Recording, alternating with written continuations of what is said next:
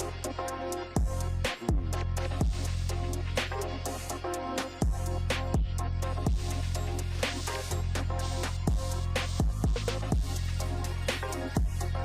right, big props to Freddie Confetti. What they gonna do? We were listening to Back When by Caramel earlier. This is the News Underground. I am Abandoned Nihilism, aka the Harbinger, aka the realest motherfucker on Twitch. Doesn't get more real than the News Underground. I already got my first DMCA strike from the live channel. So vague. Whatever. It's only a matter of time. I'm 100% too fucking real for corporate America. So I'm, in my nature, incompatible with these systems. So it's only a matter of time that I get kicked off. Unfortunately, I don't want to get kicked off, but it's only a matter of time. I will do my best to try to not get kicked off. It's not like I'm trying to. If anyone from Twitch is watching, I am not trying to flout the rules. I'm simply trying to provide information for people. It's news. It's about news.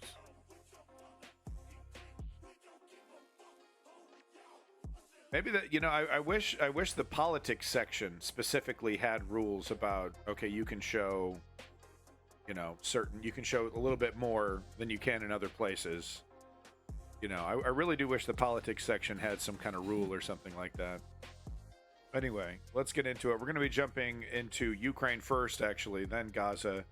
We're going to be talking about Tesla and the Cybertruck again. I have so much to say about it. World news, climate change, and then U.S. news. So we got a lot of news that we need to get into. And unfortunately, we're going to start the day off not with the Oakland mayor, unfortunately.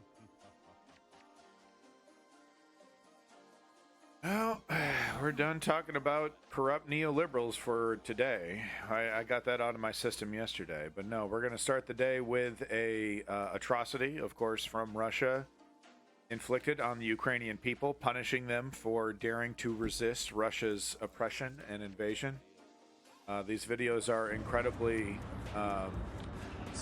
disgusting. Direct, targeted hits against civilian targets.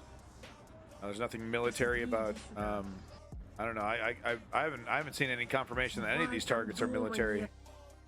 It's literally just terrorism. As I've said before about terrorism,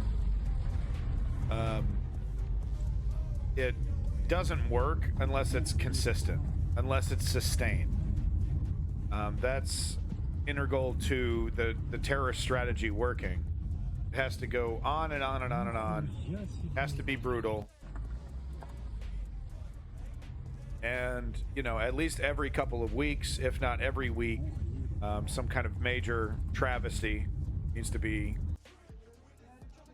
perpetrated for the fear to stay fresh.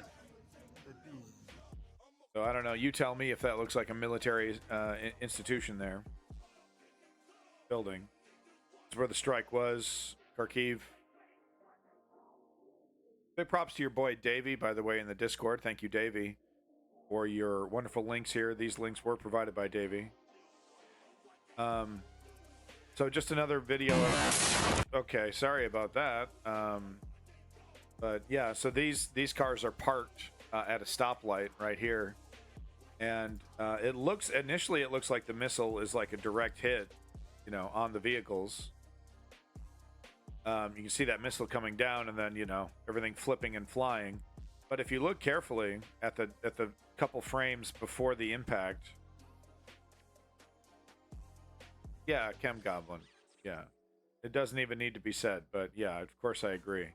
So I think it's a bit of a distortion from the camera here. The camera is probably using like a fisheye lens to try to capture as much of the area as possible here. So we see a little distortion here. It's coming in at one angle, and then this angle right here in the next frame. But as you can see right here, the impact, it wasn't on the vehicles, and it wasn't in front of the vehicles. It looks like it was at this building possibly, or maybe this civilian area right here. But this is an intentional, this is the shockwave, like pushing the car backwards. But nothing to do with the front line. You know, and there's like, I'm seeing so many videos of Russians dying. You know, there's been several videos posted in the Discord. The comment section down here, people are just straight up replying, you know, to trolls, you know, like this asshole, why is Ukraine losing so badly? And he's got this, you know, free speech extremist. Yeah, I bet.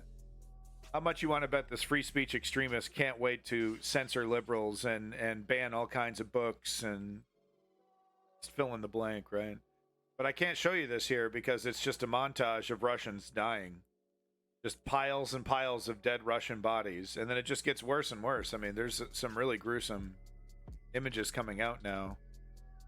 Davey just posted a video in the Discord of a Russian getting hit by a drone and then asking his comrade to shoot him in the head.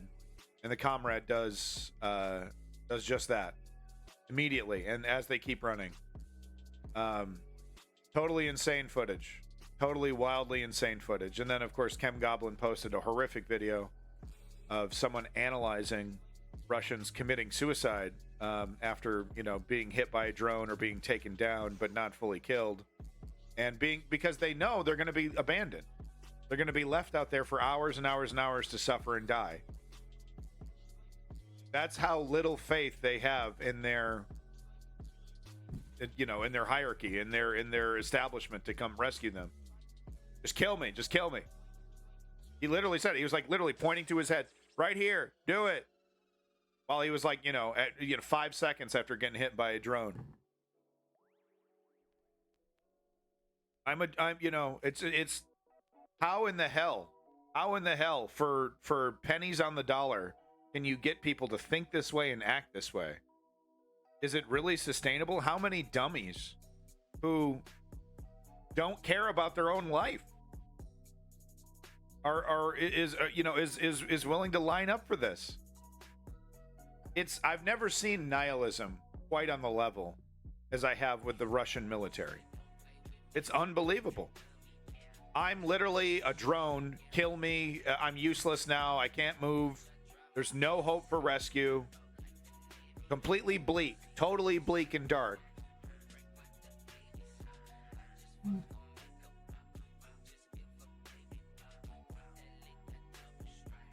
I can't show you this video because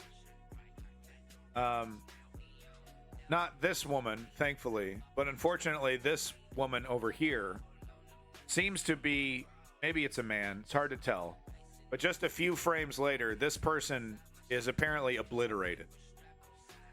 So I can't really show you this video. You don't see anything. It happens instantly.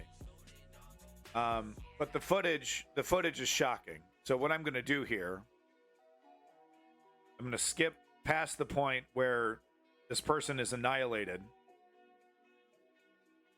and show you the aftermath. So the missile hits. This woman ducks down. She ducks down just 1 second. She can hear it coming in. She ducks down 1 second before the impact. Thankfully survives. But what we're seeing here are panels on the building getting ripped off from the shockwave.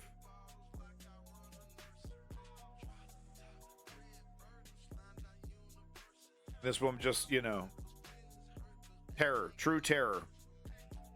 And this is supposed to convince her and her family and everybody that watches, every Ukrainian that watches. That footage, that what just happened there is supposed to convince you to capitulate to a dictator's whims. And we have some of the most disgusting human beings on planet Earth on social media, proudly, with a big fat smile on their face, saying, yep, that we want Russia to invade Ukraine and it's a good thing, and they've completely and totally and utterly politicized it. They don't care at all. We got Jackson Hinkle over here going to, in Ukraine. Now, how does that man avoid an ass beating? I guess because he's in occupied Ukraine. But just really disgusting behavior. From human beings. Truly, if social media existed during World War II, The Jackson Hinkles of the world would have been taking selfies at concentration camps. I'm I'm certain of that. Nick Fuentes would have been like, doing a live stream at Auschwitz. I don't think there's any bottom for these people. These people defending Russia, defending these actions.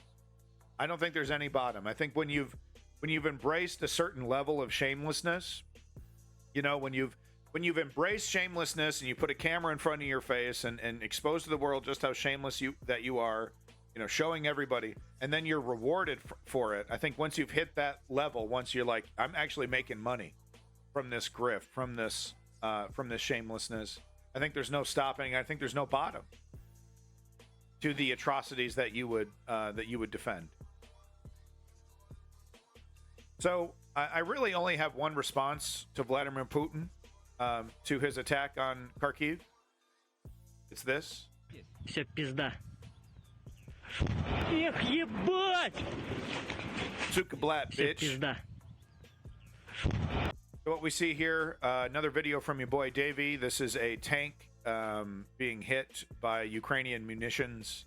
The Russian tank being hit by Ukrainian munitions. What I think the video is, I think the pilot, the people inside the tank were warned, and that's who's actually filming this, is maybe the pilot of the tank or a passenger who, over the radio, you got FPVs coming in, we can't shoot them down. He was able to get out of his vehicle. And that's who's recording right here. Because it's like, why is there a camera right on this? I think the Russians were warned, they got out. Maybe they fired and got out. I don't know. Maybe they couldn't move. I don't know. But they got the hell out of there, and this is why. Все пизда. Doesn't take long. You keep attacking civilians, Putin. We'll keep attacking your military.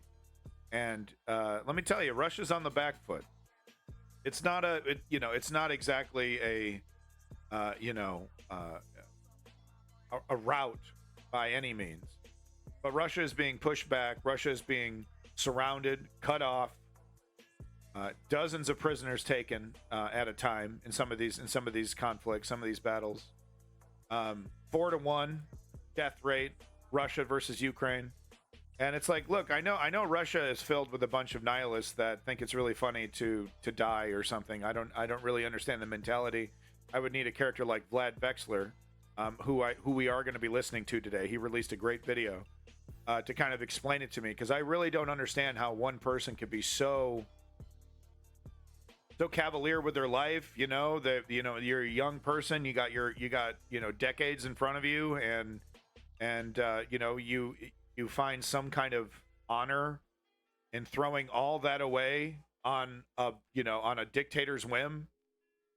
It's really, I honestly, I can empathize with a lot of stuff, but I really have a hard time empathizing with that level of nihilism. So this is kind of interesting, just kind of a blip, though. I'm not sure what's going to come of it, but Reuters reporting, Russia tells U.S. we need to talk, but Ukraine must be on the agenda. I don't know who leaked this or where this came from. Was this leaked to Reuters? Who's saying this? Okay, Kremlin spokesman. Okay. Russia sees a pressing need for security talks with the United States, but they must be comprehensive and include the subject of Ukraine, the Kremlin said on Friday. It is impossible to rip out any individual segments from the general complex of accumulated problems, and we will not do this, Kremlin spokesperson Dmitry Peskov said when asked if Moscow was ready to talk to Washington about nuclear risks. Quote, so we are open to dialogue, but to a broad, comprehensive dialogue that covers all dimensions, including the current dimension related to the conflict around Ukraine, related to the direct involvement of the USA in this conflict, Peskov told reporters. So interesting. This is a harbinger. Because they want to talk behind closed doors with the U.S. about, okay, how do we stop this? Was it the Gazprom news about the, is it the current state of the Russian economy? What is this? Where is this coming from? What I think this is Russia saying, okay, we're going to back out of the Donbass. We're going to back out of Kharkiv. We're going to back out, not Kharkiv. Is it Kharkiv? The other location further south near Crimea that they have occupied. You know what I'm talking about. We're going to back out of all that. We're going to stop pretending like we actually want those things, but we want Crimea. We'll leave immediately. Kherson. Thank you, Kherson. Thank you, Chem Goblin. But we want Crimea. I think I'm getting my Kharkivs and my Khersons mixed up, you know? Sorry about that. I'm going to visit all these places. And we're going to drink until we're stupid, Chem Goblin. It's going to be fun. But I think that's what this is about. It's like, okay, push the button. We'll back out of everything. We'll stop attacking. We'll move back to our borders. We'll stop the atrocities, but we get to keep Crimea. I drink water. But we get to keep Crimea. I think that's what this is about. And if Joe Biden was a leader, if Joe Biden was a person who actually cared about winning, that would be a hell no. But this is Joe Biden that we're talking about. So that could very well mean it's like, oh, okay, maybe I'll start the process of convincing Zelensky to give you Crimea, and we'll start reducing arms and scaling back our participation because Zelensky doesn't want to cooperate with giving you Crimea. I could totally see Joe Biden going in that direction. Oh, okay, great. I'll be the president that ends this war. By capitulating and giving you Crimea. We didn't even really care about Crimea. That's why, during the Barack Obama administration that I was part of, that's why we didn't really do anything. I mean, to be fair, we did get your capital ready. We did arm your capital city so that it could defend itself better, which it had to a few years later. We did do that, but we didn't really do much, did we? To really stop Russia from taking Crimea. So we've already basically written Crimea off. Why don't we just call this a wash? You tried to take Kyiv. You failed. Do you think Georgia will be part of those discussions at all? Oh, well, let's not complicate things. So we're open to dialogue, but to a broad, comprehensive dialogue that covers all dimensions, including the current dimension related to the conflict around Ukraine, related to the direct involvement of the USA in this conflict. The United States rejects Russia's contention that by arming Ukraine, it has become a direct protagonist in a war aimed at inflicting a crushing strategic defeat on Moscow. That's ridiculous at this point. Utterly ridiculous. I don't understand the benefit of being so wildly contradictory sometimes when it comes to geopolitics. Countries do this all the time. China does this big time, where they speak out of one side of their mouth, and then their actions on the other side are, wildly different. They'll be doing something and then right to your face, we're not doing that. It's like, yes, you are. You're doing it. You're doing it right in front of everybody. No, we're not. And how dare you even mention that? How dare you even insinuate that we are? I don't understand how this, it used to work. 30s, 40s, 50s, before there was, the internet. That shit used to work. You could lie and certain lies would stick. And now it's like, it just makes you look ridiculous. But the fact is that a grand majority of people are not paying attention. So you can actually technically still get away with it, even though the people that are paying attention laugh in your fucking face because you look so fucking stupid. Oh, we're not part of this war. How dare you contend? How dare you contend that we're part of this conflict with Ukraine? Direct protagonist. What? This isn't a proxy war. No way. This isn't a proxy war. We're only only a majority amount of Ukraine's arms and assistance is coming from the United States. This isn't a proxy war. Come on. Well, thank you, Strategy Man, for coming in while you can. I do appreciate it. I do. Thank you. All those views. It's kind of a light day today. Not a lot of people coming in, but that's okay. I got a lot of news. We'll see what happens in a couple hours. The U.S. says any negotiations over the war are a matter of the Russian stance, as outlined by Peskov, is not new. But he told reporters that the list of topics that Russia and the United States needed to discuss was growing. Overall, this dialogue is very much required. Peskov said it is needed because the problems are piling up and there are a lot of problems associated with the global security architecture. So this is interesting. This is just step one. So what I predict is that, you know, Russia's going to be coming in like a big dog with a big dick and swinging it around and making all kinds of demands and all kinds of, you know, okay, we're going to do this and you're going to listen kind of bullshit. And then it's going to be a back and forth of, you know, bringing them down from that. But I don't know. I don't know how these negotiations actually play out behind closed doors. So, but this could be the start of something big, right? Because this is kind of quiet, kind of under the table a little bit. But that means it's serious. That means, okay, enough of the clown shit. This isn't some big bombastic "we're gonna nuke you" message for our audience. This is well, can we have a talk behind closed doors, please? Can we just respectfully, if you and I could have a seat, have a little talk behind closed doors. That's a little that's like that's a little bit more serious. Watch Trump speaking today. He said he'll have Ukraine resolve as president-elect before he takes office. Yeah, just by giving it to Russia, which is technically true. You know, it's so funny, right? There's that famous saying. I'm going to butcher it, but there's that famous saying that, you know, dictators love peace. They would prefer to take over countries without resistance, right? So he's like, yeah, no, I'll create peace. I'll let the dictator win.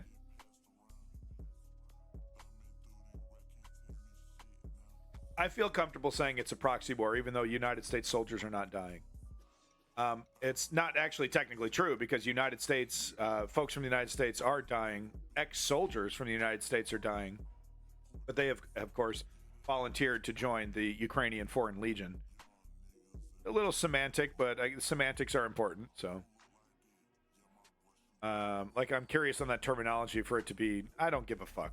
It's a fucking proxy war. Who are you fucking kidding me? It's the goddamn world versus Russia inside Ukraine. Are you fucking kidding me? It's a Royal Rumble in Ukraine. Are you fucking with me? This is a fucking proxy war. Enough of the bullshit. So your boy Davey, once again, with a great links. Thank you, Davey, and thank you, Chem Goblin, and everybody else is contributing in the Discord. Thank you so much. Welcome back, Fucker Ward, by the way. Yeah, Chem Goblin. That's fair. That's very fair. Having a one-sided proxy war, but I get your point. Thank you, strategy member. Thank you. So no, this is a really great. This guy, it's a whole like Twitter thread that's been.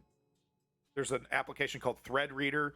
So if you make a Twitter thread that has a bunch of different, a whole thread because there's a character limit, yada yada. There's this really neat application that turns it into like a article, like it looks like a normal news article. So it's pretty neat. But anyway, this is pretty wild. The long and short of it is that Russia is facilitating migrants from all the way from Afghanistan and from where's this? From Iraq, Afghanistan, and Iran. They're bringing all these migrants. They're ferreting them all the way through Russian territory, over through Belarus, through Poland, which is surprising to me that Russia is able to operate in Poland so freely.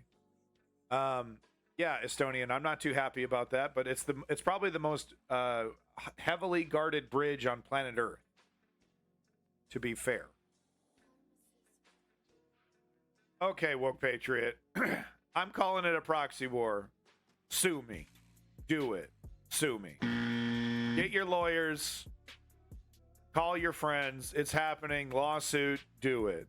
But no, so Russia is weaponizing migrants. They're facilitating, paying for, employing a whole strategy to get them to cross the border. So we've been seeing over into Germany, and they're doing this in an effort to weaken the UK, to weaken Europe, so that they can. To weaken Europe's democracy, to weaken German democracy, to make it so that their government, so that the right-wing conservatives are able to weaponize immigration, which we see happening in Germany, happening in a lot of Western democracies right now. So they're literally facilitating it. They're literally getting as many immigrants as they can into Germany. Fucker war. Vietnam was not a proxy war. Vietnam was a war. Words don't mean fucking anything to anybody. Just have fun with it. Just go nuts. Who fucking cares? Who cares? No, Vietnam was a war. You know what was the real proxy war? The fucking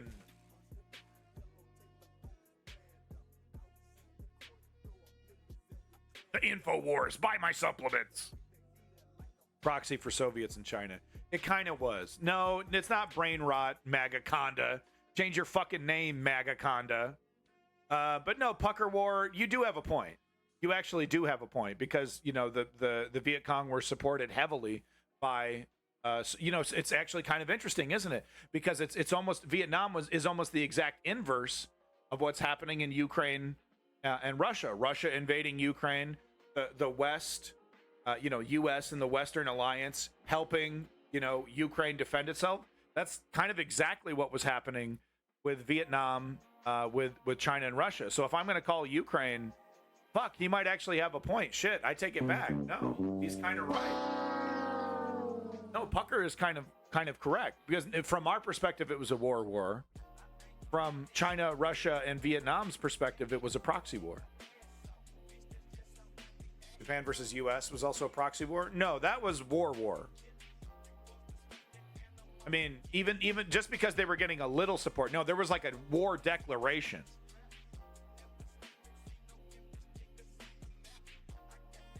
Vietnam was 100% a proxy war between U.S. and USSR. Yeah. No. I think you guys are correct. Anyway, back to the story here. Enough getting derailed here. But no, this is fascinating. This whole Twitter thread here explains. I'm not going to read the whole thing to you because that would be boring. Just to sit here, listen to me read it. But the whole Twitter thread explains it. It's fascinating. How Russia is you know, from Afghanistan, Iran, Turkey, you know, they're whatever migrants they can collect on the way, but mainly Afghanistan.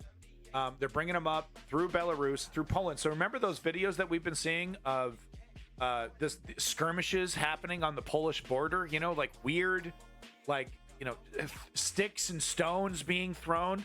Well, apparently those are distraction techniques used to distract the Polish border guards to bring them in. Apparently, even one Polish border guard died during one of these incidences here.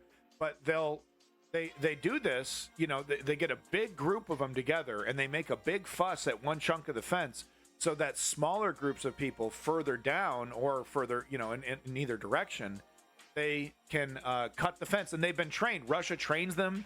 They do a quick class on how to cut a fence and how to use a car jack to lift up the fence. It's all detailed in this really amazing Twitter thread. So make sure you check it out. Here's the link.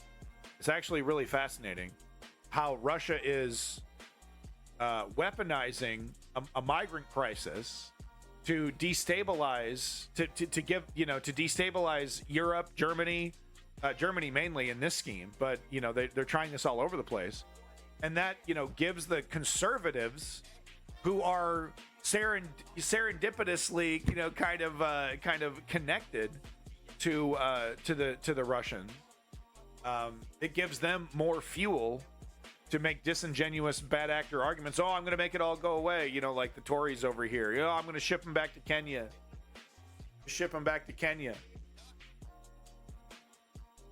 Ukrainian refugees. Yeah, I bet. Yeah, I fucking bet. Well, it actually, no, it might actually be, Rwanda. Sorry. Yeah. But is there hard evidence of it? I mean, well, this fella here is definitely, he has his bias. I've seen him on various, you know, being interviewed by various news outlets. So he definitely has his bias. Estonian reserve soldier, but he's generally pretty reliable. He doesn't report outright falsehoods. At least I haven't seen that. And he's definitely got a lot of details here. Some pictures, but yeah, I don't know. I guess, you know, I guess it could be fake. I guess it could be made up, but it seems pretty damn plausible to me. But I think I would like to have another source on this, you know, some kind of independent analysis of this. That would be good. But, you know, in terms of Ukrainian refugees, that actually might be true because there's a lot of, we're going to be reporting on that. I have a story here coming up about how Ukrainian, you know, there's Ukrainians that are being drafted into the war are running and are, you know, running and escaping into Belarus and other places. So you don't like Ukrainians? No, Chem Goblin is just an honest person. He's principled. He doesn't, you know, if someone is lying or someone is biased, regardless of what side he supports, Chem Goblin lives in Ukraine, okay? But no, this is what having principles looks like. Magaconda, change your fucking name.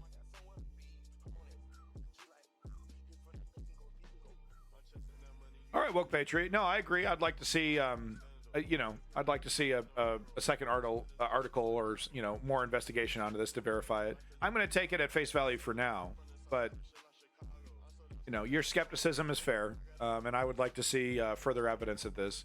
Pretty goddamn detailed, and it makes a lot of sense, actually, with why we've seen these crazy, like, border clashes. Like, what are you doing? Throwing sticks and, you know, and swearing and making a big deal. It actually makes perfect sense. It's a diversionary tactic.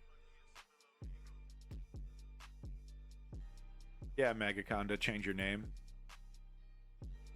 So here's this amazing Vlad Vexler video, and it's one of his edited, you know, well done videos, not his Vlad Vexler chats, which are great, but they're a little, you know, can't really, they're kind of boring. But this is a well edited video. I think he has an editor that he hires, but this is really, really well put together. Putin's info war on the West.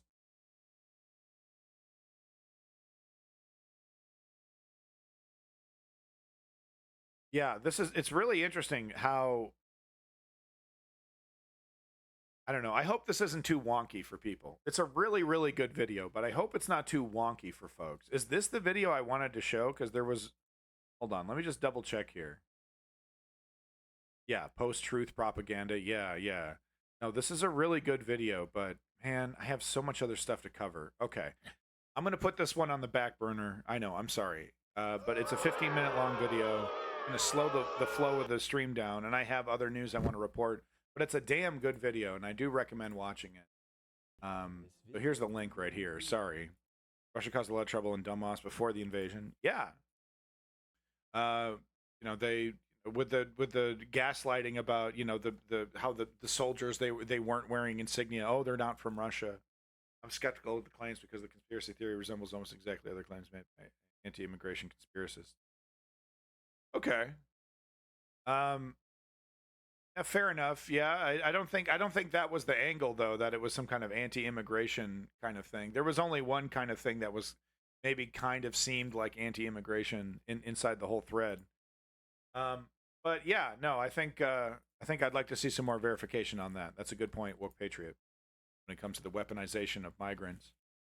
Because if true, I mean, it's right up there with the weaponization of kidnapping. You know, just like how low is Russia going to go here?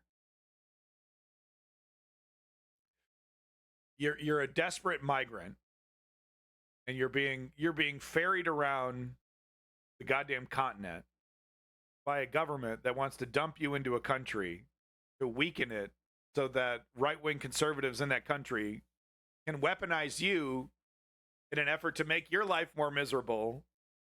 It's really something else. AP talking on something similar. Okay, thank you, strategy member. I'm going to put that in the Discord. I'm going to do a read on it, and then next Ukrainian segment, I'll be sure to cover it. Oh my God, that video of the Russian just about to kill himself. It's pretty gruesome in the Discord there. I was thinking the weakening of the Polish border could be a prelude, but probably not because NATO. I really find it interesting that Russia is able to operate like this inside Poland. Even if they get past the border, how do you don't get scooped up? You're able to disappear inside Poland? That's really interesting. Yeah, Putin begged for North Korean support. Can't get any lower. Pretty pathetic. Should I even... what's the point of even covering that, you know? I don't know. Should I cover that? Do I even have a story in here about that? I don't know. No, I don't think I do. So fucking dumb. Him waving out of the fucking plane. Anyway, I got some other stuff I want to cover first. Yeah, and them driving together. It's ridiculous. His people are starving. North Korea's. You know, they're starving. All right. some of the Russian soldiers. So this is what I was talking about earlier. Russians are being encircled. They're, the strategy, the meat wave strategy, can only go so far when Ukraine is not even. I would say, because I'm still hearing reports of undersupplied battalions and ammo shortages. But I mean, better supplied, and of course they're starting to see some fresh meat as well. The refreshes, the cycling is happening more consistently. I'm hearing that at least.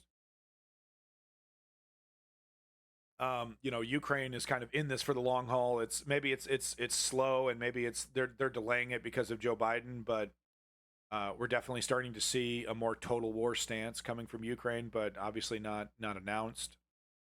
Its appearance in North Korea is basically a form of payment to legitimize Kim Jong-un. Yeah. Sure. Yeah, I mean, Putin is desperate for any allies anywhere. He'll work with a fucking warlord in an African country somewhere. Hey, are you able to extract some metal? Pennies on the dollar. Yeah, we can make it happen, baby. Putin's got his little fingers in every fucking pot around the world. Seemingly, I mean, if there's a villain out there doing some dirty deeds, you can almost guarantee Putin's talking to the guy. But no, back to the story here. It's Ukraine, I would say 50% properly supplied, and we're hearing rumors about F-16s finally hitting the air very soon, the next couple months. So Ukraine over here, partially properly supplied, doing better, get some fresh meat. Well, they're starting to surround Russians, catch them completely off guard, and taking, in this video here, this video shows at least 24 Russian soldiers have been taken POW. That is really something else. Let's watch here. And once again, you gotta comment. You gotta comment on the professionalism of the Russian soldiers, or I'm sorry, the Ukrainian soldiers here. We're seeing Russian soldiers resort to barbarism, literally cutting the heads off Ukrainians, putting them on top of Humvees. We're seeing all kinds of extreme barbarism from one side. But, Ukrainian soldiers here putting their lives at risk. To capture as many of these assholes as possible alive. Why? Because every one of these assholes saved is another Ukrainian POW saved, during the next Russians professionally surrendering. Yeah, right. Fucking stupid pricks. They should have stayed home. Idiots. They're lucky as shit. And you know what? But their bad luck doesn't end though, because after the prisoner swap, we've heard stories. After the prisoner swap, it's right back to the front line. Idiot. Right back to the front. Sometimes they don't even take you home. That was the story we read. POW bus goes right back to the fucking base, gets them resupplied, sends them right back to the front lines. Oh, well, we had you marked down as dead anyway, so just go ahead and get into the next meat wave, and then we'll, we don't even have to do any paperwork. We'll just, the date will be off by a couple months, whatever, that's fine. But we had you marked down as dead, so if you could just get to the front of the line on the meat wave there and allow yourself to be murdered, that'd be great. And, and some of these guys do. They do, dude. They choose to get swapped themselves. This guy's selling fucking watches. Jesus Christ. What the fuck is Twitter, dude? What the fuck is this? Hey, did you like that footage of Russian soldiers being taken prisoner? You like to buy a crappy fucking Apple Watch? Things suck. $800? That's how much you people are paying for these fucking things? Whatever, dude. Apple recently dropped support for their first generation Apple Watch, which is like, come on, dude. Watches are supposed to be timeless. You can't do a long time, lifetime release of the software and do a really low support, Nope, cut it off completely. Buy a new one, idiot. Thanks, Apple. Thanks. I bought the collector's edition with the special wristband, and it's got a special, color, and yeah, fuck it, throw it away. Buy a new one. Okay, sorry, Apple. Idiot.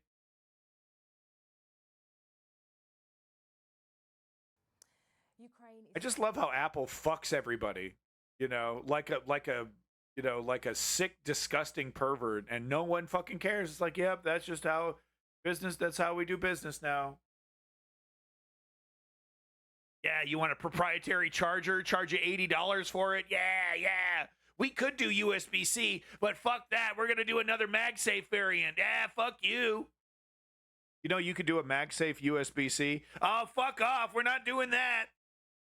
$80 a charger. And everyone's like, yeah, well, it's pretty. It's white. Sorry, I'm getting into IT rant. But talk to an IT guy about Apple. No, the new Pros have a new version of MagSafe. Pucker War. But to be fair, they do have USB-C ports, and you can charge off the USB-C port. It's all good. It's all good. The decades of rip-off. It's all good. Keep ripping me off, Daddy. Thank you so much for a couple USB-C ports, you fucking Apple. Gotta watch my language. So this is what I was talking about before, how, you know, it might not actually be fake news that we're seeing Ukrainians, you know, allowing themselves to be ferreted along the bizarro underground railroad that I reported on. That may or may not be true. We need more information. We did get an AP article, so we're getting a little more information about that. But we will verify next stream. But there might be some truth to that. That there might be some Ukrainians that are like, okay, fuck it, Russia, you want to force, you know, your citizenship on me? Take me, Daddy. I don't want to die in this war. I mean, look, I do consider those people cowards. Woke Patriot doesn't, and I disagree with Woke Patriot. There's a different. This is a just war from the Ukrainian point of view. I do believe if you run from a just war, if you live in the country that is being invaded, and you run from a just war, a just defense, you are a coward. The people who refused to fight in Vietnam, who burnt their draft cards, are heroes. There's a big difference. Vietnam was not a just war. Vietnam was not justified. America was not defending itself in Vietnam. Same goes with Iraq and Afghanistan. But yes, if you ran from the draft in World War II, you're a coward. If you ran from the draft in World War I, you're a hero.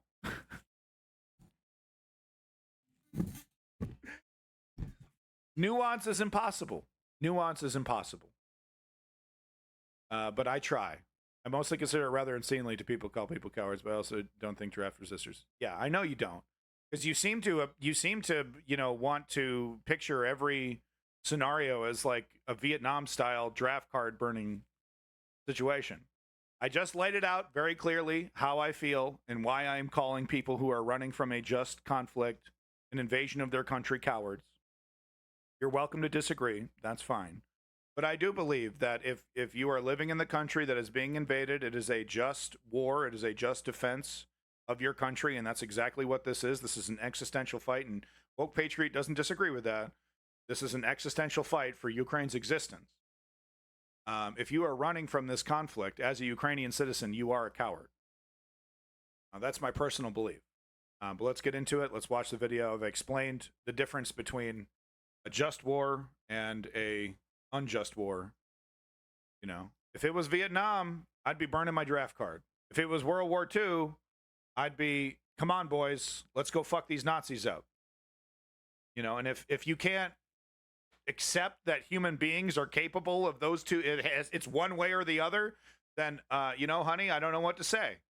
Human beings are a little bit more complicated than that. You know, some things require a little bit more nuance.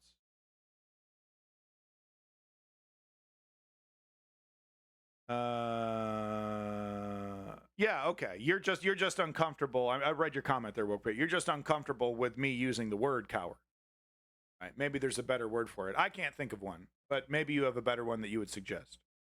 Operation Desert Storm, totally unnecessary, totally unjust. A fucking laboratory for U.S. weapons, the U.S. weapons industry.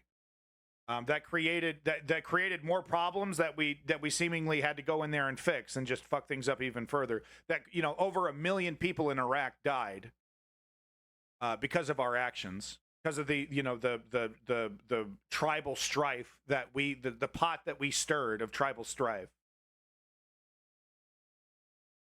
Yeah, woke patriot, that's fair. I disagree with you. I'm not a fucking coward. I'm gonna fight and die on my fucking feet. And if I'm given an opportunity or a chance to do that, I will absolutely do that. But how does one prove that? You know, I'm not gonna fuck somebody up that doesn't deserve it just to prove that I have the mettle to defend myself. I'm not a coward. Because that's exactly what cowards do, right? They go after the weak to prove that they're strong. But I see where you're coming from and why you would be careful using that word. But I'm not being I'm not being cavalier using the term coward. I'm using it very specifically for if you are you know, you are in a country, you're born in a country that's being invaded, it's an existential fight for your existence, and you run when your country needs you the most. And it's a just defense. It's not you're because it's like, well, from the perspective of the Nazis, you know, are you a hero? No, because it all depends on context. What is your country trying to accomplish, and why is this happening? It's all about nuance and context that defines what is and isn't a just war.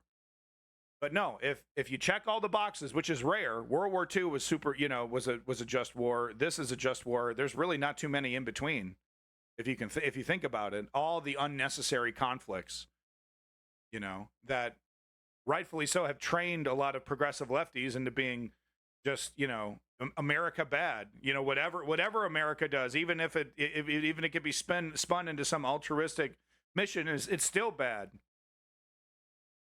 Anyway, the definition of what is and isn't a just war is very, very important, and I'm really only talking about those very rare instances of just defense, where violence is necessary. Yeah, if you run from that moment, yeah, that's a cowardly action. That's a cowardly move. It is. But I do get it. Your trepidation is important. The conscientious objector who avoids the draft, also cowards, is if it's if the conscientious. So that's a very good question, because you talk about this every single fucking time, and every single fucking time I gotta explain every fucking nuance of it. That's fine. We're already there. Let me do the final part of conscientious objection. For the military that is defending itself in a just conflict, that military does need a system to allow for conscientious objection. That would say, okay, you're, you know, like what they did in World War II. Okay, you know, you don't want to go out there with a gun. You know, there's that famous movie with Andrew Garfield in it, right? You don't want to go out there with a gun.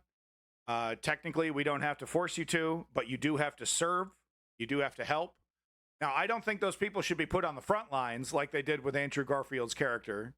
I think those people should be allowed to help in the back. But, you know, from a military perspective, the system that allows for conscientious objection needs to be very, very strict and strident, or else all of your soldiers, you know, are going to want, you know, your morale is going to go, because no one wants to die.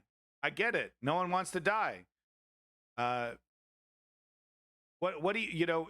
We're in a situation where using violence is necessary in the defense. People don't want to die, so I do get, you know. But at the same time, morally, there does need to be a system for conscientious objection, for that army, for that military to claim any kind of moral high ground. I do agree with that. But once again, in Vietnam, conscientious objection, burning your draft card, you're a total hero. World War II, okay, you're avoiding the draft, you're a coward, okay, but I'm a conscientious objector. You can draft me, but I'm a conscientious objector. Okay, that's fine, you know, cook some meals or lug some crates. But you still have to serve. right? You still have to, you know, give what you can. But okay, you're not going to kill anybody. You're not going to. We can't put a gun in your hand and force you to pull the trigger. We just can't. We're working on it. Well, Elon with his fucking Neuralink, right? We're working on it. But we still can't do that. So I do agree. Very few people regard Vietnam draft resistors as heroes. Yeah, well, I'm not one of those people. I do consider those people heroes. Because that conflict from the very fucking beginning was a total, wildly unnecessary. Oh, we're going to stop the spread of communism. How ludicrous. Almost as ludicrous as stopping the spread of terrorism. Right? Of course, you know, it wasn't really about, if it was really truly about ending communism, now you consider them, I wasn't born back then, woke patriot. Okay, don't lump me in with people that don't lump me in with those people, please, okay? Anyway, let's get to the fucking video. I think I've made my point here. Conscription squad sent Ukrainian men into hiding. I do consider these men running from this conflict to be cowards. Sorry. I guess not sorry. Sorry, I said sorry. Good journalism. Ukraine is facing one of its most perilous chapters since the start of Russia's full-scale invasion. Yeah, okay, woke patriot. I can't disagree with that because that's, you know, subjectively that's true. But at the same time, I have to live in the present, right? I can't live in a future that I can't see. I have to live in the present. Of course, my future, how I perceive the future, reflects how I act in the present. But I can't live in the present. I can't live in the future. I have to live in the present. With Moscow's offensive getting at the time. No, it's pretty fucking clear to me what, you know, when it comes to this one, what is just and what I don't think in 20 years I'm going to think back, oh yeah, Putin was right. You know, that's pretty ludicrous to even you know, think about. Oh yeah, you know, 20 years I'm going to think, oh man, yeah, should have just gave it up to Putin. Absolutely fucking not. Ukraine is facing one of its most perilous chapters since the start of Russia's full-scale invasion, with Moscow's offensive getting ever more intense. The Ukrainian army desperately needs to enlist more troops, but more than 2 years into the war, is struggling to find willing volunteers. Our correspondent Jean Mackenzie reports from the city of Odessa. At Sergei's wedding, it wasn't just the weather. Well, Patriot, exactly. You say we got to study the past to learn from it. Well, shouldn't, you know, the lessons that we learned fighting against tyranny in World War II, are those not just as relevant as the lessons we learned in our ridiculous military adventures in Vietnam and Iraq and Afghanistan?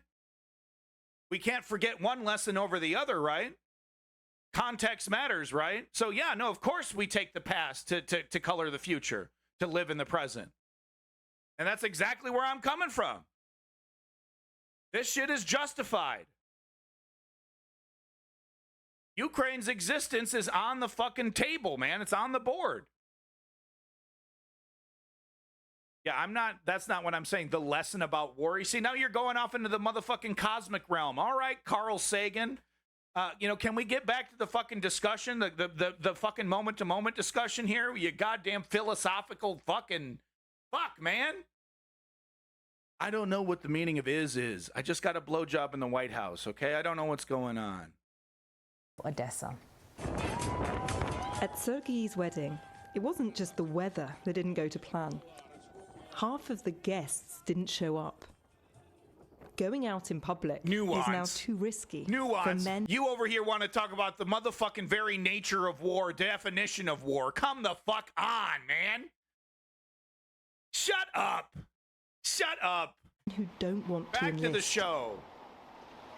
But the bride, Tanya, understands why her friends and family don't want to fight. Her father was killed on the front line. Why is a raven like a writing desk? You might be caught and sent. Shut up, woke patriot. Shut up. You say that bullshit, but you know for a fucking fact no other streamer on this motherfucking planet entertains your ridiculous nonsense like I do and agrees with most of it. So quit your whining. I'm afraid to and don't want it. It happened twice in my family. Am I sad that their fucking wedding was ruined? Yes. Okay? But suck it up, okay? There's a motherfucking war going on, man. You're fucking lucky your war wasn't hit by a missile from Putin just to make a point. So look, I get it. It's the happiest moment of your life ruined by the Russian invasion.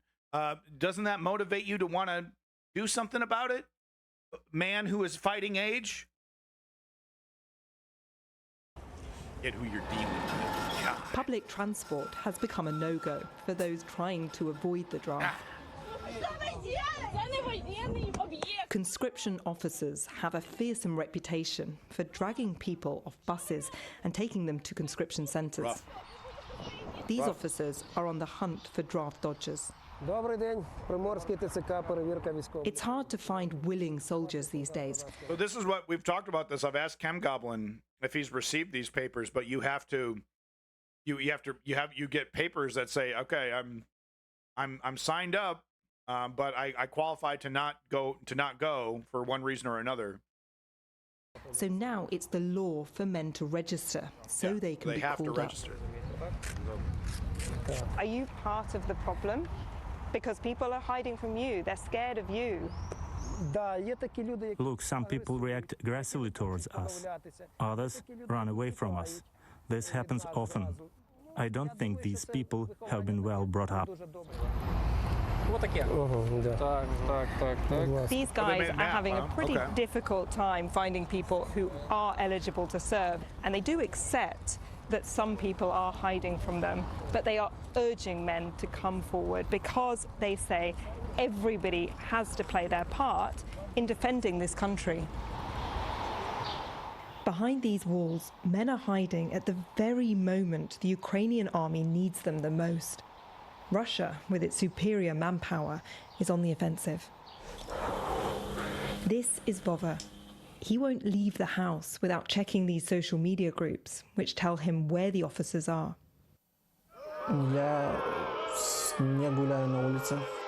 I don't walk outside at all now, unless I'm with my daughter, because they don't take people with their children. The Ukrainian army says that it needs people like you to fight if it is to win this war. I'm not a military person. I've never held a weapon. I don't think I'd be useful on the front line, but I know if I get drafted, this is where I'll be sent. So look, they have a counter for that where they say, no, we for people that are too scared to we don't really want people like that on the front line that are gonna pee their fucking pants. They can't fire a shot at anybody. We don't want anybody like that. So we have tasks for you at the back. I honestly have my doubts though about the truthfulness of that statement. Because it's like, yeah, no, as the more desperate this military gets, if they're hard up for blood, for fresh blood, yeah, your ass is not. They're not gonna want somebody who can hold a rifle, even if you're gonna pee your pants. They don't want somebody making meals and doing IT in the back. They're gonna want you on the front. Yeah, sometimes the back becomes the front, sure. So I don't know how much of I don't know if I believe that fully. You can't. Am I really going to sit here and start believing recruiters, military recruiters, who historically are well-known liars? These men who are hiding, I don't consider them men. What are they waiting for? Vlad was badly injured serving on the front line. If we run out of men, the enemy will come to their homes, they will rape their women and kill their children. Recruitment. Only some of them. That's Russia. Russia's strategy is, succumb, bend the knee, and capitulate, and we'll force you to be Russian citizens, and then you can live as Russians. So it's not like every man, woman, and child is going to be butchered if Russia takes over. But their quality of life will be much lower. Their liberty will be reduced dramatically. They will no longer have any choice whatsoever in who they choose as their government, and Russia will probably, for decades, punish the Ukrainian region economically, keeping it, intentionally suppressed. There's any number of punishments that Russia would, that could, it's not like they're just going to join up and everything's going to be great.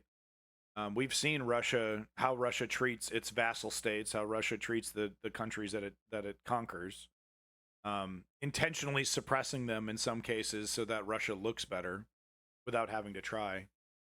So I disagree with this guy saying, but look, I mean, here's the thing though, is that if the current trend is, if Ukraine's going to resist every step of the way, Russia's going to have to destroy not have to. There are other strategies, but that is their strategy, a total annihilation strategy. Every town on the way to Kyiv, and then maybe even Kyiv itself would be devastated. But not every man, woman, and child. It's not. This is why I fight against the Nazi comparisons, because we're not dealing with Nazis. We're dealing with a different situation, right? The Nazi goal was annihilate the Jew, and the fill in the blank, right? The homosexual, the African American, the gypsy, or all these different ethnicities. Annihilate them, destroy them. And if I mean, imagine Russia, all the atrocities that Russia's done, unspeakable, terrible. But imagine if in the occupied territories, they set up concentration camps and literally went, from all the occupied areas, all the towns in the occupied areas, and they got all the brown-eyed people, everybody with brown eyes, in a concentration camp, and then shipped them off somewhere to have them murdered. That's Nazi level shit. That's Nazi level shit. They're not doing that. They're doing a terror campaign like we saw just yesterday, right? As I opened up the stream, they're doing a terror campaign, but they're not doing a Nazi style death camp, elimination of a certain type of person. Yeah, I mean, if there are noisy, if you're in the occupied territory and you're loud on social media about Ukraine, your ass is going to the gulag. That's different than a campaign of, like I said, if you have brown eyes, knocking on every door, let me see your eyes, everyone show me your eyes, and shipping off hundreds of thousands of brown-eyed people into death camps where 30 or 40,000 of them are processed, eliminated and processed every single day.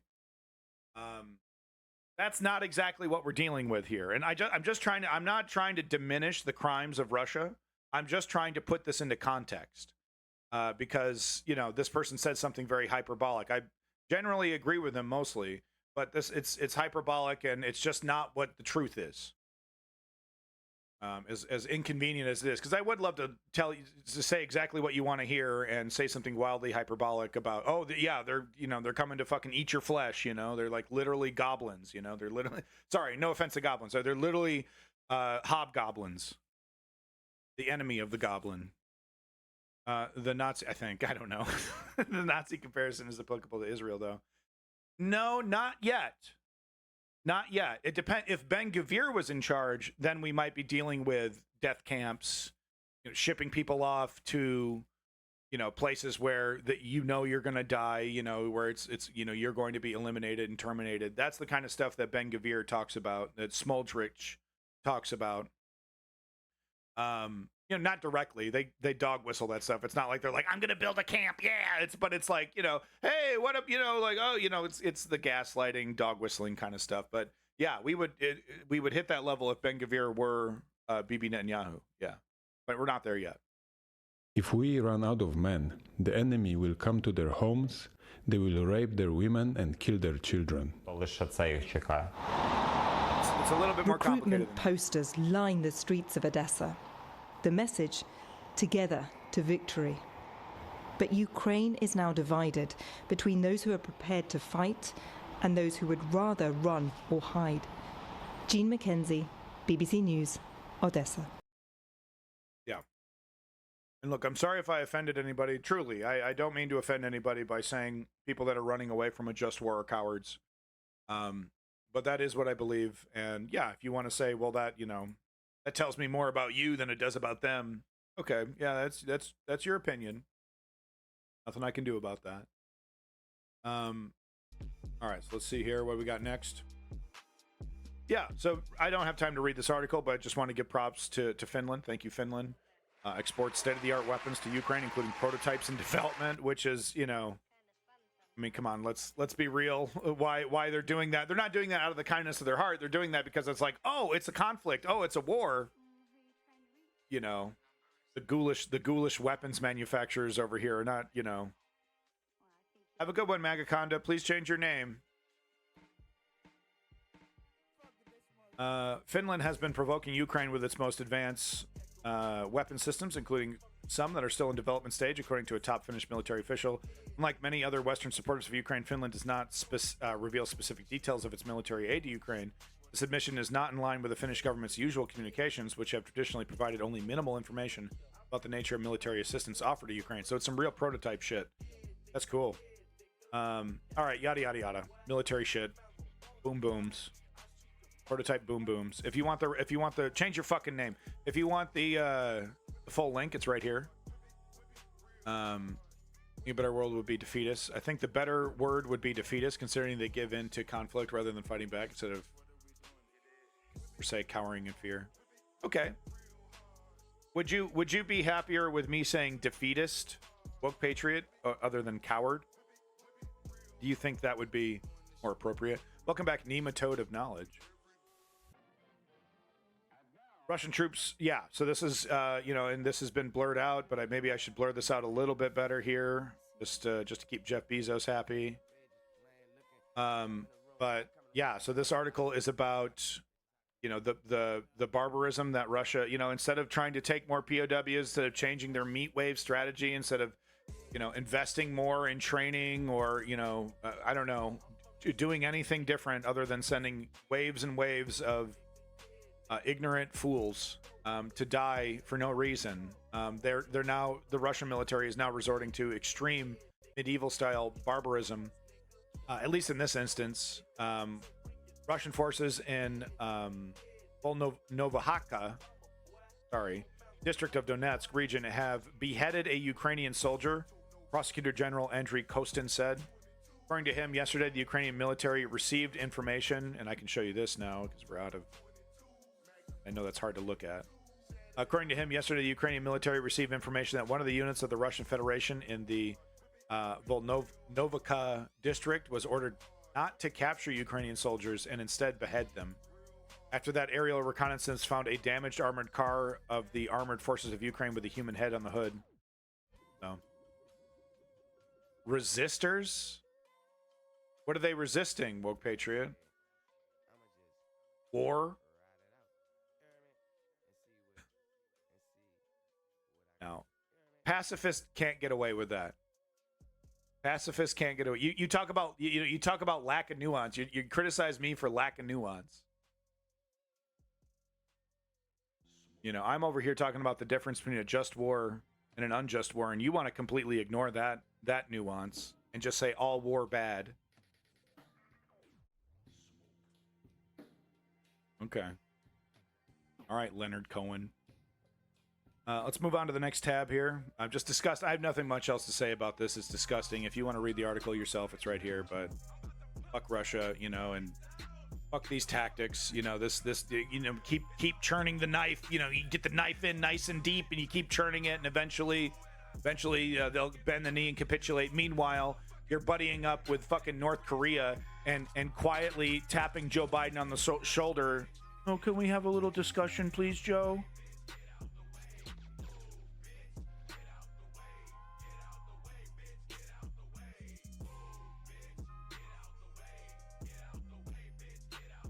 Well, I love Howard Zinn, so I would be interested to read what he has to say on what he believes is a just war, so I'll look into that. Okay. I had this queued up. This footage is bananas. Russia did a little propaganda piece. So in the Discord, Davey posted a video of a Russian getting hit by a drone and then immediately telling his comrade, shoot me in the head. That's the reality for most Russians. I think Russia put this video out to try and say, oh, look, we're professionals. Look, we do this all the time. But it's very clear that they don't do this all the time, that this is actually a very rare event. Because look how the guy is driving, you know, in a way that's like the dude who's half dead is like he's gonna fly out of the fucking vehicle. It's very clear that they don't do this that often. And it looks pretty ridiculous. Once again, I feel pity for these people. I feel pity for these people. We open this program with footage of a hasty evacuation of a Russian unit in the Kharkiv region. Non-violent resistance in the face of an invasion, in the face of existential elimination is, look, I'm okay with non-violent resistance to your invader, but you're talking about non-violent resistance to the country that's begging for your help. You know, the entire country is going to lose its identity. It's literally going to be invaded, and hell, the name might even change. They've threatened that at least. So you're talking about are you talking about non-violent resistance, you know, conscientious objector to the invader, or are you talking about non-violent resistance to the country that is about to be eliminated, and that, you know, the people, the entire, you know, society is going to be radically changed against its will, against its democratic will? The wounded evacuee had to be stronger than his rescuers. Otherwise, he would have been left on the road. In the Russian army, it's apparently you who helps the medics, not the other way around. They really got to stop with the jokes on TVP World. I don't think I've ever heard a joke on TVP World that hit at all, like even remotely. All right, you see a little blood here, but nothing crazy. It's okay.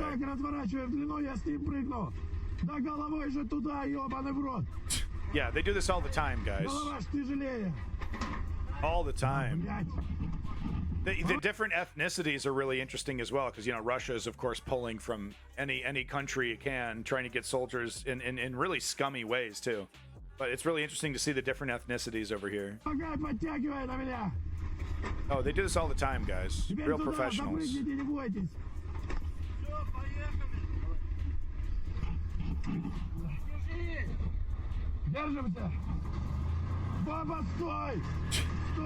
Stop, he's falling off. We didn't do anything to secure him. We literally did nothing to secure him. And he doesn't stop. He's just going full fucking speed.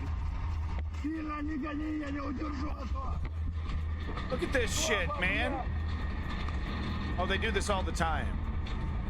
They do this all the time, guys.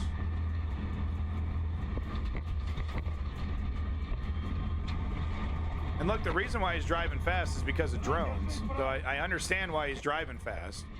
This guy's who's almost dead is like, you're driving too fast. He grabs onto the fucking vehicle because he starts catching air.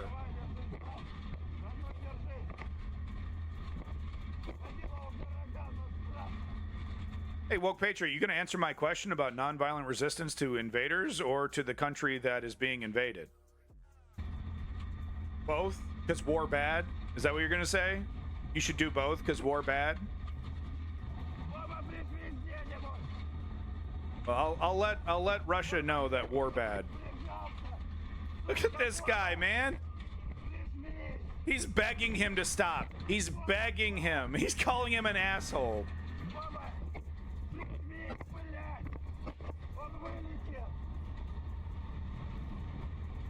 No, they do this all the time. They do this all the time. Rule number one of Russian. Pretty wild footage. And clearly propaganda. Like I said, this is a rarity. This guy is super fucking lucky. Because they just let you die. They just let you die. That's why that Russian soldier told his comrade, shoot me. I don't want to sit out here for the next 5-6 hours bleeding out, screaming for someone to rescue me. They're also fed lies that Ukraine is going to torture them immediately. You know, they're told a horrific story. Oh, yeah, Ukraine, as soon as Ukraine gets a hold of you, oh, yeah, you see on the media, no, that, oh, yeah, they say that they feed the POWs and they take care of the POWs, but really, they do horrific torture against you, and, you know, they'll kill you instantly. And to a violent invader army seems untenable, and I would consider it extreme nonviolence, since I am, in fact, an advocate for self. Okay. I'm fine with that. Look, because it's legitimate. There are people who, even if they hate the other person's guts, even if that, they killed their family, they can't pull the trigger, right? Just something about them says life is more important than anything. And I'm not going to, even if I hate the person, I'm not going to I can't dehumanize that person enough to do that. There are human beings that are like that. And I do think for the army that is on the defense, that is fighting a just war, for it to be a moral conflict, for them to keep their morality, I would say, not for it to be a moral conflict, but for that military establishment to claim that it is moral in some way. I think it does need to have a system of, like I said, conscientious objection where, okay, you're not going to fire, you're not going to shoot a weapon, there's no point in putting a weapon in your hand, but you are going to serve. You're going to cook, you're going to lug some boxes, you're going to fix a radio, you're going to fix a Humvee, you're going to serve. I'm okay with that. I think I'd lie down in invading army, so no, I do not advocate for that level of nonviolent resistance.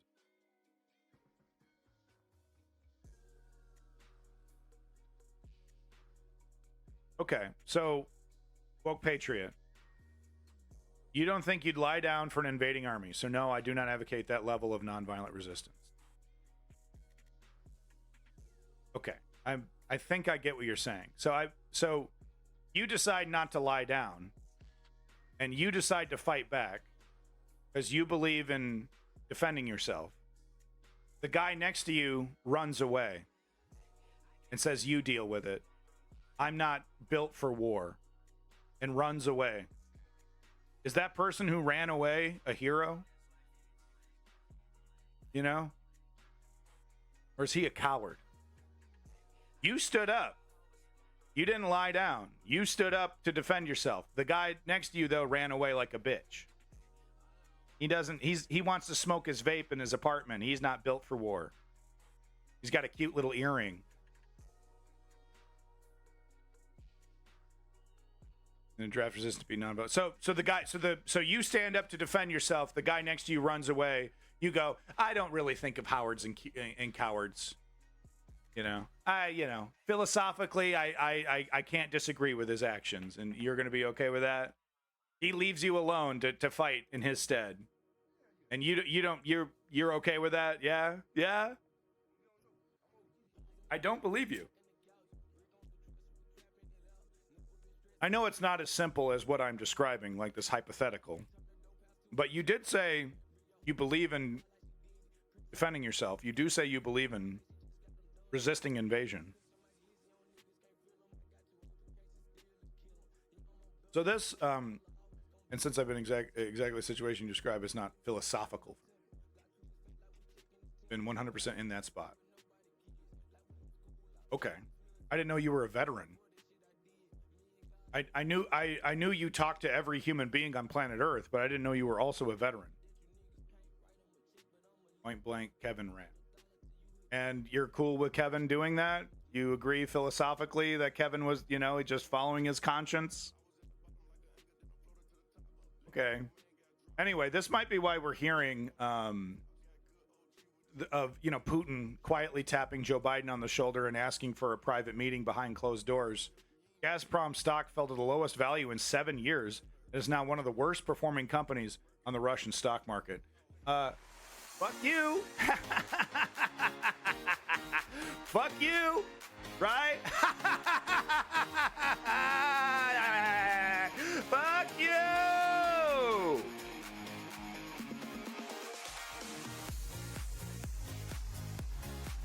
All right. We had our fun. I'm okay with Kevin Roman. Maybe I would have done the same if I had been paying. The sanctions. Apparently, so India was scooping up as much crude oil as it possibly could before a certain sanction kicked in. And And that sanction apparently kicked in. It's not just India, but India was a big part of it. India was scooping up as much as fucking humanly possible. Then something kicked in, and they had to slow down their purchase. Worst performing doesn't mean it's nothing. Yeah, no doubt. They're still selling oil.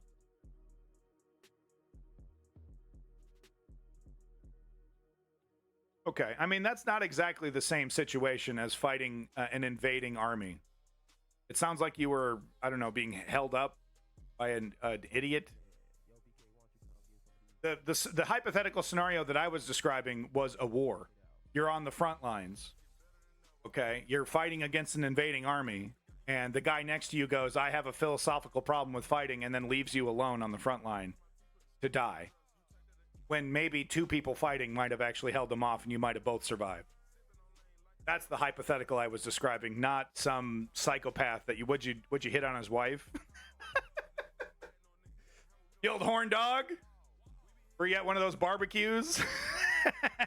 One of those barbecues? Chatting up his wife?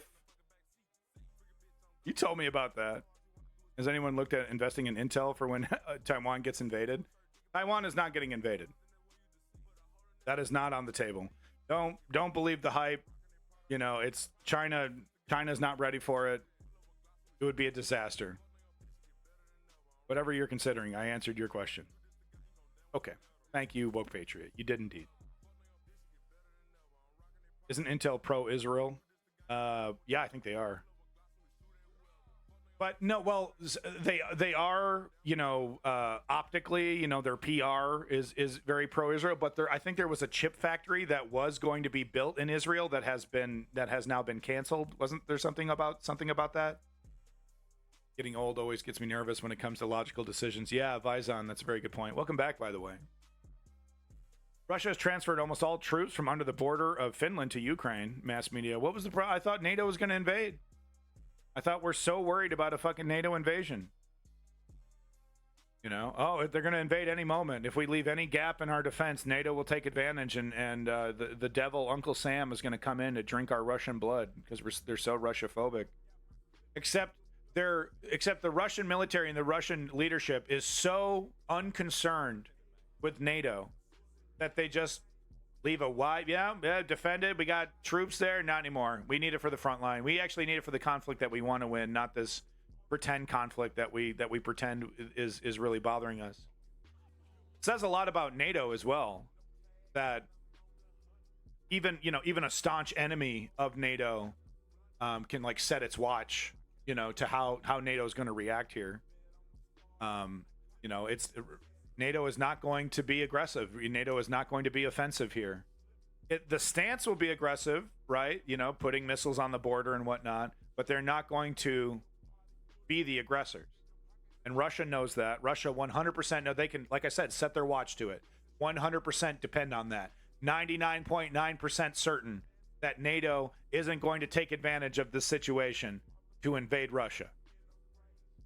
So don't believe the fucking hype.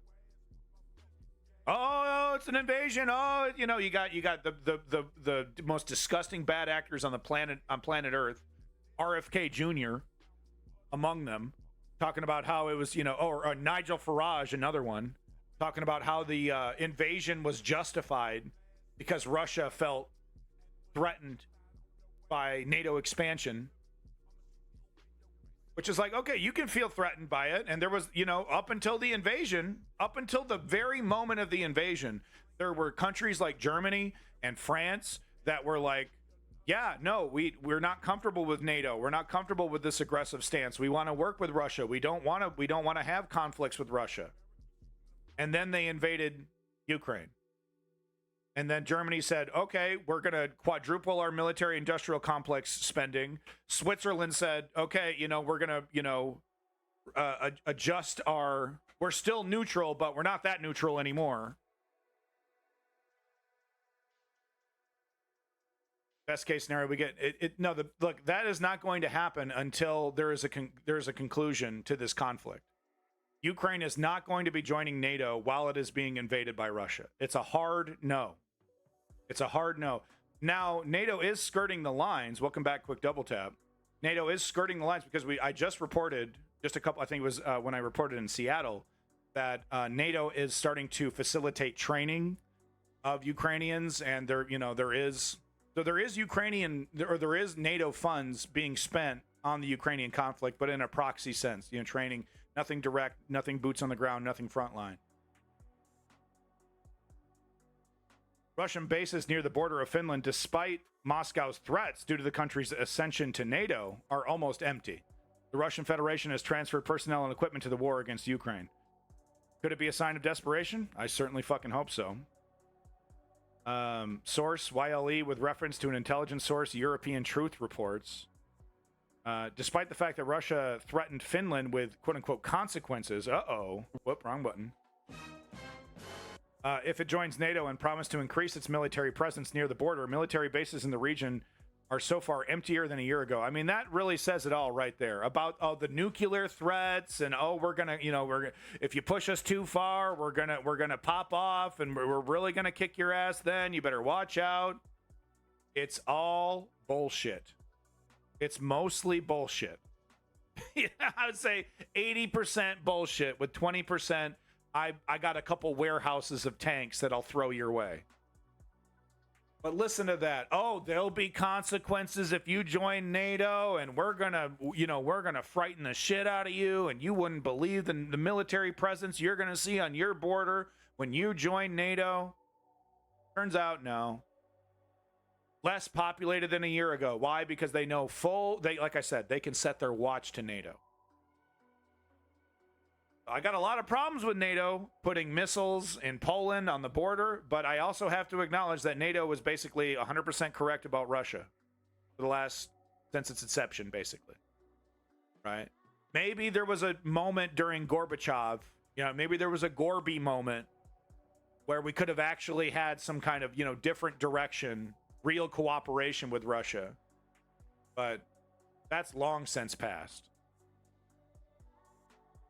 NATO has been retroactively proven correct in its concern for Russian aggression, military aggression.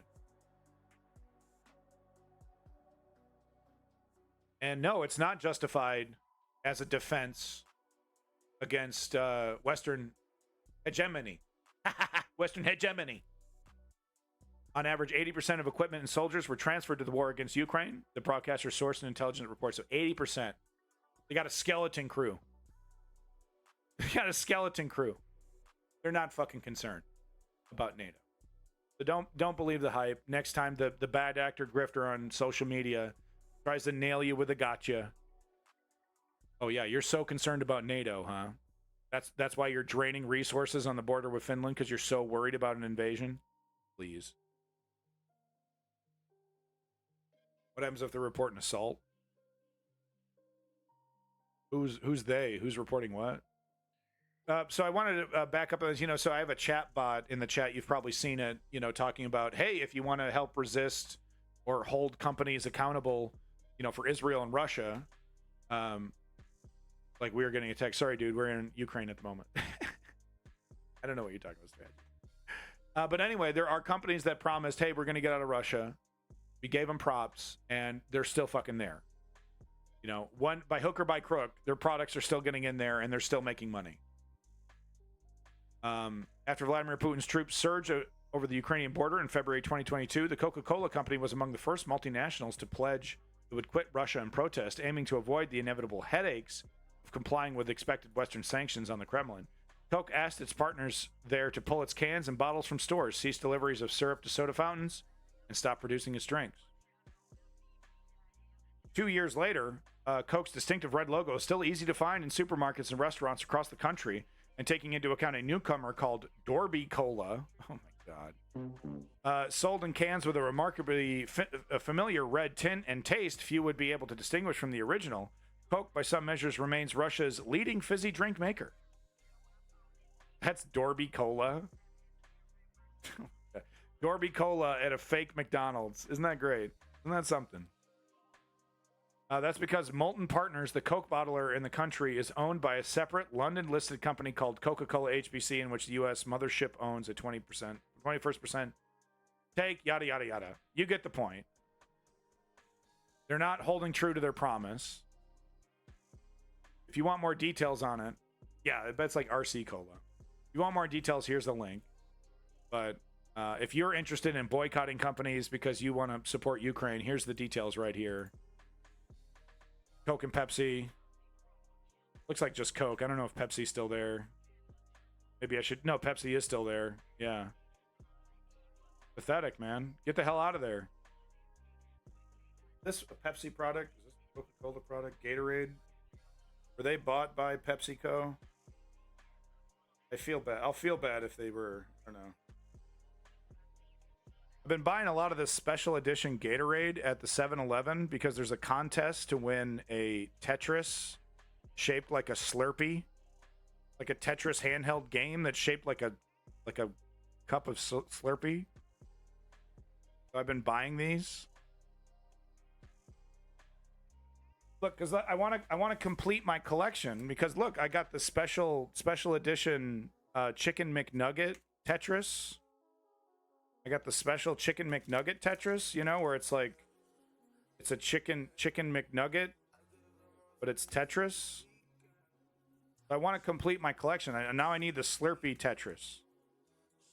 I don't want to buy it on eBay. I want to win it fair and square in a contest. Yeah, I figured Gatorade is owned by Pepsi. All right. Well, I'll stop buying that crap. My one was cherry flavored. Yeah. Yeah, the Frost, it's cherry flavored. Indeed. All right, so help with the boycott. Track these companies down. Punish them. Don't be like me. Don't buy a bunch of crap for a video game. Boycott them. Don't be a hypocrite like me. See, there it is. There's the link right there. Help punish these companies still working with Russia and Israel. But here, just to show you just how many companies are still working with Russia. The list goes on and on. Pepsi right up at the top there. But the list goes on and on and on. Mars bars, for God's sakes. Nestle. Procter and Gamble, for God's sakes, man. That's AstraZeneca. I don't know. Maybe vaccines. I don't know. I don't want to hurt people. I don't want people to die on ventilators. Wait, isn't the AstraZeneca AstraZeneca is the COVID vaccine we talked about yesterday that is giving people fucking blood clots. Don't drink pop. It's terrible for you. Bourbon is better. Good advice. So make sure you click on those links, folks. Check them out. U.S. says Ukraine can't hit inside. So I'm just so sick and tired of this. I'm so sick and Russia is already taking advantage of this. The tweet, I forgot to read the tweet that Davey showed there, but let me just show you. I think it was the first one here. But Russia is already, another massacre by Russia an hour ago in Kharkiv, launched from a Russian airfield that the U.S. forbids Ukraine to strike since it's over the allowed 100-kilometer allowed distance. Come on. What is this? What is this, Joe Biden? What is Putin busting out the ruler? Oh, 101 kilometers on that strike. Okay, bust out the nukes. I wasn't going to nuke you, but now I'm going to nuke you. Because you went 150 kilometers instead of 100. Fuck you, Joe Biden, and your fucking ridiculous, arbitrary limitations. Oh, you can strike Russia, but not too deep. Only go halfway, not the whole cock. That comparison I made months ago still holds true. Joe Biden and neoliberals having sex over here negotiating. Oh, can I go a quarter of the way in? Okay. Maybe in a month we'll have a committee to talk about how I can go a quarter of the way in. Just the tip though. I feel safe with just the tip. But if we go too deep, then it's scary. Scary. I don't want to go all the way in. It's scary. I don't want to escalate. You might think I'm a rapist if I go all the way in. So just the tip, just to be safe. Is there a neoliberal band-aid solution we could apply to this intercourse? U.S. says Ukraine can't hit inside Russia anywhere. Its forces attack across the border. Well, that's great. Russia immediately moves its fucking missile launchers outside of that range and then starts attacking.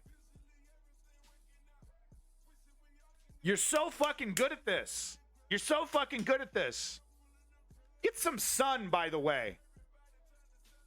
Get some sun. You look like a corpse, sir. Do you have to look like the Never mind. We won't go there.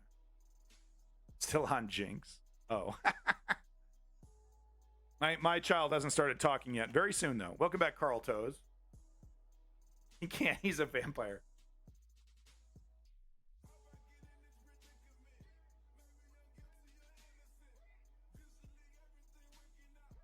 All right, sorry. The U.S. has told Ukraine it can use American-supplied weapons to hit any Russian forces attacking from across the border, not just those in the region near Kharkiv, according to U.S. officials. So this is a couple days old. Sorry, this is a little old news. So they gave him permission, but they said you can only go so far. Son will start a podcast. I hope so. Maybe. I don't know what it'll do, but I know I'll support him. Unless he wants to become an authoritarian dictator, I'll say no.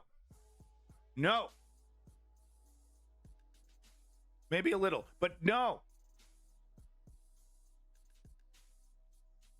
I'm having an argument with his mother.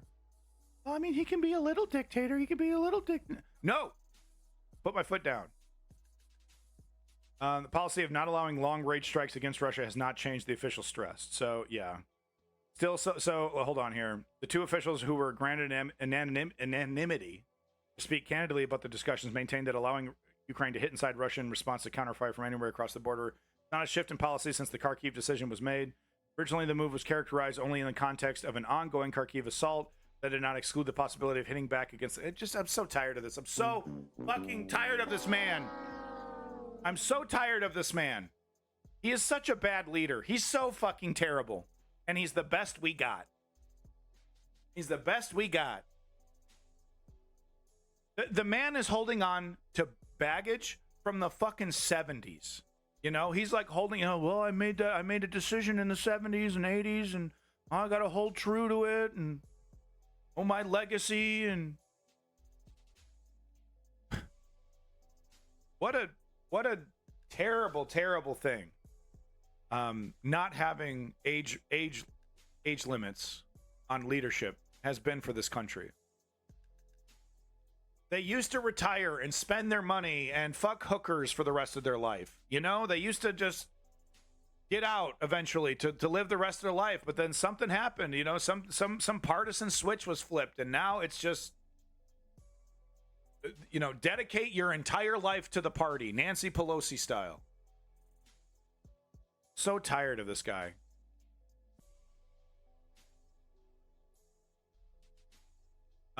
So I don't know. This seems to be rare. But the Russians have hit the Kharkiv region with a 3-ton FAB 3,000 pound bomb for the first time. Just to give you an idea of what kind of damage a 3,000 pound bomb can do. Thankfully, it looks like this place, you know, has been evacuated of civilians. That this is the military, the Ukrainian military was probably using this location. I hope no Ukrainians were in this region, but I don't know.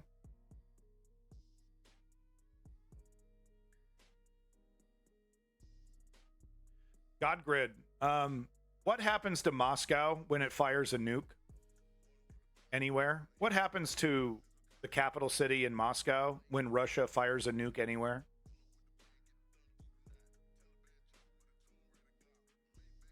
If you could just go ahead and give us the truth about why we shouldn't be scared, threatened by a nuclear weapon. What happens to Moscow when a nuclear weapon is triggered by Russia? Yeah, it sure would be.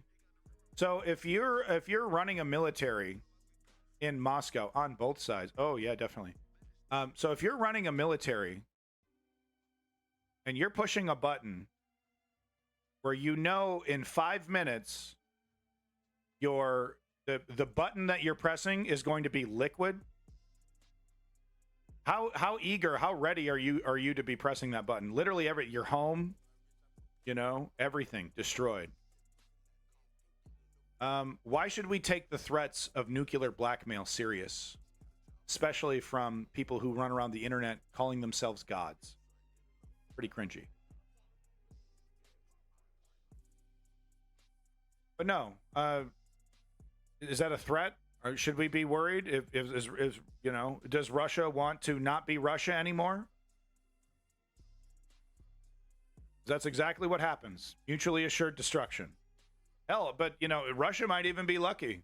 There's some speculation that if Russia were to trigger a single nuke in Ukraine, that there wouldn't be a nuclear response, that it would just be a massive airstrike from U.S. and NATO. But yeah, no, this idea, well, you know, if you don't let Russia invade Ukraine, it's gonna be nuclear Armageddon. And not for just one side. Do we honestly think the Russian military wants to obliterate itself? Look back forward the perfect. So we're not scared. Find a new tactic. You fucking bad actor. Find a new tactic to try and scare us. Maybe drop a 3,000-pound bomb on my home in Canada. That would scare me. I'm more scared of Russia attacking Canada with conventional weapons than I am with a nuclear weapon. You don't want a nuclear Armageddon, do you? But this is really something else. And, you know, we've been talking a lot about, you know, heroes and cowards and soldiers and fighting. How about we hear from the soldier himself? This is Siv Div. He is a volunteer for the Ukrainian Foreign Legion. I think he had previous military experience. Oh, my God. Look at this. Stalin, 666. Wow. This is somehow, you know, it's amazing when I see stuff like this. It's like, is this really supposed to convince people? Are we're supposed to be are we convinced or intimidated? Or like, I just feel bad for you, dude. Go see a therapist. You know, stop wasting your time on the internet. Do something, anything productive, Mr. Stalin. Right?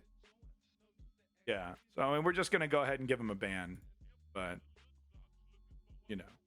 Ooh, I can warn people? What is this? What is this? Warn? I'm gonna warn you, Carl Toes. Hey, don't be a jerk. I warned you. I didn't know I could do that. I miss him already. Oh, okay, I'll bring him back. No, I can't actually. I don't know how to do that. Wait, is he still here? Wow, look at all the viewers. Hey, thank you, viewers, for being here. I do appreciate it. Is he gone? I think he's already gone. Oh, my God. Yeah, he's already gone. Warn me. I will warn you. How dare you? You're getting warned. I determine what being a jerk is. I didn't know you could do that. That's cool. Okay, no, so like I said, we've been speaking with, you know, we've been talking about the soldier. We've been talking about what is and isn't, you know, cowardly or, you know, heroic, or, you know, people don't even think in those terms, right? But let's hear from a person who's right there, who's, you know, who's received fire, who's, you know, taken targets out. Who's done several combat roles. So, you know, the first videos we saw, he was in a recon role, like, you know, going out, doing missions and stuff, you know, near the front line or on the front line. But now he is in his second go around, or maybe his third go around here. I'm not quite sure the order of things. He's now working for a drone team. So, you know, he's worked multiple roles. Really great creator, really cool guy. I think I might even buy his t-shirt. I think I might want to buy his t-shirt, so maybe you'll want to as well. Make sure you check out his link, like and subscribe, folks. Siv Div, really cool dude. Definitely support him here at the News Underground. Watch this stuff, because this is really something else. He gives us, honestly, I don't hear this perspective on any mainstream news outlet. Even mainstream news that is interviewing a soldier doesn't really give us this perspective. I got a warning for asking a right-wing channel why they watch Bannon, who stole their donations. You should be afraid of the nukes when the U.S. makes policy on rules of engagement. So, Godgrid, you know, I see what you're doing. You think you're clever. It's not going to work.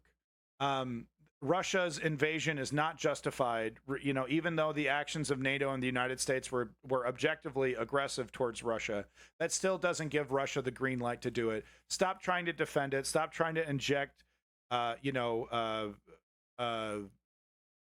trying to inject Putin propaganda, you know, Putin positive narrative, defeatist narratives. Stop trying to do that. You're not that clever. Would not buy his... Oh, come on, Chem Goblin. He's only risking his life to defend your country. Why don't you give him a fucking break, man? Everybody, crack open a new one. We're doing a little celebration, all right? I got merch coming out. If you guys want to pick up one of the shirts to go and help support the channel, help me... I mean, this one's pretty cool. It's, if not a little macabre, if I'm saying that correctly. But this one's kind of cool. This, I guess, yeah, you could say it's boring. I don't know. It's neat. If my t-shirts are no better. My t-shirts are absolutely no better. This one is a little, yeah, little macabre. Am I saying that correctly? Woke Patriot? I'm probably not. Support my team. Feel free to do it. Yeah, you know what isn't boring? This hot ass motherfucker shirtless the entire video, dude. This you wanna have your juices flowing? Yeah, well, this 10-minute video will do it. This dude is smoking. You know, I'm as straight as it gets, dude, and I'm starting to bend a little bit for this sexy motherfucker right here, dude. He's the whole package. Are pretty sick. We're gonna have more designs in the future, but let's get into the topic of the video. How has the war changed since 2 years ago? Oh, the volume is really low. Sorry, 1 second. Last time I've been in the front line. 2 different frontline experiences I have were at the beginning of the war and the last 4 months.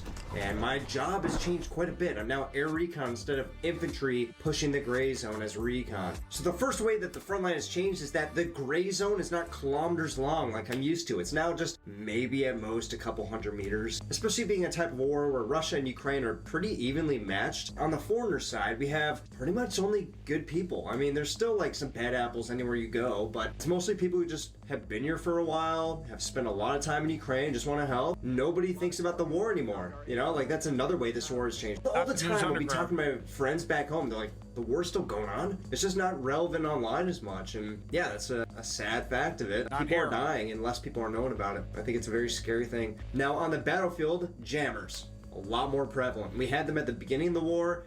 Russia, as we all knew, had a very, very state-of-the-art jamming system, sort of network in their military, but it's gotten a lot worse, especially ones that you can put... This is really interesting. We're actually seeing one of these jammer guns kind of in operation, and what it does is it puts the drone in a kind of like service mode, right? You know, it's no longer communicating.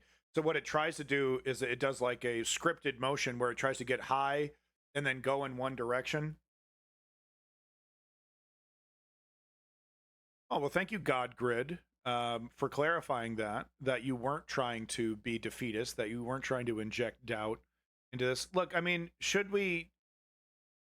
Nukes are the ever-present danger that we have to be worried about under any conflict. Should we be worried about Putin sacrificing Russia to keep Crimea? I mean, his ego, maybe, maybe, but that is the calculation. If you want to use a nuke to keep Crimea, which it wouldn't even work, by the way, you'd have to drop half a dozen of them just to be effective on the front lines.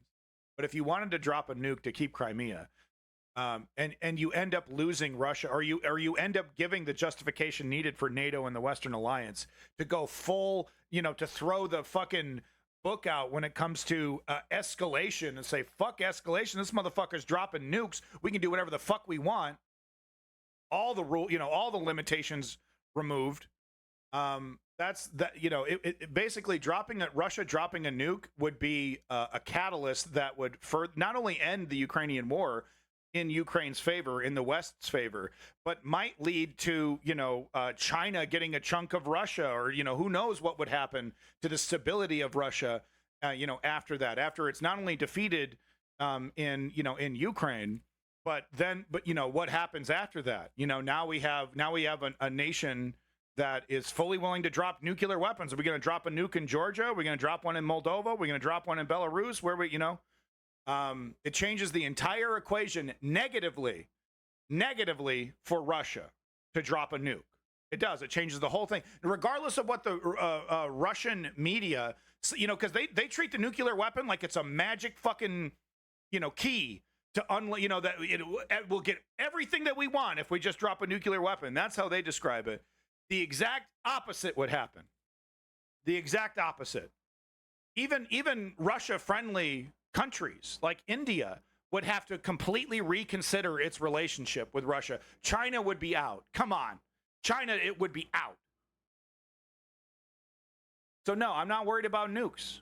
I'm not worried about nukes because I don't think Russia is an irrational actor.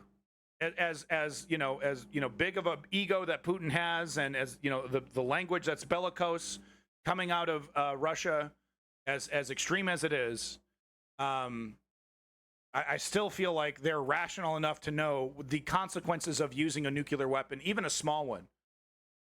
And giving up the leftover nukes. Do you think that it would be justified nuking Russia? No, absolutely not. Absolutely not. No, no one should be using nukes.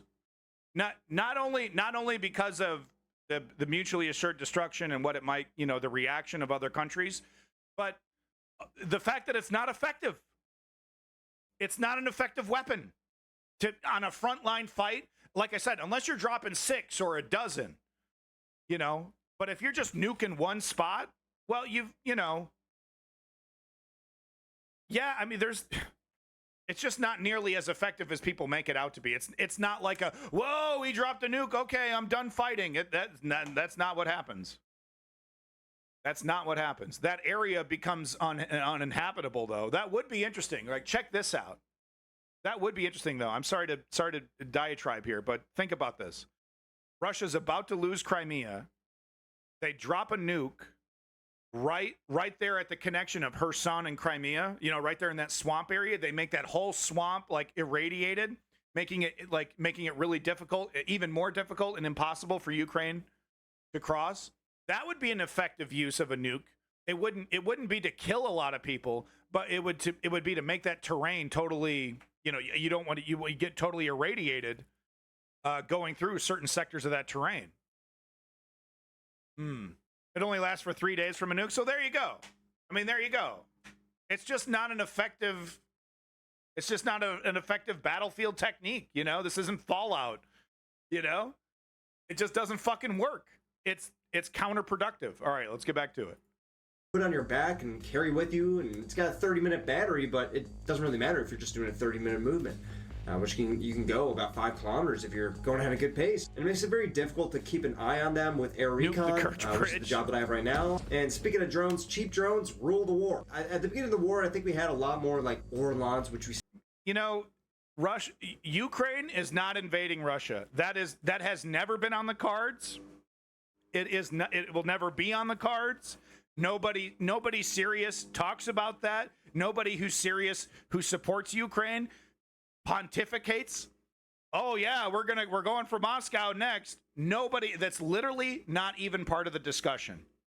Not even close. So why even bring it up? Why even talk about it like it's a possibility? It's not on the table at all. Ukraine invading Russia, Moscow getting nuked. Absurd, beyond absurd. Sexy. We still have and we still have to deal with, but they're pretty expensive compared to a Mavic that can do the same job.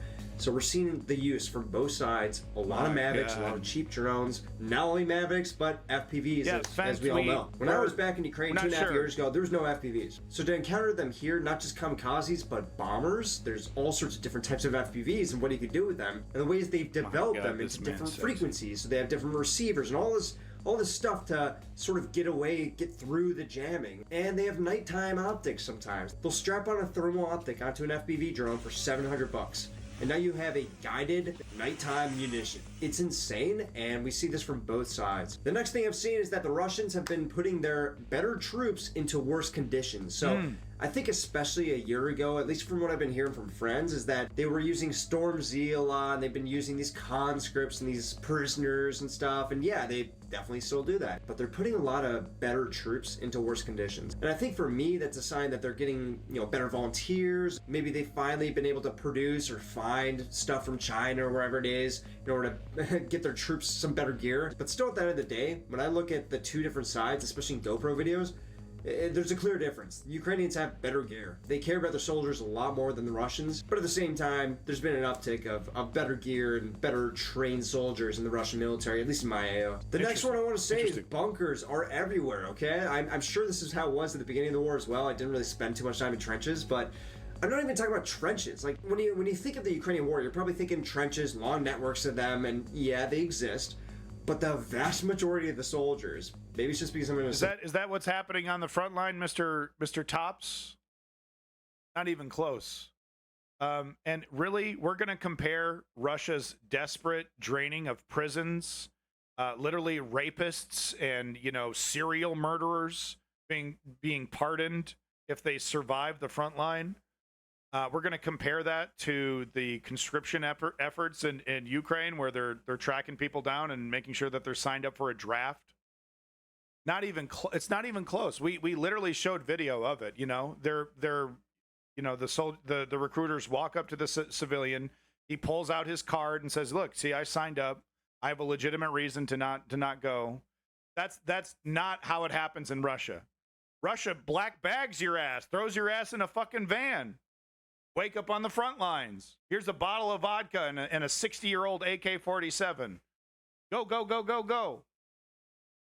Not even comparable. Not even comparable. And look, if you think this is Ukraine on its last legs, you're a fucking idiot. This is Ukraine. This is Ukraine before it's even entered a total state of war. Support role right now, but they're just in blindashes. These tiny holes in the ground, maybe fit like 4 or 5 people on it if you're gonna cramp them in there, and you do your operations from them. Or maybe it's a safe haven from the artillery. And then when you're infantry, you wake up in the morning or whenever it is, and you go off to your spot in the trench. But you stay in the blindashes. So when you picture the front line, don't picture giant trenches. Picture massive amounts of holes, and they have some camo and concealment on top, a little bit of cover, and it works. It works. I haven't had mine cave in yet. You have to get a direct hit. Oh, that brings me into my next point. The different ways of dying on this battlefield are just, they're going exponentially. There's so many different ways to die now. There's glide bombs, all sorts of different aircraft, drones, drop munitions. You have these Hornet missiles. You have Grad, SPGs, mortars, artillery, they are sending all their gear. Whenever you're riding a vehicle, whatever you're doing, last week. You're not always going to see them. They're so far away. So you have to especially use your hearing. And there's Lancets too. There's these self-autonomous AI-operated drones that are there to go and kamikaze into you if you're a juicy enough target. If you're next to any sort of armor, you are going to get smashed. Any sort of armor, get away from it. You know, if you have to take it to the front line because it's a very dangerous infill or exfil, okay. But get out of there, get away from that thing as soon as possible. Any tanks that we see or hear on the battlefield are instantly met with an immense amount of munitions. Like, everybody's trying to take those things out. And that goes for both sides. I've never seen a Russian tank that has not been absolutely destroyed in 10 minutes. I've also never seen or heard a Ukrainian tank passing by our position that was not targeted by everything in the world. I think the reasoning behind that is that if you're going to destroy the tanks, it's going to be now. Before all the cages and the better armor against these FPV drones and, you know, direct hits from artillery, before that comes in, you got to take them out because they're very expensive. The best way to survive on the battlefield with all these different types of munitions is trying to look less important.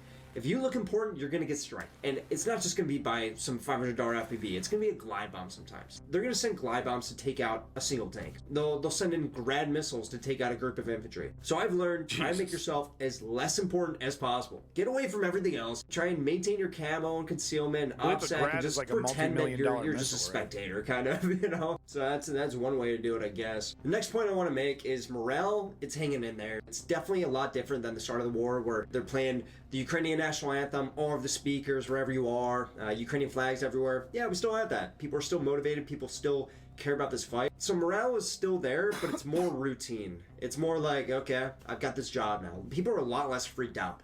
You know. So you hear that, bad actors? Because I think we got a couple hate watchers here. But you hear that? You haven't even cracked. You haven't even begun to fucking crack this egg. You know what kind of violence and barbarism Russia will have to participate in over the course of like a decade? Just give up now. Go back to your borders and accept that Crimea is not yours. Give it up.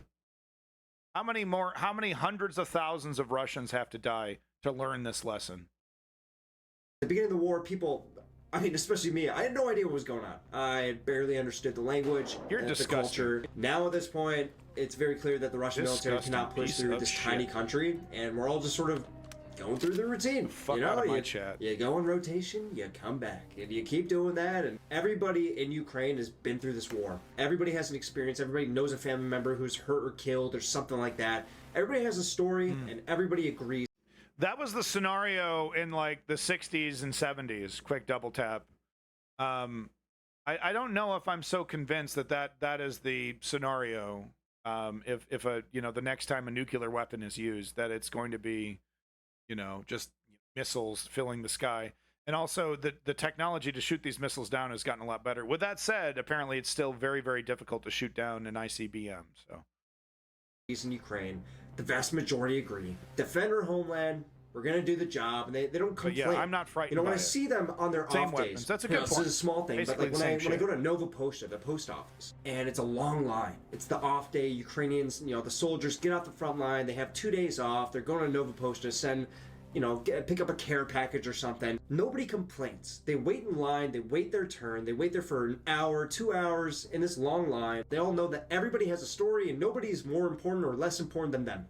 You know what I mean? Yeah, I think it's just a hidden morale, I suppose. I don't know what I'm saying, but I just want to mention that. I think it's pretty gross though that if you're a Ukrainian and you see a Ukrainian soldier on leave and you let him stand in line for an hour, knowing that he only has 48 hours of leave, you don't get him to the front of the line to get him taken care of.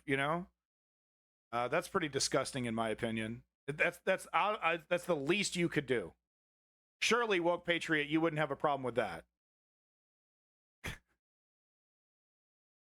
Hopefully not. The next one is, it's a positional war. There's very little offensives and giant offensives taking over land without the cost of immense amount of human lives. So right now, as we can see on the battlefield, as you guys know, the Russians are pushing, but it's very slight. It's not much. The cost is huge. And I would imagine that if the Ukrainians were to push, it would be the same. We've seen them push in Zaporizhia last year. We've seen them push in different areas, and that's just how it is being an assaulter. That's something that we were taught in the Marine Corps as well. You need a 3-to-1 advantage. How do you get a 3-to-1 advantage against an army of 1 million people on the east side, And so everybody's just kind of in their own spot, and they try and push, and the amount of Russian soldiers I've seen killed, I mean, this is one section of the front line. Look, and if you want to see for yourself what that looks like, go ahead and check out the Discord, !Discord. We got that footage in the Discord of what the reality is for the Russian the day-to-day Russian soldier. I mean, it's disgusting. It's like it's one thing when you see a drone video of one of these troop transports. They're pulling in to dump off a bunch of troops, and it just gets immediately hit with something, and then the Bradley starts firing, and then small arms fire coming in, and it's just a total shit show, and these guys are flying everywhere, and they're running for their lives. Well, it's one thing to see that from a drone from way up. It's another to see what the aftermath looks like when a soldier is just walking up to those trucks and just looking inside, and there's like 10 dead bodies, who didn't even get a chance to get off the fucking truck, before to even enter the fight. They went through all the training, they were conscripted and all this, they signed all the papers, they drank all the vodka, and they didn't even get a chance to get off the fucking truck. It's like you can't help but feel bad for these idiots, these fools who threw their life away for nothing. Sector of the front line. And I probably watched over the course of 20-something days in the front, 100 Russians good to see you. Multiple BMPs and tanks. It's very normal. And have I seen a Ukrainian die? A couple. But it's not much. And it's not as much as I've seen at the beginning of the war. The next one, and probably the best thing that I've seen, is that yes, there is a lack of ammunition for Ukraine. It is very visible on the front line. I'm not going to go into specifics, but yes, there is. But the self-dependency that Ukraine is going after makes me so happy. Every war that I've ever been in, I'm talking Syria, I'm talking Iraq, Ukraine, every single war has seen the Western powers that supported them at one point take away their support, and they fall. Ukraine knows this. They've seen this. They've seen Afghanistan. They've seen Syria. They've seen Iraq. They know what's next. They know that if they are not self-dependent, the politics of the U.S. and the information war, it's going to catch up, and they will be left without ammunition and a way to defend their homeland. They're going after cheap FPVs. Okay, so I mean, but where are the ammo factories, Ukraine? Like, I understand there's some being built in Poland. I'm not sure. Obviously they probably are keeping that on the hush, on the location wise. But I've been very surprised at the lack of ammo. Like, how does it take that long to build an ammo, a 155 millimeter mortar shell factory? Does it Does that take longer than 6 months to put together? You know, they're going after homemade, homebrewed, freaking naval kamikaze drones. They're going after all these different weapon systems that are cheap to make and self-made. They want to be self-sufficient to help them better their economy and better their military industry. They're going to be self-dependent, and it is just so nice to see. That is the right answer. So whoever's the leadership, Zelensky, I know Zelensky in the past. I don't know who's making the shots here, but good job on you. Is that the right 3D answer? printed? So I think that kind of looks like it's 3D printed. I don't know. Maybe it's just multiple layers. This top thing is not 3D printed. So whoever's the leadership, Zelensky. Yeah, that's injection molded. No, I don't think these are 3D printed parts. No, that's not 3D printed. I know Zelensky in the past. I don't know who's making the shots here, but good job on you. I am very, very happy that Ukraine is doing that, because that is the only way to win. There's the only way to, to win this long war is to be self-dependent. You cannot rely on the president of the U.S. It's going to change in a year. That's kind of all I want to say in this video. I hope you guys enjoyed. And again, with the t-shirts, really want to say thank you. And make sure you support Civdiv. Really great guy. He's a fascinating character. He's a fighter. He's a warrior. He's fought in all these different wars. And he's, it's like I don't know, when you picture someone like that, you picture like, a psychopath or someone like someone's like, kind of screw is loose. And, I'm not saying the guy is, totally, not, he definitely has some like intense energy about him. But I don't think he's, crazy by any means. And he gives us such an interesting first person perspective of what it's like to be a soldier on the Ukrainian front lines. And not just Ukraine, obviously he's been in Syria and other conflicts as well. Fascinating character, that Civdiv. So there's the link in the chat. Make sure you're liking and subscribing, folks. So as we normally do with Ukraine coverage, I would like to end it here on Ukraine, at least till we move on. Boy, it's been 2 hours. I've been covering Ukraine for so long, but it was so important stuff. But end it on a reporting from Ukraine. Yeah, he's pretty chill for a soldier. Yeah. Abandon this plan. Yeah, we're doing Gaza next. We're doing Palestine next. But let's get our reporting from Ukraine. Let's get that map update, that frontline update on what's happening. Just the technicalities of it. Today there are a lot of updates from the Bakhmut direction. The most interesting news comes from the southern flank of Chasivier. Here the Russians launched a series of attacks to use the canal crossing to enter the Novi district. However, Ukrainians not only repelled these assaults, but also launched a series of counterattacks, successfully pushing Russians off the canal crossing altogether. As mentioned in my previous reports, Russian forces reached the canal crossing south of the town to launch an attack on the Novi district. However, their assault units were quickly surrounded and eliminated, leading the Russian commanders to abandon this plan. However, recent limited Russian gains in the Canal district prompted Russian commanders to attempt another attack on the Novi district. By capturing high-rise buildings in the eastern part of the Canal district, the Russians reduced Ukrainian fire control over the region. With the Ukrainian fire suppressed, Russian vehicles could deploy more troops to the southern flank via roads instead of relying on foot deployment through the forest. This allowed Russian forces to move into the area more quickly and in greater numbers, and also facilitated more efficient resupply of their forces through newly established ground lines of communication. Russian command intensified assaults on the Novi district, aiming to cut off Ukrainian positions in the high-rise buildings in the western part of the Canal district. Advancing in the Novi district became an appealing option for Russian forces because the area is comprised entirely of residential houses, which are easier to destroy and capture compared to the reinforced high-rise buildings in Canal. The Russians cannot use glide bombs to suppress Ukrainian positions in Canal because their own troops are holding positions there as well. This need to avoid friendly fire prevented the Russians from launching further frontal assaults in Canal, leading them to focus their efforts on the Novi district instead. To advance on Novi, Russian forces would first need to establish a bridgehead on the western side of the canal and secure positions in the nearby forests. If successful, assaulting Novi would allow the Russians to target the roads connecting the western and eastern parts of the town, which are separated by the canal. This would disrupt Ukrainian supply lines to the Canal district, potentially forcing Ukrainian fighters to withdraw from the area. Furthermore, securing positions in Novi would enable the Russians to launch attacks toward the center of Chasiv-Yer. Nazar Voloshin, spokesperson for the Ukrainian Khortytsia group of forces, stated that Russian fighters made no gains on the western side of the canal. The Ukrainians have established a line of powerful fortifications along the canal, which are concealed within the forest and consist of dugouts and trenches. For this reason, the Russians decided to exploit the local network of water pipes to covertly accumulate forces. Their plan was to launch surprise assaults from the pipes with large numbers of troops simultaneously. The goal of this new tactic was to help establish a bridgehead on the western side of the canal, enabling direct assaults on the Novi district. Unfortunately for the Russians, the Ukrainians maintained constant surveillance and reconnaissance over the pipes using drones. Combat footage shows the Ukrainians employing thermal cameras on drones to detect Russian troops within the pipes. They then used drone-dropped grenades to target small gaps in the pipes, effectively eliminating the Russian soldiers with precision.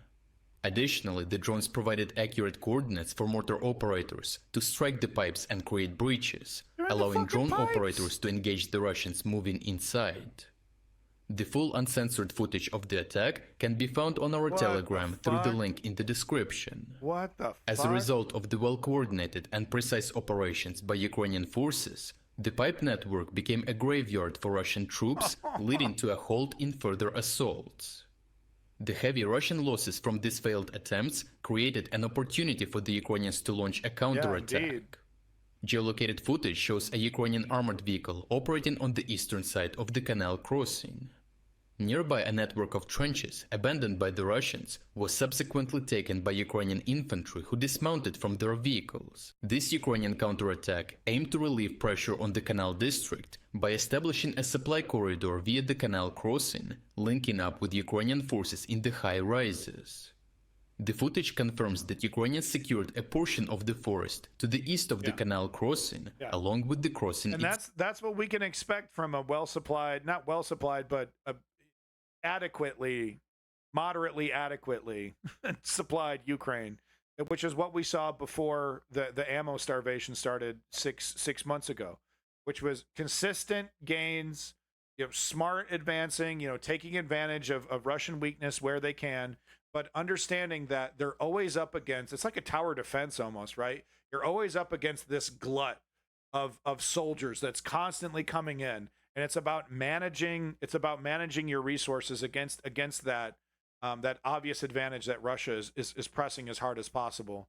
How long is Russia going to have that advantage? I don't know. And once again, going back to what we reported on earlier, Putin quietly tapping the shoulder of the United States and saying, let's have a sit down, makes me think that, this never-ending supply of nihilistic dummies that are willing to die for no reason might not be never-ending.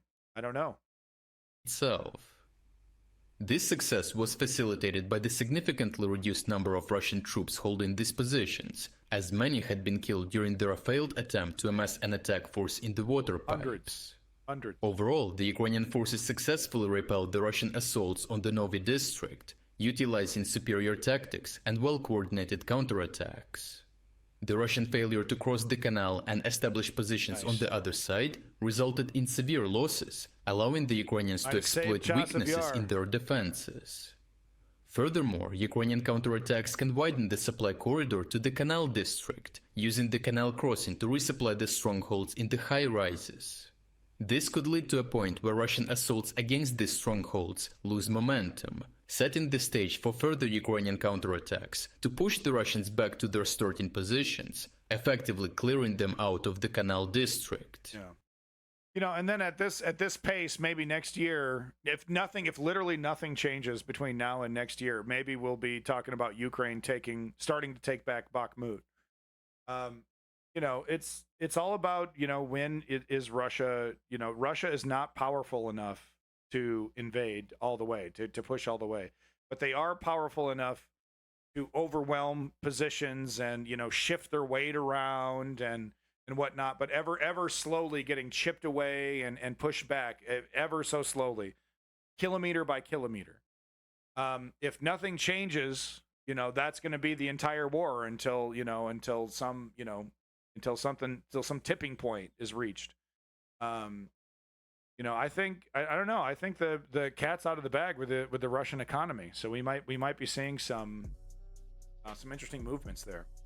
And we'll have to wait and see. You definitely can expect the News Underground to be reporting on that.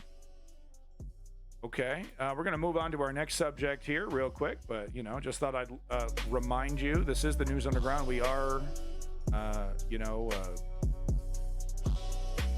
funded by the viewer, something, you know, the PBS, whatever PBS is. I got a merch store, check it out.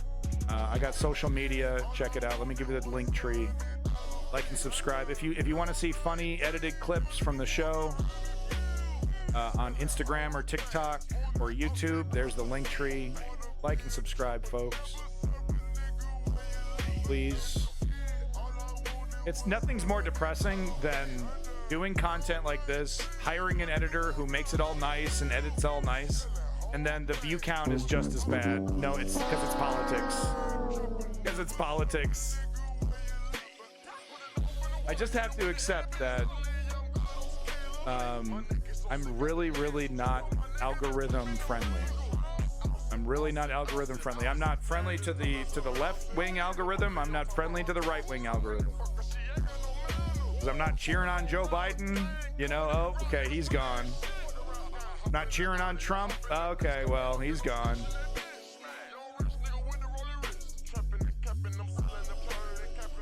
All right, so yeah, we're moving on to to Gaza, Israel here in a second.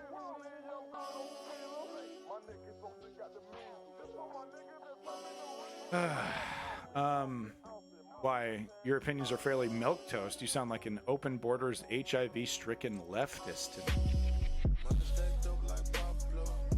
Am I supposed to engage with you? Or what am I supposed to have a debate with you? I'm a happily married straight man. But does that matter? Any, you know? I haven't banned you? Okay. I think we're done with you, dude. You know, you were kind of funny at first. You were, you know, kind of cute and kind of funny at first, but what, you have AIDS now? Is that really? I mean, it's just, this is the level of trolling from the fucking right wing. Are you kidding me? You're done. We're done entertaining your stupidity. Thanks for the entertainment, asshole. How long have you had HIV? Because you're a leftist. I eat AIDS for breakfast. And I get every day my hair dyed purple. Do it in the streets. While I'm eating my AIDS Cheerios. The rest is bullshit. Fucking moron. All right. So we're gonna start with this. Status quo. Just killing it. Absolutely killing it with the reporting. Still talking about Flint, water crisis in Flint. Still talking about important issues.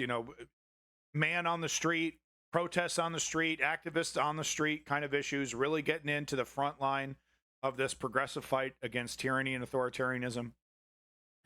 Got to give big props to Status Quo, who I was watching MSNBC. I know, because I hate myself. It's okay. You can judge me. But I was watching MSNBC, and they were using footage from Status Quo, and so they had to give credit, source Status Quo, right? So it was really wild to see MSNBC, multimillionaire, journalist MSNBC over here, using footage from Status Quo. It was like, yeah, go Jordan, because MSNBC wasn't there, CNN wasn't there, Status Quo was in the crowd January 6th, in the crowd. I mean, right at the front. Right at the front. They were right there, getting footage of that crowd pushing up against the the door to crack it open there. They were right there at the front lines. Where the fuck was Anderson Cooper? Right? He was in a well-conditioned studio somewhere, watching mouth agape, pretending to be a journalist. Meanwhile, Status Quo showing how real journalism should be. So anyway, back to what they're covering here. Shocking video. I mean, if you haven't been following this closely, it might be shocking to you. But if you've been following it closely, it's just reinforcement of what we already know. And it's really quite depressing, because there is an active campaign of, I don't know if you want to call it brainwashing or propaganda, but There is an active campaign to teach people from Israel that they are superior, that Palestine isn't, is an experiment, that basically the Palestinians were just occupying that area until Jewish people came back. Palestinian people don't deserve rights. There's no such thing as an innocent Palestinian. These, unfortunately, are ideas and mentalities that are instilled, enshrined in Israeli citizens from the very beginning, as soon as school starts. It's documented. I'm not being hyperbolic. I'm not making stuff up, not pulling shit out of my ass. It's all very well documented by people much smarter than me who live in those regions, who gather this data and information. And yes, it is extremely ironic that Israel then uses the justification to destroy UNRWA. The Palestinians do nothing but teach their kids how to hate. It might be true for some Palestinian families that are pro Hamas that's happening, and there's definitely evidence of pro Hamas style schools that are funded by Hamas that are teaching kids really horrible things. That definitely exists. It's not nearly as consistent though as Israel's. If you're going to a school in Israel, you're learning about how Israel is superior to Palestine, no matter what level, no matter where you're at. It's incredibly consistent. And this is the result. This is the unfortunate result of that. This is this kind of hatred, illogical hatred, hatred that just doesn't make any sense whatsoever, even in the context of, defending oneself or anything like that. It really is. It's undefensible. Indefensible. Sorry. It's indefensible, bile. There's just no justification for it, no matter how many fake justifications are created to justify it. You'll see what I mean here. I mean, it's incredibly vile stuff. If you don't want to hear incredibly vile language from normal looking people when talking about Arab people, specifically Palestinians, Muslim people, specifically Palestinians, are they Arab? Yeah, they're Arab, right? Okay. But if you don't want to hear this, just trigger warning. It's pretty vile shit. If we're being honest, our red line happened 100 years ago at the beginning of the imperialist Zionist project. But today, we are here to say that we see politicians like Biden and Schumer for 8 months giving billions and billions. This is a pro-Palestinian protester. I shouldn't have opened it up the way I did, but we're gonna. I'm not saying what she's saying is vile. I agree with what she's saying. You're gonna see after this person some very vile things. I probably shouldn't have set it up in that way because she's a wonderful person defending human rights. So sorry, I fucked that up. That's my bad. Billions of dollars to the Israeli war machine, and we say no. If Schumer thinks that he can spend a nice Saturday in the summer after 8 months of enabling a genocide, we are not letting that happen. If he's there, we hope he's disturbed, and if he's not there, we know his neighbors are giving him calls by the hundreds right now. In the video from the other day. You don't know what happened? No. Well, whatever it is, 13, 12, how many they got killed in Israel? 1,000 people, and it's bigger. Fucking low like Ebola. Suddenly they went there with like river and food and food. Suddenly, you know what? You go there and there's everything there. Listen, 2,000 years, they don't have a country. You know why for 2,000 years? Because they're fucking assholes. And it's going to happen again. You see what happened in history is going to repeat again. So the pro-Israeli folks dancing and smiling and laughing at what is unequivocally horrific. Even no matter where you stand, against Hamas, against Palestine, there's no argument that over 10,000 children being killed is a nightmare. It's nothing to dance over, regardless of the justification. It's really gross and disgusting. We're seeing this becoming. This is a normalized behavior. The jubilant celebration of the death of tens of thousands of women and children, but of course men as well. But go ahead, cut all the men out. Fine, even the teenage level men. Right, but just the women and children, tens of thousands. Picture a grave filled with tens of thousands of dead children, and then picture some guy, doing a little shimmy shake over it. Like, I don't care where you stand, man. What are your morals, dude? Because even the people that are like, the people on the left, the rare people that are like unashamed pro-Hamas doing shimmy shakes, they're being shamed. They're being shamed by their fellow leftists. Man, don't be like that. Don't be doing that. It's not a big, like, collective, oh, yeah, that's good behavior. Yeah, that's behavior that, if you try to post that from a left perspective, you try to put that shit on social media, you will absolutely have your comment section filled with, I don't know if that's the right, you're kind of celebrating the death of, right? Because we're trying to be better. But on the Israeli right, it's a celebrated, yeah, let's be jubilant and happy at death, at the news of death. Crazy to me. It really is wild. If it's not one kid, we can see them. Look at, I love this guy's face, by the way. Look at this guy's face when he watches this guy doing a shimmy shake and dance. So take a close look at this guy's face. For 2,000 there because they're fucking assholes, and it's gonna happen again. You will see what happened in history is going to repeat again. And if it's not one kid, we can see them because we grandchildren. He's disgusted. But you gotta pay for that. He's literally disgusted. He's like literally like, wow, that's vile. That's actually vile. You're gonna pay for that. All of them, you're gonna pay for that. Fucking no life, you fucking piece of shit. Yeah, fucking you should be embarrassed. What this is what? This is what you mean that's it? What do you mean that's it?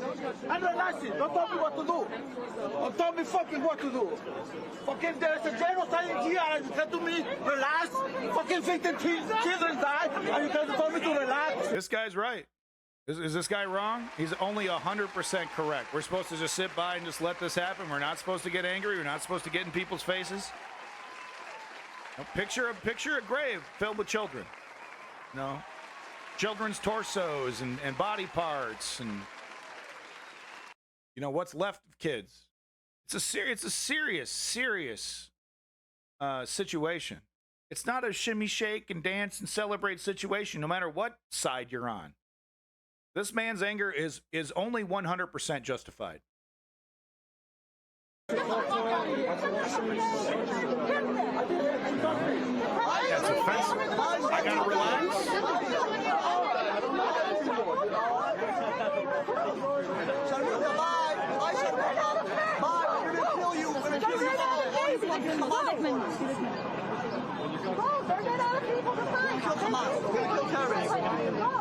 We're gonna kill you all. The Hamas terrorists. Oh, by the way, how do you define what a Hamas terrorist? Are they Palestinian? Then they're a Hamas terrorist. Man, women, and child. Right? So isn't that cute? It's like the right-wing conservatives who are anti-gay, but they say that they're protecting the kids. Oh, well, I'm against pedophilia. Oh, how do you describe pedophilia? Every gay person ever. So same thing here. We're gonna kill you all, Hamas terrorists.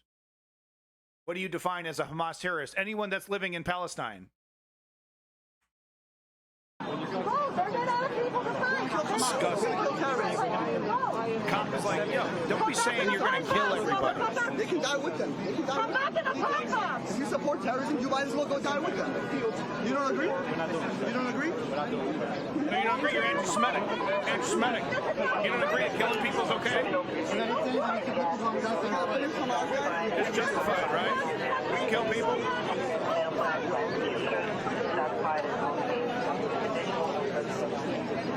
And the strategy is also, notice how he's like, there's only a few pro-Israeli people directly confronting the pro-Palestine people. They want to be attacked. They want, they want to restrict. They want to get obstruct. They want to get in the way. They want to be victimized. They want to be the victim here. They're desperate to be the victim. They want to get in the face of people, spit in my face and, give me a reason to be a victim here. Give me a reason to say that Jewish people can't be safe in the streets.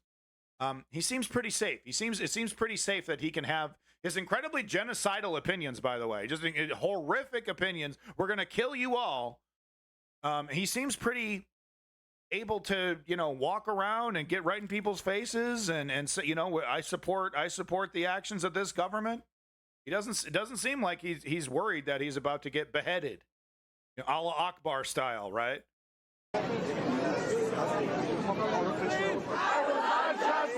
Fired from the New York City public school system. Oh, cool. We see the human microphone technique. We saw that a lot during Occupy.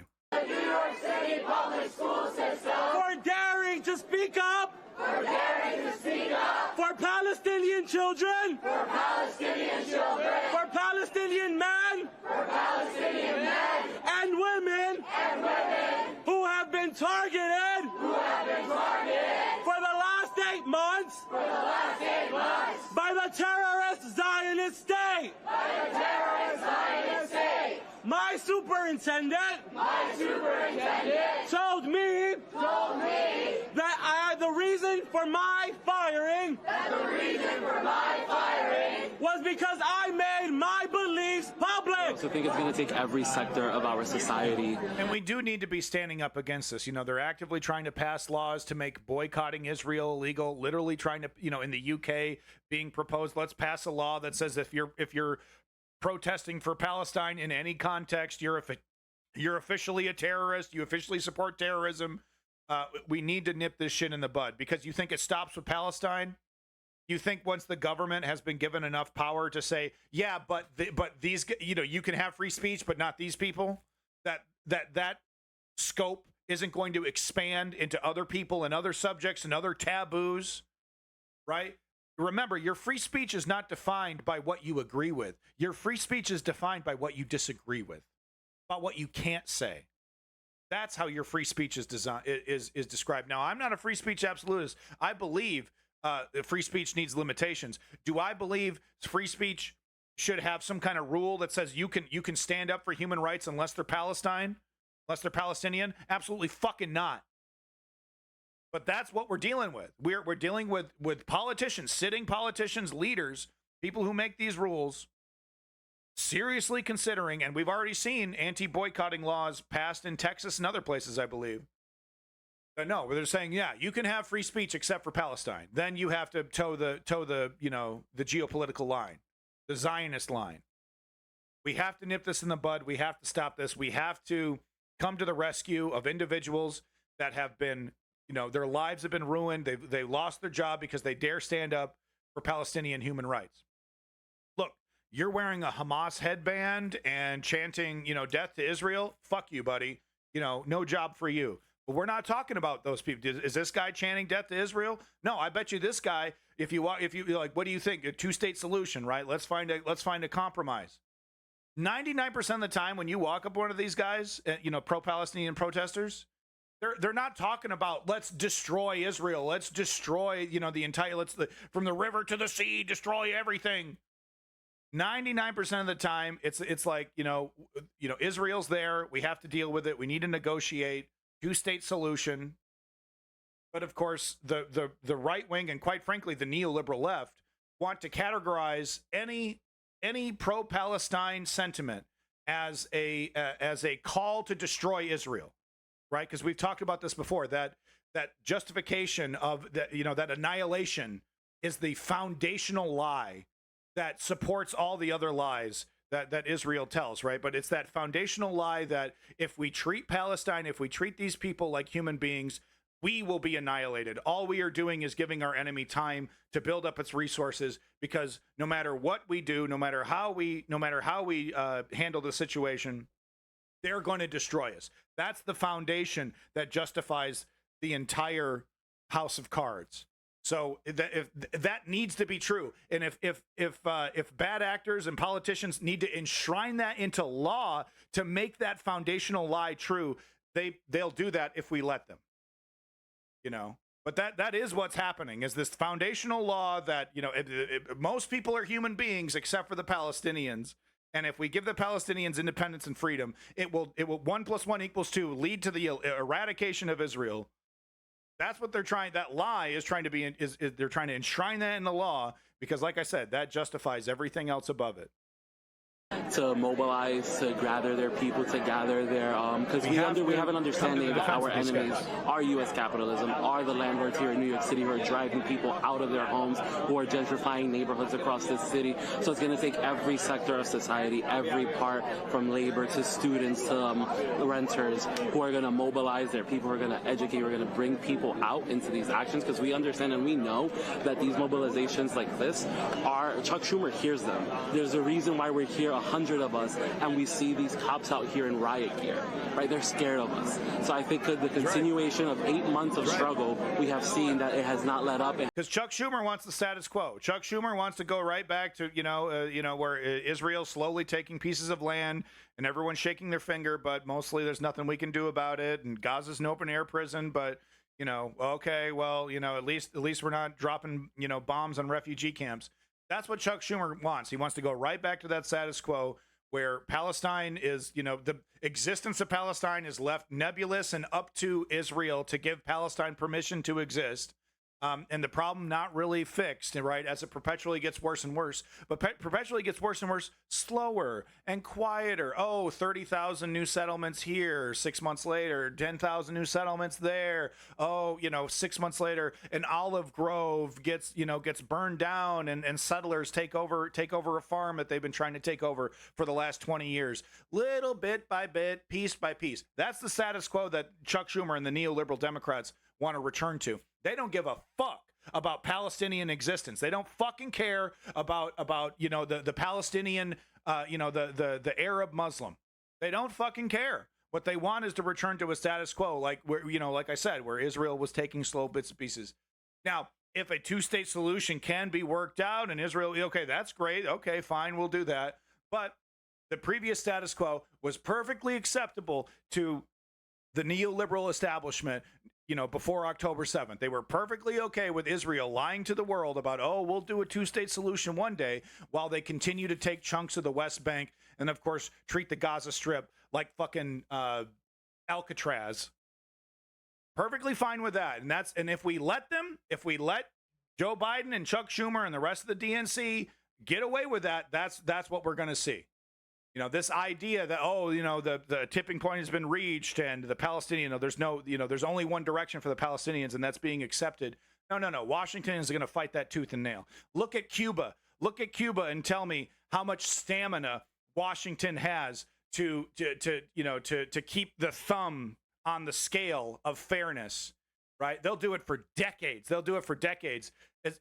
As long as they don't have to accept that they were wrong, as long as they don't have to, mea culpa this and say, yeah, we weren't wrong, or we were wrong. So we're going to change our actions.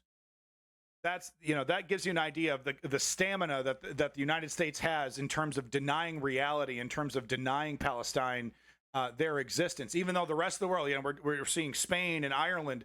Okay, we're not waiting for Israel anymore. We're acknowledging the existence of Palestine before Palestine doesn't even exist anymore. The United States will resist that to the last fucking country. Happy to be the only obvious hypocritical country that talks about peace and sensible actions. Happy to be the only country that doesn't acknowledge the existence of Palestine, because acknowledging the existence of Palestine is acknowledging your mistake in supporting Israel for decades. Can't have that. It has not dwindled, but it is only continuing to grow.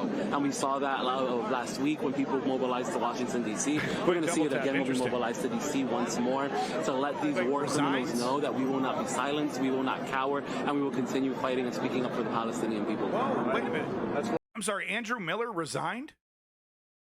You're fucking with me. Andrew Miller, senior diplomat, cited family obligations. No. He's leaving because he totally failed. Bibi Netanyahu was a bad actor from the very beginning, didn't give him an inch. He wasn't able to turn this around. That's why he's leaving. Andrew Miller, senior diplomat, cited family obligations for his departure. He said to have recognized early the risk of Biden's bear hug strategy. Senior department official and skeptic of the Biden administration's bear hug approach to the government of Israel resigned this week in a setback for U.S. diplomats pushing for a sharper break. Prime Minister Benjamin Netanyahu and his far-right coalition, said 3 people familiar with the matter. So he's like, no, Joe Biden's over here. Oh, don't go too hard. Don't be a leader. Be a neoliberal. Don't be a leader. And Blinken's like, no, I'm done. I'm done trying your stupid fucking strategy that doesn't work. You're either gonna carrot and stick this, like it should have been from the very beginning. You're gonna give real, a real red line for Bibi and say you cross this line, but he's not. Oh, like just like with Rafah. Oh, don't do a major operation in Rafah, but we're going to let you get away with a bunch of mini operations. Basically doing, destroying as much as you would destroy in a major operation. You're just doing it over the course of 3 weeks. I mean, that tells you everything. That tells you everything about how bad of a leader he is, how scared he is to take a stand. Oh, well, I got, Jewish people vote for me, and the Jewish vote in Israel.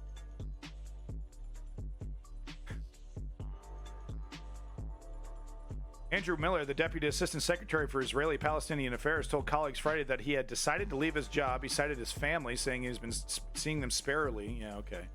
Blah, blah, blah. Miller said he'd prefer to stay there. Yeah, right. Miller's resignation, which has not been previously reported, comes amid growing frustration inside and outside government over the war's steep civilian death toll and concerns among some that influence over policy matters has been dominated by a narrow coterie of President Biden's closest advisors. And there's the problem, man. It's the same fucking jokers that are like, okay, 100 kilometers into Russia, but not any farther because we're afraid of escalation. And the same fucking advisors that that are telling him oh, it's okay to look weak. It's okay to look weak.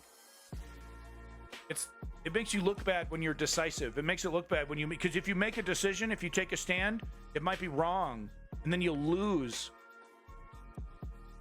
Think about that. This man is like, it's still, the poll numbers are looking better for Joe Biden, but this man is such a shitty politician, such a shitty leader, that he's still very, very much concerned that if he pisses off any major demographic being a leader, that he could lose his election. So he's like a fucking, he's a pubic hairs away from losing this election to a fascist, to a full-blown, I'm going to start World War III, I'm going to implement Project 2025, etc., etc., etc. Full-blown authoritarian clown. And Joe Biden's like, oh, he's a good opponent. He's very close to kicking my butt. I can't take any risks because then Donald Trump will win because I don't know how to lead. That's how pathetic the situation currently is. I could lose if I piss anybody off. So I better not just don't lead. Don't take a stand. Don't be a leader. You're only the most important, most powerful human being on planet fucking Earth. Frozen. Afraid to lose your re-election to a fucking carnival barker fascist who literally shits his pants. Oh yeah, well he's a good candidate. Oh, he's got me. We're really close, neck and neck. I'm only like 2-3 points ahead. You're only 2-3 points ahead to a guy that is literally promising to dismantle American democracy. You're literally 2 or 3 points ahead. Oh yeah, I'm scared.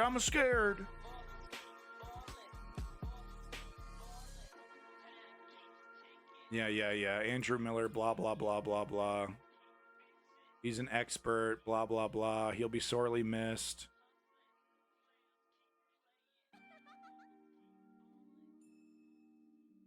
One U.S. official who knows Andrew Miller said he was ahead of the curve from the beginning in recognizing the risks of what has become known as the administration's bear hug strategy, referring to Biden's physical embrace of Netanyahu during a visit to Tel Aviv. It's just, Bibi Netanyahu spits in his face. Bibi Netanyahu does, literally works with the Republicans to undermine his presidential election. And he's like, come here, give me a big old hug. I'm a Zionist for life. I'm such a sucker. Oh, I know, you spit in my face and you try to destroy me, but we're still good buddies. You know why? Because he's holding on to the decisions that he made decades ago. His legacy. He's been supporting Israel since the moment he was fucking born, Joe Biden, and he can't let it go. right? If I'm wrong now, I was wrong decades ago, and I can't be wrong decades ago. I'm a smart and savvy politician. You can't put me in a corner like that. Somebody could be high on drugs and show psychotic symptoms. How many tens of thousands of Palestinians dead because Bibi Netanyahu and Joe Biden and politics? Yeah, I'd be getting the hell out of here too, because this guy's probably been trying to, throw some common sense his way. Sir, you have to lead. Sir, you have to set some limits and actually hold them to it. Well, if I do that, then they'll say I'm not helping Israel. Yeah, sir, you have to lead. Well, isn't it easier just to let tens of thousands of Palestinians die? I don't know. Isn't that easier? People don't care that much about brown people as they do about Israelis. Isn't that the strategy? Yeah, I guess if you want to be a sociopathic, fucking callous asshole, unwilling to make a decision. Yeah, the truth of the matter is that Americans care far less about Arab brown people, Muslim brown people, than they do about lily white Israelis. That's a fact. Interesting. So thank you for that article. Quick double tap. Very interesting stuff. Indicative of the issue. And big props to Status Quo over here for this video. Moving on to the next one. Wanted to point this out once again, as I'm very wont to say, give BB a boo-boo. As I'm very wont to say, Reddit is one of the most heavily censored websites on planet Earth. So here's this amazing video of Israeli protesters singing and dancing and chanting, death to Palestinians, not just death to Hamas, but death to all. I'm gonna buy beachfront property in Gaza, destroy Gaza, celebrating and cheering, Gaza civilians dying, innocent. They're okay. They'll say innocent civilians, they'll be cheering that on.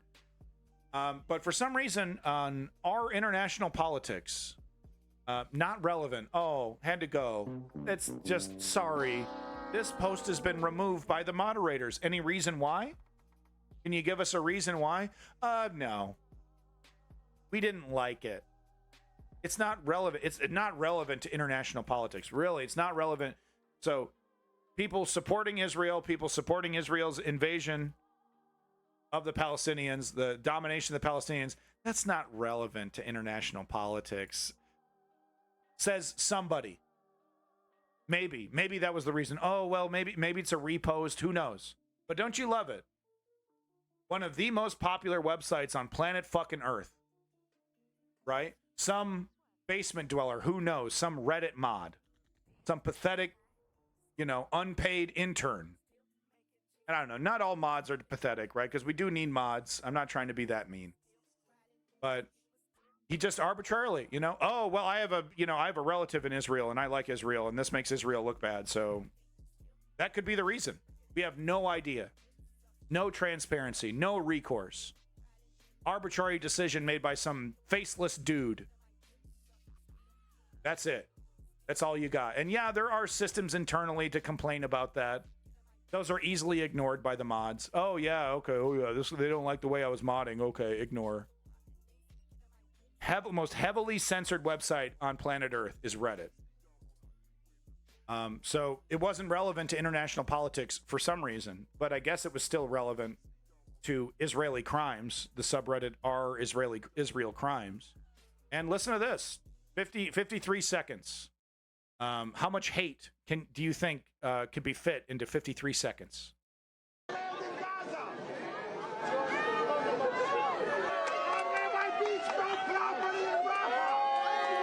I'm going to buy my beachfront property in Gaza as he receives cheers. Big smile, by the way, from Grandma over here on the left. Give you an idea of the scope of the issue, the scope of the propaganda, and how deeply rooted it is.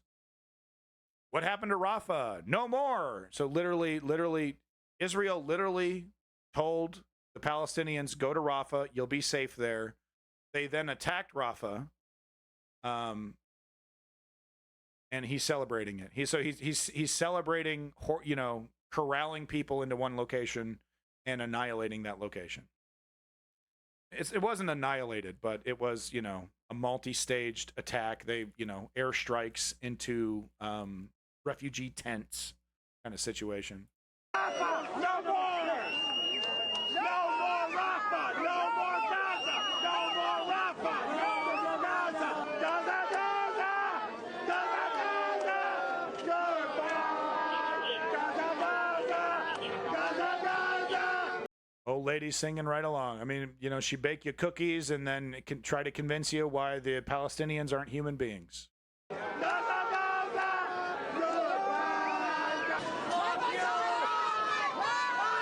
Interesting to see kind of, you know, I don't know, maybe I'm just looking into it too much, but the uncomfortable kind of awkward energy from the child here who maybe kind of understands how disgusting this is. I feel like there's a little understanding of how gross this is.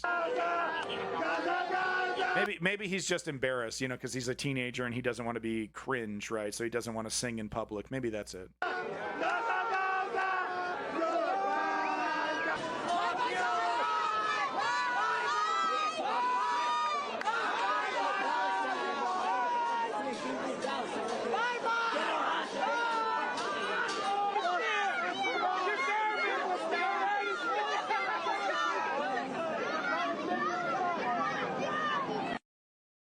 Pointing to a garbage truck and saying, look, it's the Palestinian truck. I mean, look, I would love to see some footage of Palestinian supporters engaging in similar behavior, right? Because that's what the pearl clutchers would say. Oh, they chant death to Israel, and they you know, they teach their kids to hate just like we do. It's all justified. This, you know, telling our kids to chant, you know, Gaza, Gaza, goodbye.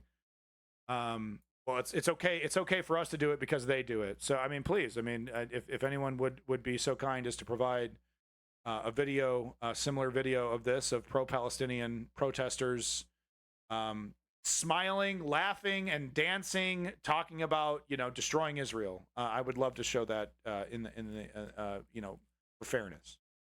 I have a harder time finding those videos. Maybe it's just coincidence, but I do have a harder time finding videos of pro-Palestinian people happily chanting for the death of Israel in the way that this is maybe the 6th, 7th video I've shown since October 7th of Israeli people proud to tell you how eager they are to kill as many Palestinians as they can. It's shocking stuff. You know, how many dozens of people have I banned from my chat for being pro-genocide? You know, it's like, hey, by the way, did you know it's against TOS to call for the death of an entire population of people? Well, no, it's okay because it's Palestine, right? It's okay, right? I mean, that's just normal stuff. It's okay. Everyone else gets human rights, but not the Palestinians, right? That's just normal. No, that's actually barbarous. That's actually, you know, disgusting. You're a monster. How dare you? How dare you be an anti-Semite and you know, tell me that I can't, you know, call for the death of the Palestinians? What are you talking about? That's just normal everyday stuff that we do. So moving on to the next video here, this has been making the rounds. This is a hostage who thankfully was rescued, you know, from Hamas. I would like to note that the most effective technique to get hostages has been negotiation. I think only 6 or 7 hostages have been released due to military action. It's reported that 3 hostages were killed during this operation. And then, of course, before that, we had 2 Israeli hostages that were shirtless and waving their shirts around who were stone cold shot dead by the IDF because they were undertrained. They didn't know what to do with shirtless men who were screaming in Hebrew. They didn't know what to do about it. So just, you know, shoot them dead. It's the best thing you can do. But this is interesting because this hostage here doesn't exactly give us the, you know, because there was one other hostage, I think, that was like, you know, Palestinians aren't human. There's no such thing as an innocent Palestinian, you know, very, very quickly repeating the Israeli government line. This hostage, not exactly repeating the government line. And you know, she's been, of course, shamed by Israeli, you know, oh, we rescued you and this is how you treat us, you know, that kind of shit. So let's hear what she has to say. The headline here, Israeli teen hostage faces hate over Hamas comments after her release. So let's see what she has to say. Volume here. She says, for them, women are sacred, which, okay, not really. Women are property.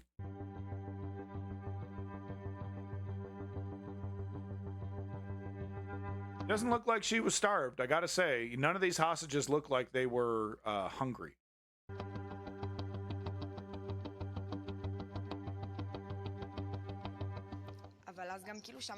Hearing the shellings, we thought, hey, maybe they do want to get us back. And he, Netanyahu, is causing problems. So she was saying, yeah, we were being held hostage and we heard Israeli airstrikes and we were like, why is Netanyahu, actively working against our release? Why is he making things worse?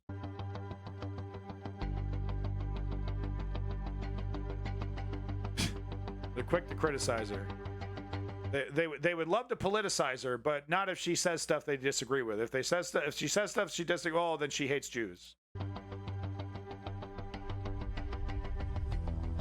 51 days, Jesus.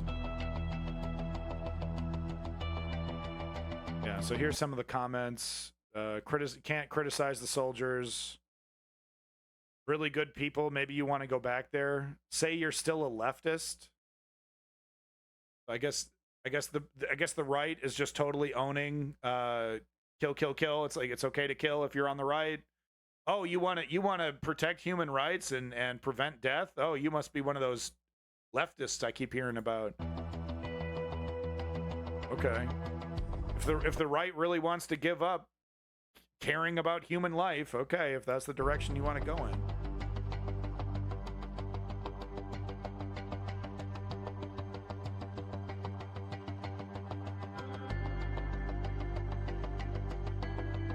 Jesus, 17, along with her mother and 2 younger brothers.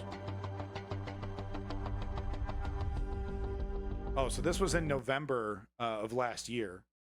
So this was not part of the military action. Sorry, I'm a little confused there. This was not part of the military action. This was a negotiation that was made to get her released.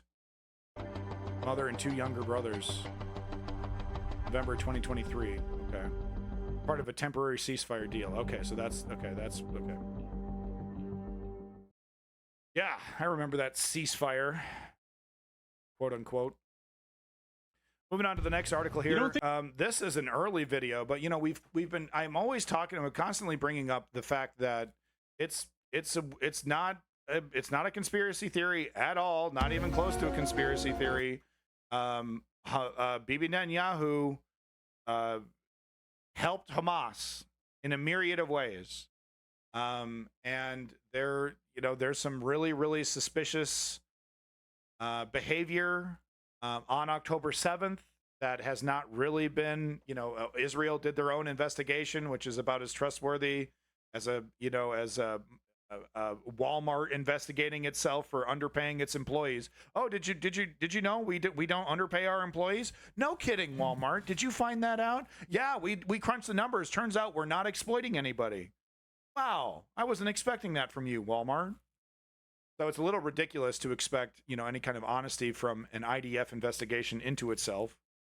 There's a lot of, look, I mean, I'm not going to sit here and say definitively anything right now. All I will say definitively is that there is a lot of fucking evidence pointing Bibi Netanyahu to Hamas, and that there's more than just rumor mill kind of stuff, evidence around October 7th, and how one of the most well-defended, well-funded militaries, professional militaries, that's actually really, really good at certain things. Like the IDF is not a joke, right? It's a legitimate military. It's not like the Iraqi, military or something, right? No, it's like a legitimate military that is capable of defending itself very, very well. But just so happened on this day, October 7th, the day that Hamas was planning a big thing, skeleton crews at critical base locations and underfunded, undertrained guards at those locations, and just a lot of interesting stuff. So I missed this video at the start of the conflict. I missed this IDF soldier here, veteran IDF soldier, and his rant. So this is kind of an older video. I don't know if we're going to watch the whole thing. We'll see how captivating it is. I watched the whole thing, but it's different context when you're doing the show. So we'll definitely watch at least half of it here. It's definitely emotional.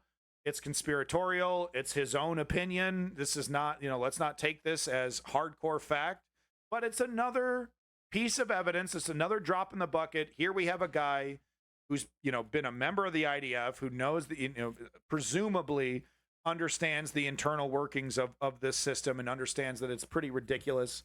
The security flaws that were open on October 7th. So this is his opinion. So let's hear what it is. Let's see. You don't think that there's anything fishy going on here? And I know all these things firsthand because I served on the Gaza border. And there's many people that say, oh, well, this was just a breach. No, that's not a breach. I'm sorry, that's not a breach. That's an inside job. Okay, so they're cutting all over the place with this video. It's not a very good job. So you're going to hear him repeat that at the end of the video. So that was what we just heard was his conclusion at the beginning. It's very confusing, the editing. So we're all trying to make sense of what happened on October 7th, which is Shmini Atzeret. So what I want to do is reverse engineer this thing a little bit to kind of help you understand why I believe that this was an inside job. September 1st, the Israeli government confiscated the weapons of the security teams in the Gaza Belt communities. Why that happened, nobody knows. Fast forward to September 10th. Okay, so you see what I mean? Like, what? Are you serious? So on September 1st, the Israeli military went to these kibbutzes and told took the weapons from the armed guards in the kibbutzes? For real? That's wild, if that's true. So what I want to do is reverse engineer this thing a little bit to kind of help you understand why I believe that this was an inside job. September 1st, the Israeli government confiscated the weapons of the security teams in the Gaza Belt communities. Okay. Why that happened, nobody knows. Source on that. Fast forward to September 10th. Right. On September 10th, the Moatzah, which is basically the municipalities of the Gaza Belt communities, received reports of increased tensions on the border of Gaza during the Jewish holidays. The guard posts, that's not a conspiracy theory. Because it was the Jewish holiday, it was a skeleton crew running it. Same heads of municipalities asked the army if they should cancel their festivities in light of the warnings of increased tensions on the border of Gaza. And what did the army say? They said, no, don't cancel anything. It appears as though we're heading into a state of calm. Now, you can assume that the Shabak did not know about this attack, but that's highly improbable. I mean, Israel is probably the most advanced surveillance state in the world, and the Gaza border is it's one of them. It's up there. It's all that fancy U.S. tech. Probably the most heavily surveilled. The fence was breached in 15 different locations, and you want to tell me that the most highly advanced surveillance equipment on arguably any border in the world didn't pick that up, didn't report it? Well, they did, and it's documented. Yeah, they did report it. The response was it took hours. So don't believe that lie. Now, in some cases, the response took hours. Once, depending on where, thousands of Gazans on pickup trucks and hang gliders invaded Israel, which apparently nobody knew about, right? Except they did know about that. There's a well from Israeli press websites. There were articles about how Hamas, the plans that Hamas were planning with the gliders and stuff, and the training videos and stuff, that the IDF had that information. They knew that something was being planned well in advance. Maybe they didn't know the specific day, but maybe they did. But at the very least, we can confirm that they did know that Hamas was planning something big for a major holiday or a major event. That's a fact. You believe that? Which apparently no one knew about. They had 7 hours to kill everyone in their path, completely destroy kibbutzim. Not only that, take hostages back to Gaza, unscathed, unopposed. Do you know how long it takes an attack helicopter to get activated and blow up any one of those tractors or pickup trucks or hang gliders that invaded Israel? Less than 5 minutes. And I know all these things firsthand because I served on the Gaza border.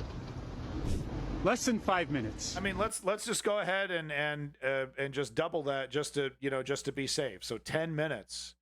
And he's right. I mean, some of these guys they had all the time in the world at that music festival. It's disgusting, some of the footage. You know, the security guards were taken out and they just had the run of the place for at least an hour or maybe even longer. And yeah, he's saying, look, 5 minutes or less, you could have had a attack helicopter, you know, trying to take out targets in that music festival. What the hell happened? Oh, you didn't give us enough helicopters, Joe Biden. We need 50 more helicopters. How many fucking helicopters do you need? Jesus Christ. It all could have been over. It could have been a 5 minute, it could have been a matter of 5 minutes before the whole thing was upended. And instead they had 7 hours, possibly 8, to conquer kibbutzim, kill thousands, and bring back hostages alive, unopposed. And there's many people that say, oh, well, this was just a breach. No, that's not a breach. I'm sorry, that's not a breach. That's an inside job. Like I said, this is not a video I wanted to do. This is not something, and oh, by the way, now America is coming with aid. Do you really think Israel needs American aid to fight Gaza? Gaza. Their most elite force, their air force is hang gliders, and their ground troops are pickup trucks. They don't even have. I said this myself. It's like, do they even have a tank? No, they don't even have, you know, this idea, you know, Davy's convinced, no offense to Davy, but Davy's, you know, it's like, you know, this is a fight against Hamas, the military of Hamas. No, a military. It's a ragtag bunch of religious extremists in fucking Toyota trucks if they're lucky. Like that's the elite troops that get the trucks. Have a tank. And we need American aid Israel needs American aid to fight them? Are you f***ing serious? You don't think that there's anything fishy going on here? There you go. Like I said, speculation, you know, grain of salt. I don't know. He could be lying about his military service, right? But I just thought I'd bring that up. You know, if this guy's legit, he legitimately worked for the IDF and was on the Gaza border, and you know, if all that is legit, I would like to respect his opinion a little bit more, right? Because he's not just some chump. You know, he was there, and he's saying this is ridiculous. We have the capabilities to attack Hamas without without aid, and their air force is hang gliders, and why did they have 7 hours? I don't know if 7 hours is accurate either. That might be a little hyperbolic, but they had hours to operate unopposed, and it takes 5 minutes to get in a helicopter.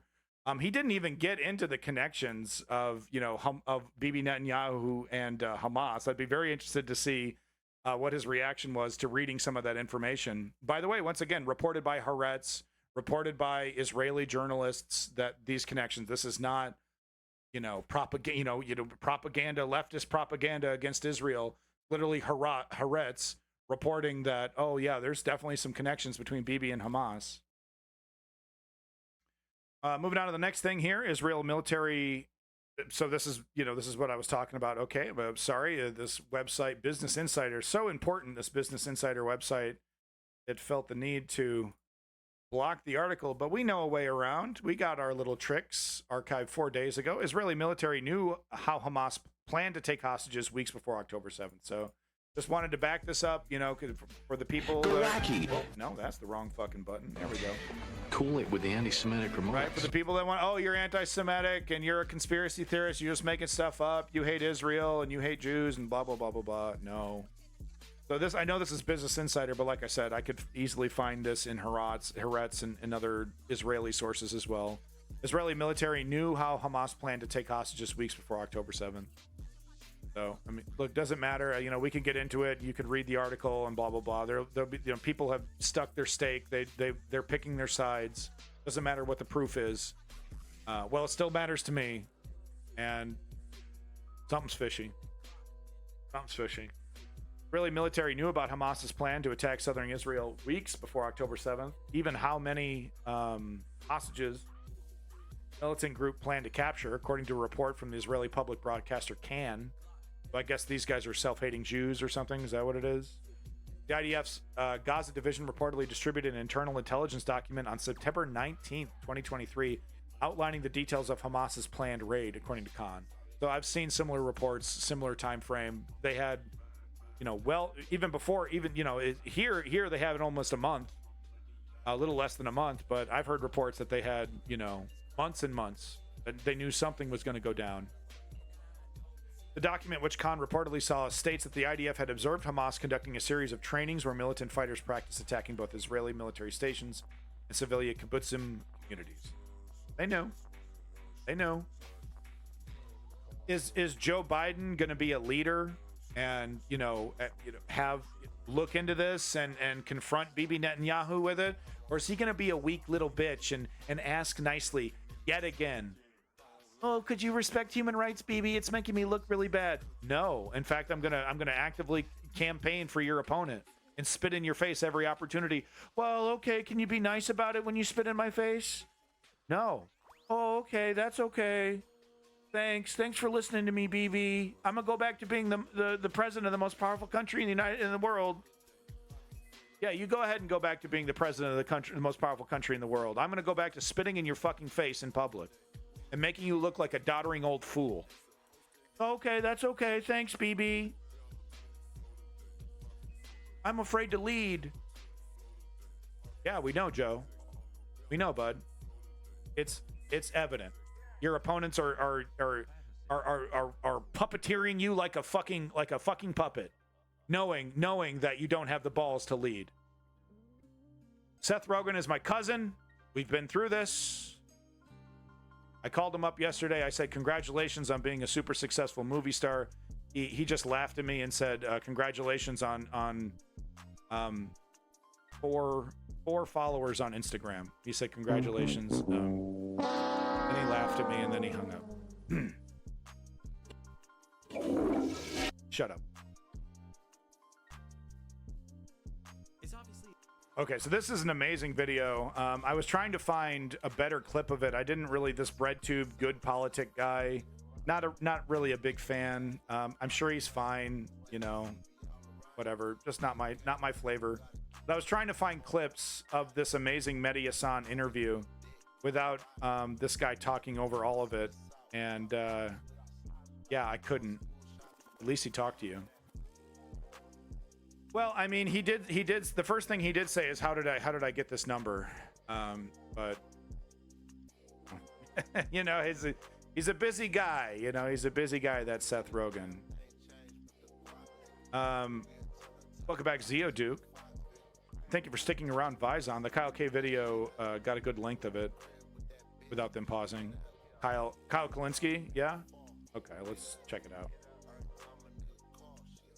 Kyle Kalinske, I'm still not going to resubscribe, but in the Discord, I did recently give Kyle Kalinske credit for finally criticizing Joe Rogan. Finally criticizing Joe Rogan. It only took him years and years and years to finally step up and say, okay, this is a little ridiculous, but he finally did. See if I can find the video for you. So this is the one right here. Okay, so we'll get that one right there. But the video that I'm talking about, man, he's cranking it out, man. See here. Oh yeah, here it is. So this is him giving Joe Rogan credit for talking about the killing of Palestinian children. So he went right back. He went right back to defending Joe Rogan because he desperately wants to get back on Joe Rogan's show. But he did do a meek criticism of Joe Rogan somewhere around here.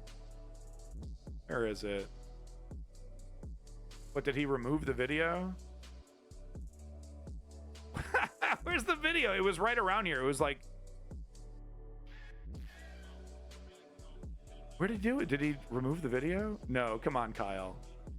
Okay, it's around here somewhere. Trust me, it's in the Discord if you want to find it. It's there. I hope it is, unless he removed it, which is not a good sign. All right, so let's steal from Blondie here a little bit. Let's get this clip from Mediasan. It's a really, really great clip. They do a good 5 to 6 a day, it seems, plus all the Kyle, Crystal, and Friends ones. Yeah, look, I mean, you know, Crystal Ball needs to do something about Sagar Anginetti. She needs to separate herself from Sagar Anginetti. She needs to separate herself from the Hill. It's a fucking, I guess, did she actually, she no longer works for the Hill. I take that back. But no, man, breaking points. Far too often, breaking points, jacking off, right? Just asking questions. Okay, you know, talking about, Ukraine on its last legs. Here, I'll show you. Look, I'll show you exactly what I'm talking about. Ranking points. Watch. Israel on its last leg. Israel on its last leg. Sagar and Crystal. Sagar, a guy, Sagar, who's probably going to vote for Donald Trump, who probably supports JD Vance. We're supposed to, what? Are we supposed to pretend that these are just, you know, two opposing opinions, two equally valid viewpoints? One guy supports fucking fascism, and JD Vance, who wants to ban pornography, versus what? Am I supposed to believe you're a liberal? Watch this. Look at this. Search for Ukraine. Watch this in breaking points.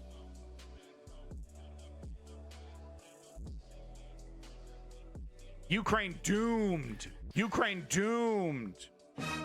Top Ukraine general admits war unwinnable. Here's what real Ukraine victory looks like. Recontextualized Sagar bullshit. Talking about, you know, like I said before, you know, adding an academic veneer over defeatism. This isn't realism. This isn't realism. Ukraine general admits war unwinnable. Really? Is that what he said? Top Ukraine general? Unwinnable, he says. Really?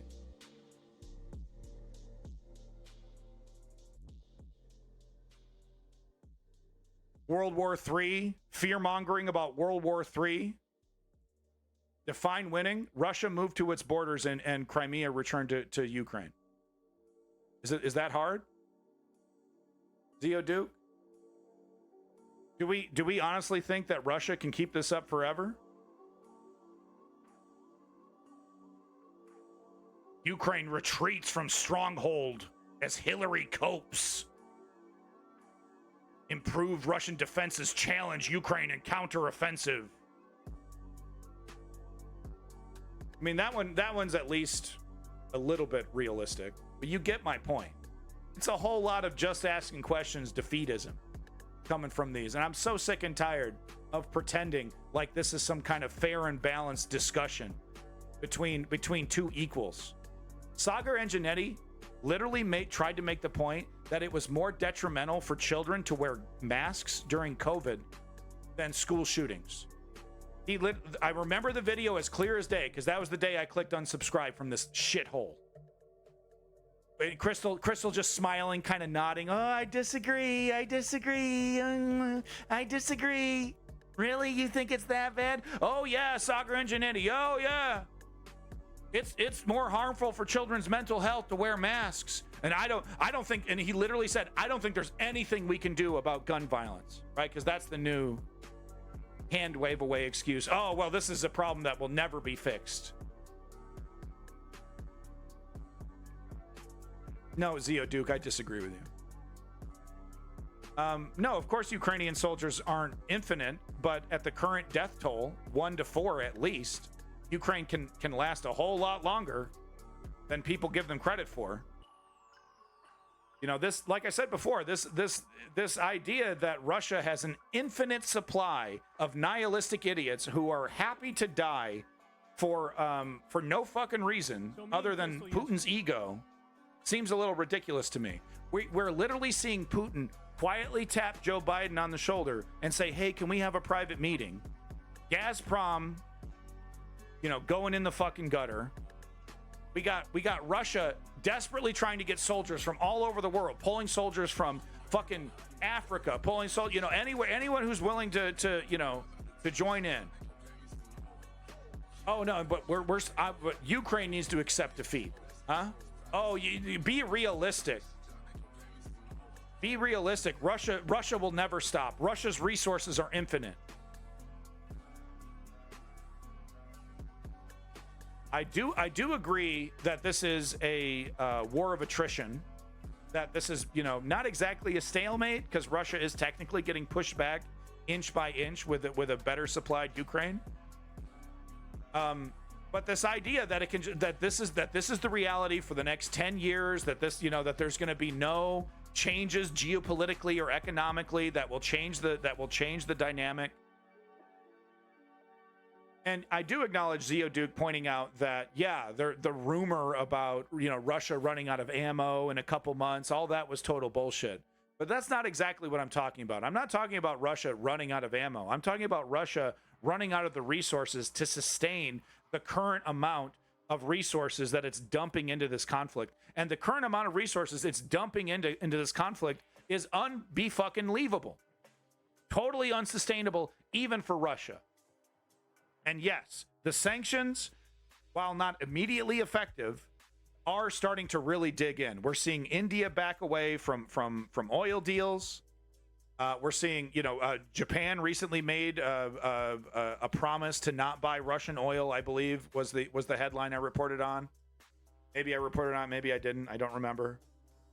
So I do agree that there's a lot of, there was a lot of lies or kind of wishful thinking about Russia's resources, but that's not what I'm talking about. I'm not talking about completely being cut off, but I'm saying that the current rate of resources being pumped into this conflict is unsustainable for Russia. And honestly, anything less than the current amount of just pour it on, meat wave after meat wave after meat wave, is going to lead to Russia getting pushed further and further back, faster and faster. The only thing holding Russia there is this torrent of resources that they're fire hosing into the front line. The moment the water pressure in that torrent slows down, that's when Ukraine is going to be taking more and more and more. It doesn't have to be a total collapse of Russia's economy, a total collapse of Russia's military for Ukraine to be pushing further and further forward. Anyway, let's get this Mehdi Hassan clip here. This is really something else. Him pushing back against these Zionist narratives and pushing back against the crowd that is trying to support this war, trying to support this violence. It's really good to see. Thank you again, Kyle Kalinske, with your blonde fucking hair, buddy. Thank you. Able to piece that together himself.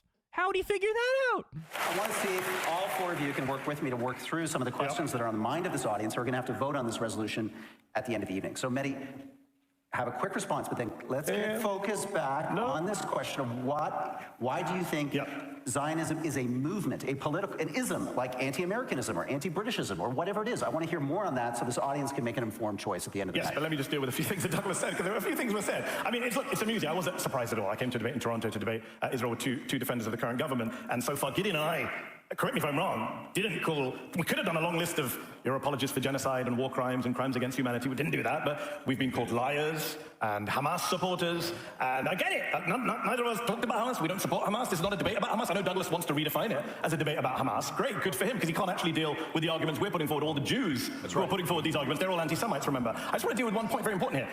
Douglas is the great journalist in Israel. I love this. Cosplaying as a journalist, going into Gaza with the IDF. Douglas interviewed Benjamin Netanyahu in January.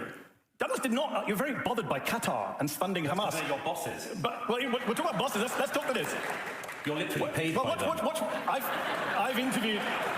I've interviewed Qatari officials. You can go on YouTube and watch my interviews with Qatari officials. And then you can watch Douglas interview Benjamin Netanyahu, where he asked him pearls like, is there another chapter left in the Netanyahu biography? That was the strong question. He didn't ask Benjamin Netanyahu, why did you work with Qatar to fund Hamas all those years? Why did you prop up Hamas all those years. Oh my God, he's Yeah, so he's bringing it up. So this clip is great. If anyone can provide me with the clip that isn't a reaction by somebody, no offense to Kyle Kulinski, and I bet there's people who watch my show that are like, I just want to watch the fucking clip, which is why I try to put it in the YouTube. I'm sick and tired of your interruptions, right? So I get that. If anyone has the clip from Zateo or wherever this is, roaming Soren, Soren, because it is a really, really good interview for all the clips that I've seen. What the hell? Who the hell is this guy? The hell is this? Fucking music videos? His dog? Is this the video? No, this is the video. Like and subscribe, folks. Get dogs watching the YouTube video they were watching. This is better. This is better though. This is infinitely better than anything I've watched all day today. I'm gonna give that a like. So nice. I'd love to take my shoes off and just stand in the creek. You ever do that? God, it's so good. Throw a line in the water. I haven't gone fishing in years. Okay, well there's your moment of zen. Let's get back to the chaos. I got a lot. I want to finish. I at least want to finish the Gaza stuff. Iran aims to sacrifice our blood. Palestinian President Abbas slams Ayatollah Khamenei for praising October 7th attack. So yeah, I don't know if I reported on it, but the Ayatollah out of Iran made positive comments about October 7th, and it's good to see the Palestinian Authority, the leader of the Palestinian Authority, say, dude, that is not productive. Okay? That is not productive. Want to build Russian plants? I can link you. They want to build. I'm not saying the Indian-Russian relationship is completely severed. I am referencing a specific article that I reported on. India,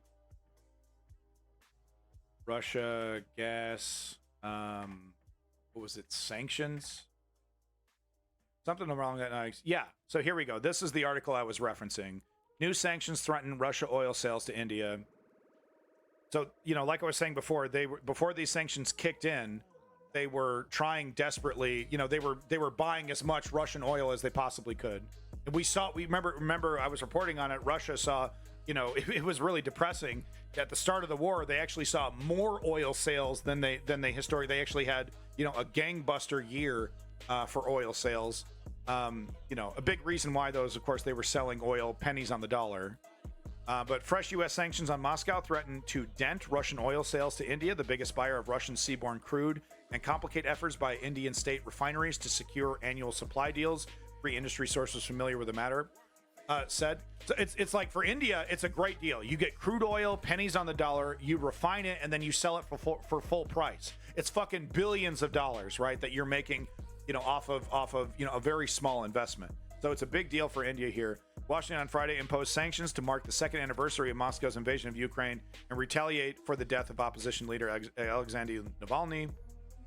The sanctions target Russia's leading tanker group, Sovcomflot, which Washington accused of being involved in violating G7's price cap on Russian oil, as well as 14 crude oil tankers tied to Somflo. So there you go. That's what I was referencing specifically. Does that matter? I don't know. You kind of seem like you're a defeatist trying to make excuses for Russia's invasion. So I'm not sure if sources matter to you, but specifically that's what I was talking about. Yeah, anyway, not going to dwell on this. I agree with the Palestinian Authority. Iran, shut the fuck up. Don't be praising October 7th. Really just adding more fuel to the fire that Hamas was created by Hezbollah and is supported by Hezbollah, which there is some truth there. But, you know, there's some people that say, oh, Hamas is basically a proxy army for Iran. So statements like this don't really help with that. The Ayatollah, though, from Iran does not care about peace. I don't believe.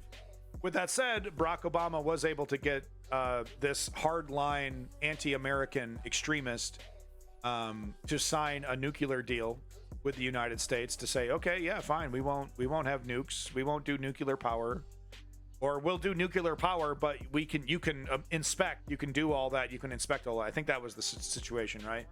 Trump, of course, came in. People don't like me. I need a big win in the press. Well, you could publicly rescind the Iran nuclear deal. Oh, that's a good idea. Yeah, that was Obama's thing. He was really proud of that. Let me take a shit on that. That'll be good for me for a couple weeks in the press. Republican press, of course.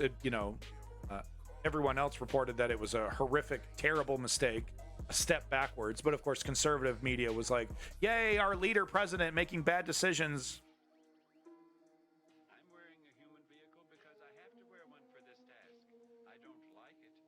So I don't know if I played this or not. I don't care. I'm going to play it again. I agree with this man wholeheartedly. Irish politician Thomas Gould delivers one of the greatest speeches in modern history. I hope you burn in hell, Netanyahu. That's a quote from the speech. This is a very, very powerful speech, and no, it is not anti-Semitic in any way. Let's have a listen. This is, like I said, absolutely powerful. Great stuff. Photographs and the pictures and the videos that come from there, and you hear the screams of people screaming as the Israeli government burned men, women and children alive. They burned them alive. Yeah, there's documented cases of this happening. The weapons that we sell Israel are not hugs and kisses weapons. And the world stands by while 15,000 children are being slaughtered. I don't even know what kind of point you're trying to make, Lexum. Like I said, you seem like a defeatist, pro-Russian bad actor who's trying to make some kind of a defense of Ukraine giving up its territory to allow a dictator, to appease a dictator. So I'm not really interested in your links. I don't even know what kind of point you're trying to make. That Ukraine needs to give up? Is that the point you're trying to make? 35,000 men and women and children. And it's unbelievable, the genocide that's happening. A child with no head, and the Israeli government say it's a mistake. Yeah, I could tell, Estonian. I was getting that vibe. Oh, I'm just asking questions. There's a lot of really good reasons why Ukraine needs to give up and let Russia win. I'm just saying. Hope that Benjamin Netanyahu burns in hell the same way them children and their families burned.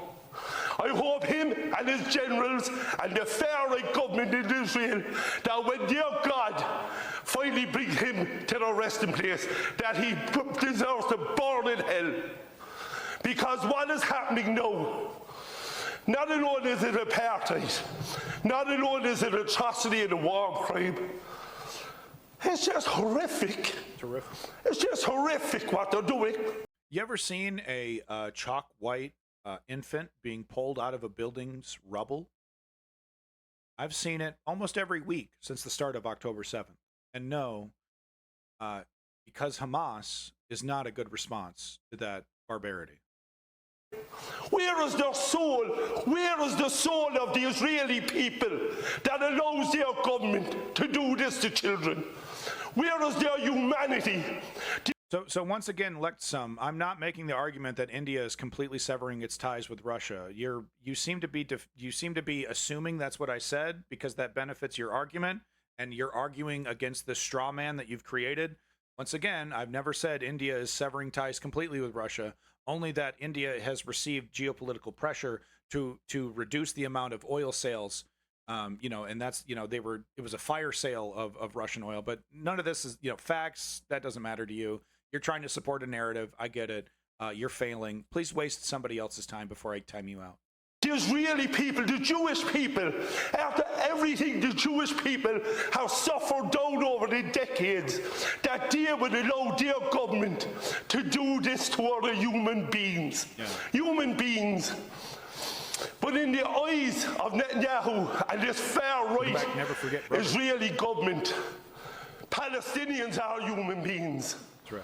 But today here, the Irish people say, we recognize Palestine. We recognize that they are human beings, just like every one of us. Shame on Israel. Shame on what they've done, and will never be forgotten. Indeed, indeed. So this is, this was after Ireland has recognized the state of Palestine, no longer waiting for Israel's permission to do so, which is what the United States wants the international community to do. And the international community has been happy to do that for decades, to just, okay, we're leaving this up to the two-state solution.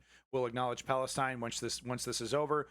They now see the reality. Spain, Ireland, a couple other countries now see the reality that if they don't recognize a Palestinian state now, they will probably never get an opportunity to recognize a Palestinian state, because the goal is very clear. The partial or total the partial or total erasure of Palestine is the obvious goal that has been set out since really the very beginning. And like I said, I've said this before, I'll say it again. Maybe it's controversial, maybe it isn't. But the only problem that the West has with what Israel is doing to Palestine right now is the speed. The entire world was happy to let Israel commit crimes piecemeal, little bit by bit, against the Palestinian people. Take a settlement here, like I said, 30,000 settlements, and 6 months later, we take out an olive farm, little bit by piece by piece by piece. The West was perfectly happy with that theft and that crime, implementing a full-blown apartheid state for Palestinians inside the West Bank. West was happy with all that. I mean, not happy maybe, but they can deal with that status quo. The only problem they have with the Gaza Strip is the speed in which Israel is accomplishing its goal, which is, like I said, the elimination of Palestine as an entity at all. Thank you for that follow, Kenobi. Appreciate that. Moving on to the next article here, and yeah, we got a bunch, folks. The news moves so fast pertaining to really everything. It's like I can't even take 3 or 4 days off without hundreds of news articles piling up. Was that Irish guy's name? That fella's name was, real quick, Irish Thomas Gould. Mr. Thomas Gould. Hopefully this isn't one of the Irish politicians that was defending Russia's invasion, because there's a couple super well-known pro-human rights Irish progressives or socialists that made basically big defeatist speeches on the floor here about how Zelensky is a monster for dumping resources into resisting Russia's aggression. Once again, Lectsum, I don't even know what you're defending anymore. You're just literally talking to nobody in an attempt to spread lies and misinformation. Spying, hacking, and it's not going to work here. Please go waste your time somewhere else. But don't make me have to just fucking give you the boot. Because next time I see it, next comment, I'll probably just give you the boot. Because you're wasting everyone's time. Spying, hacking, and intimidation. Israel's 9-year war on the ICC exposed. Yeah, exactly, guys. Not this chat. This is the most informed, hardcore political chat on Twitch. Okay? We're the motherfucking regulators, bitch. We're not the jokesters. You got to be able to hold your shit down if you're going to talk some shit. Every member of this chat has been able to hold themselves down.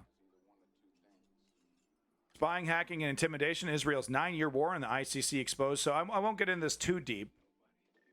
But, Israel, the ICC, they're trying to do everything that they can. The International Criminal Court, trying to do everything they can to undermine the ICC, to intimidate the ICC.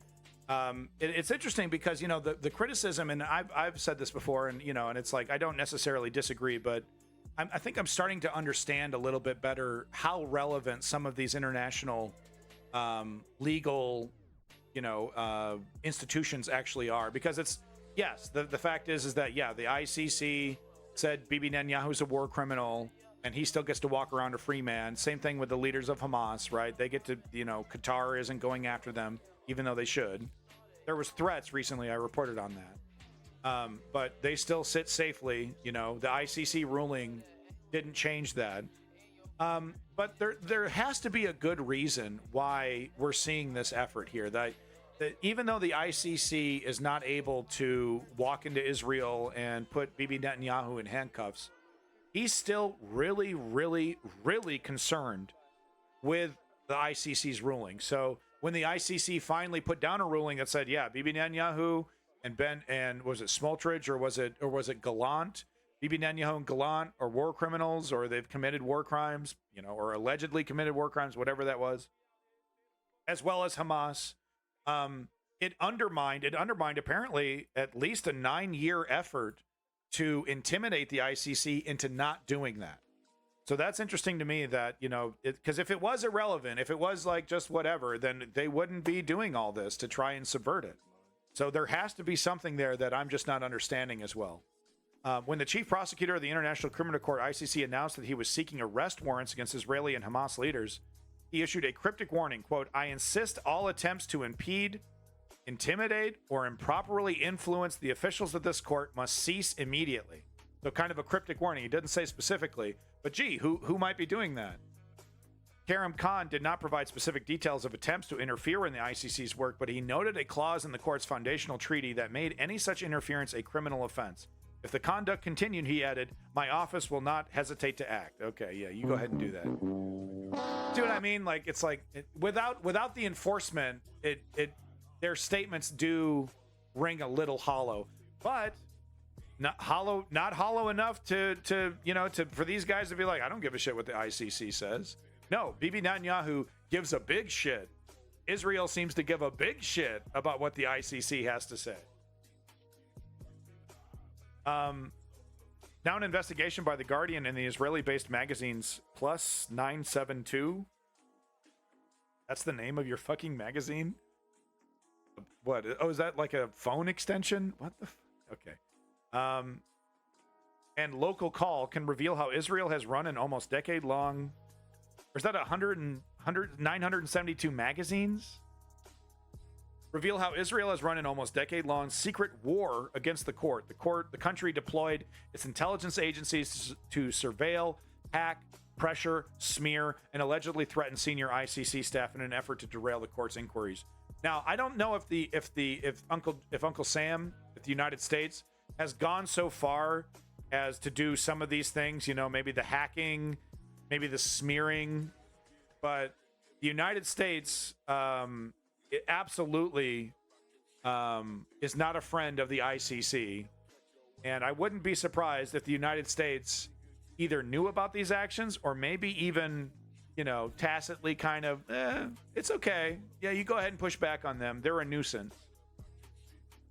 Israeli intelligence captured the communications of numerous ICC officials, including Khan and his predecessor as prosecutor Fatsu Bensoudia, intercepting phone calls, messages, emails, and documents. So anything, are you cheating on your wife? Are you into some weird porno stuff? Are you, scandalous emails about corruption? They're trying to get you however they can. Now, I mean, these guys should be held accountable. There should be transparency, but they don't deserve to have ICC, judges and officials don't deserve to be surveilled by foreign governments. The surveillance was ongoing in recent months, providing Israel's Prime Minister Benjamin Netanyahu with advanced knowledge of the prosecutor's intentions. A recent intercepted communication suggested that Khan wanted to issue arrest warrants against Israelis, but was under, quote-unquote, tremendous pressure from the United States. So there it is, according to a source familiar with its content. So, you think, when Anthony Blinken gets up there in front of the microphone and he says America's the most moral, we care so much about human rights, and wagging their finger at other countries for daring to be anti-human rights. Remember this. Under tremendous pressure from the United States to not call a war criminal because he's on our side. Yeah, he killed a bunch of kids, and yeah, this is totally unnecessary war, but he's a valuable strategic asset in the Middle East, and he defends American interests in the Middle East, through Israel, and can we look the other way on the attempted genocide, the mass killings? Can we look the other way? That's America. I don't know how much more evidence we need, right? America perfectly happy to work with war criminals and fascists and you fill in the blank, monsters of all shapes and sizes, if it benefits U.S. interests.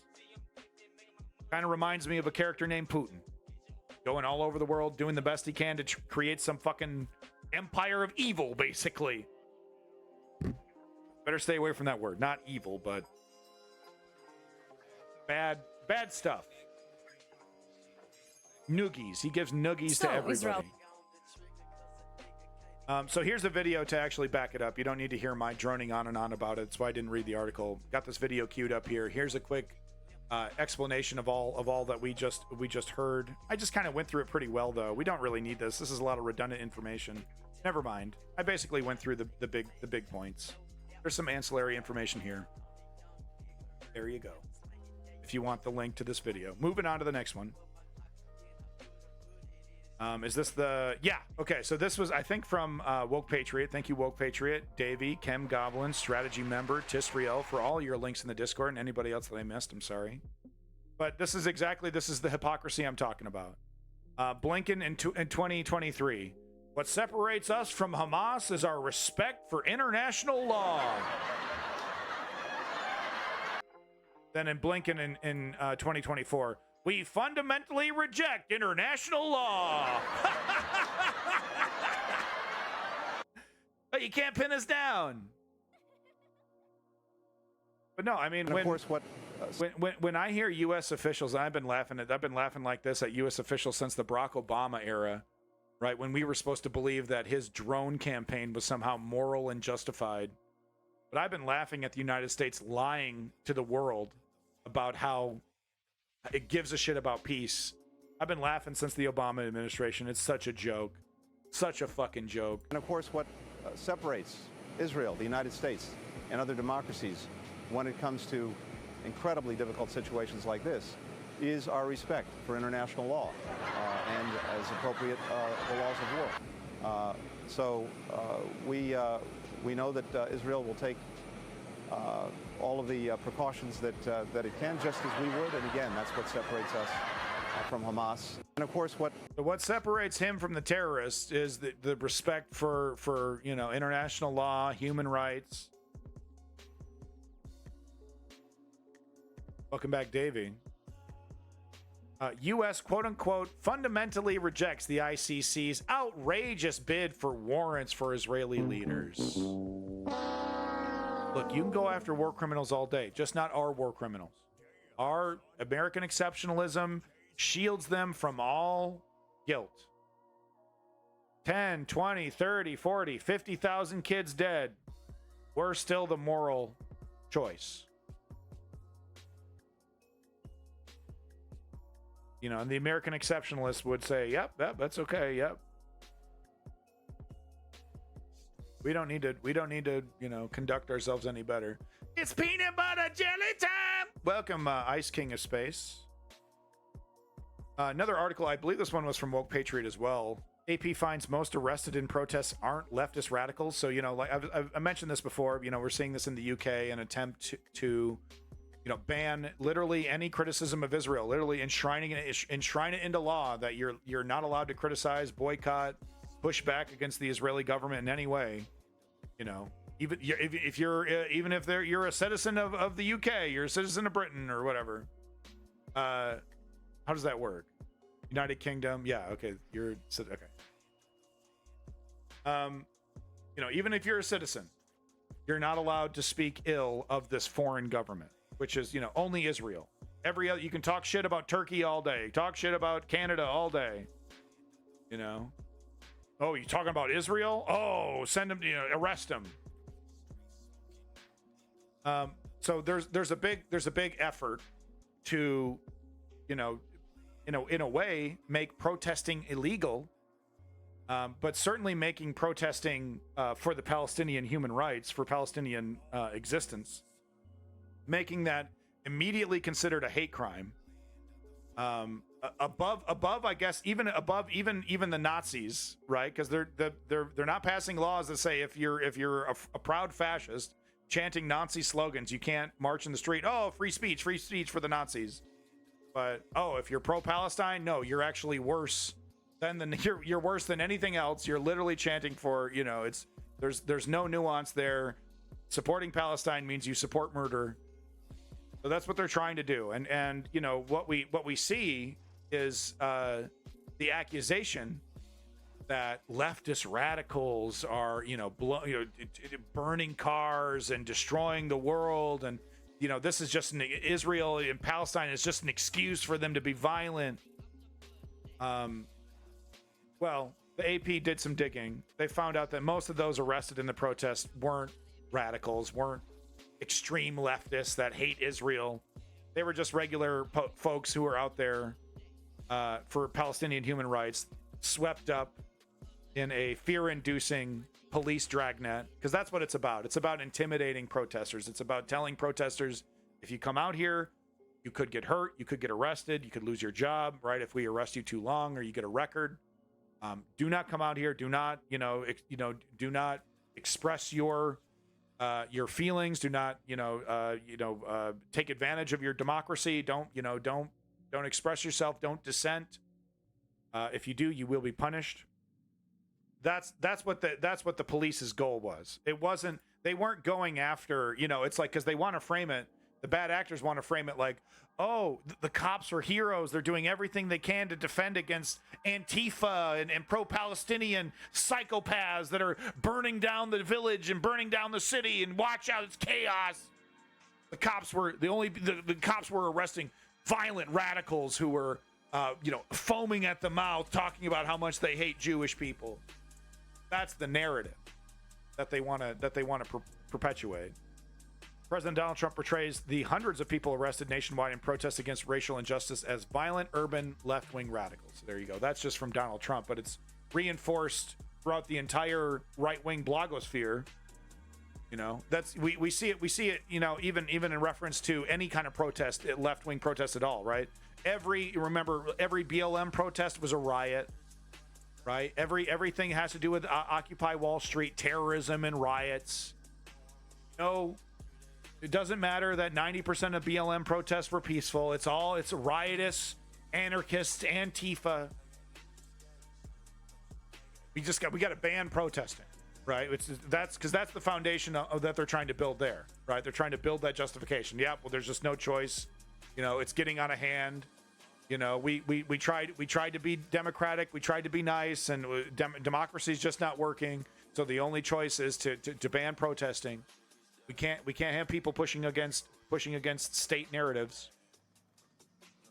Very few of those charged appear to be affiliated with highly organized extremist groups, and many are young suburban adults from the very neighborhoods Trump vows to protect from the violence in his re-election push to win support from the suburbs. So there you go.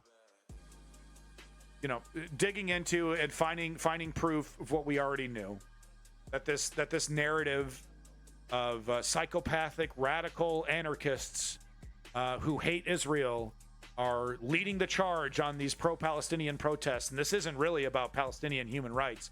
This is about anti-American, anti-British sentiment, anti-Jewish sentiment.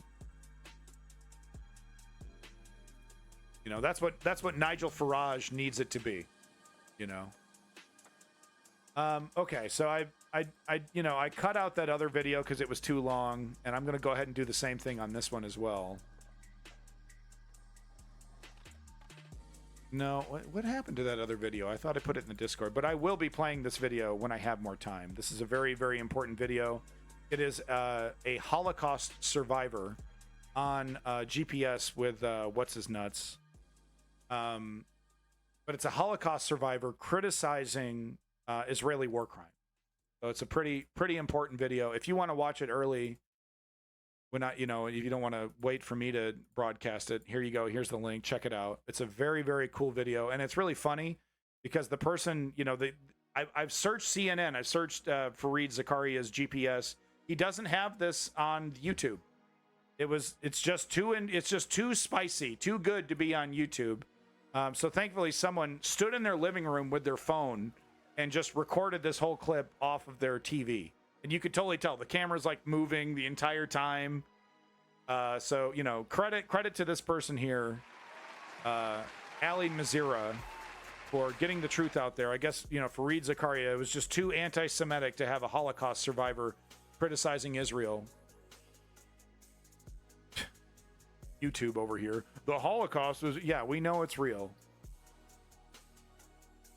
But no, the anti-intellectualism is real when it comes to the Holocaust. I'm less criticizing YouTube and more criticizing humanity that this is even necessary. You know, these kind of context warning. Oh, hey, by the way, if you didn't know, the Holocaust was real. Like, yeah, this is unfortunately necessary. Yeah. So trigger warning, we're going to see, Israel's war against the Palestinians right up front and personal. We're going to look into the Jabalia strike, and then we're also Al Jazeera's Hani Mahmoud. And we're also going to be looking into the, I think this is the Rafah camp or refugee camp, Dur al-Bala. Yeah, so we're going to look at reports from two different locations. Israel, these are places that Israel is supposedly cleared of Hamas. They won. Oh, Hamas defeated. But somehow, gosh, they just keep popping up. You think Russia will use these Palestinians against Ukraine? Huh? See what he's talking about here, folks. Just in, Russia announces it will host 43,000 Palestinian refugees for 6 months. Oh, God. Oh, no. If Russia wants to give the Palestinians that want to get out of this hell, give them citizenship in Russia and literally save them, and that's okay. All right, I'm not going to trip about that.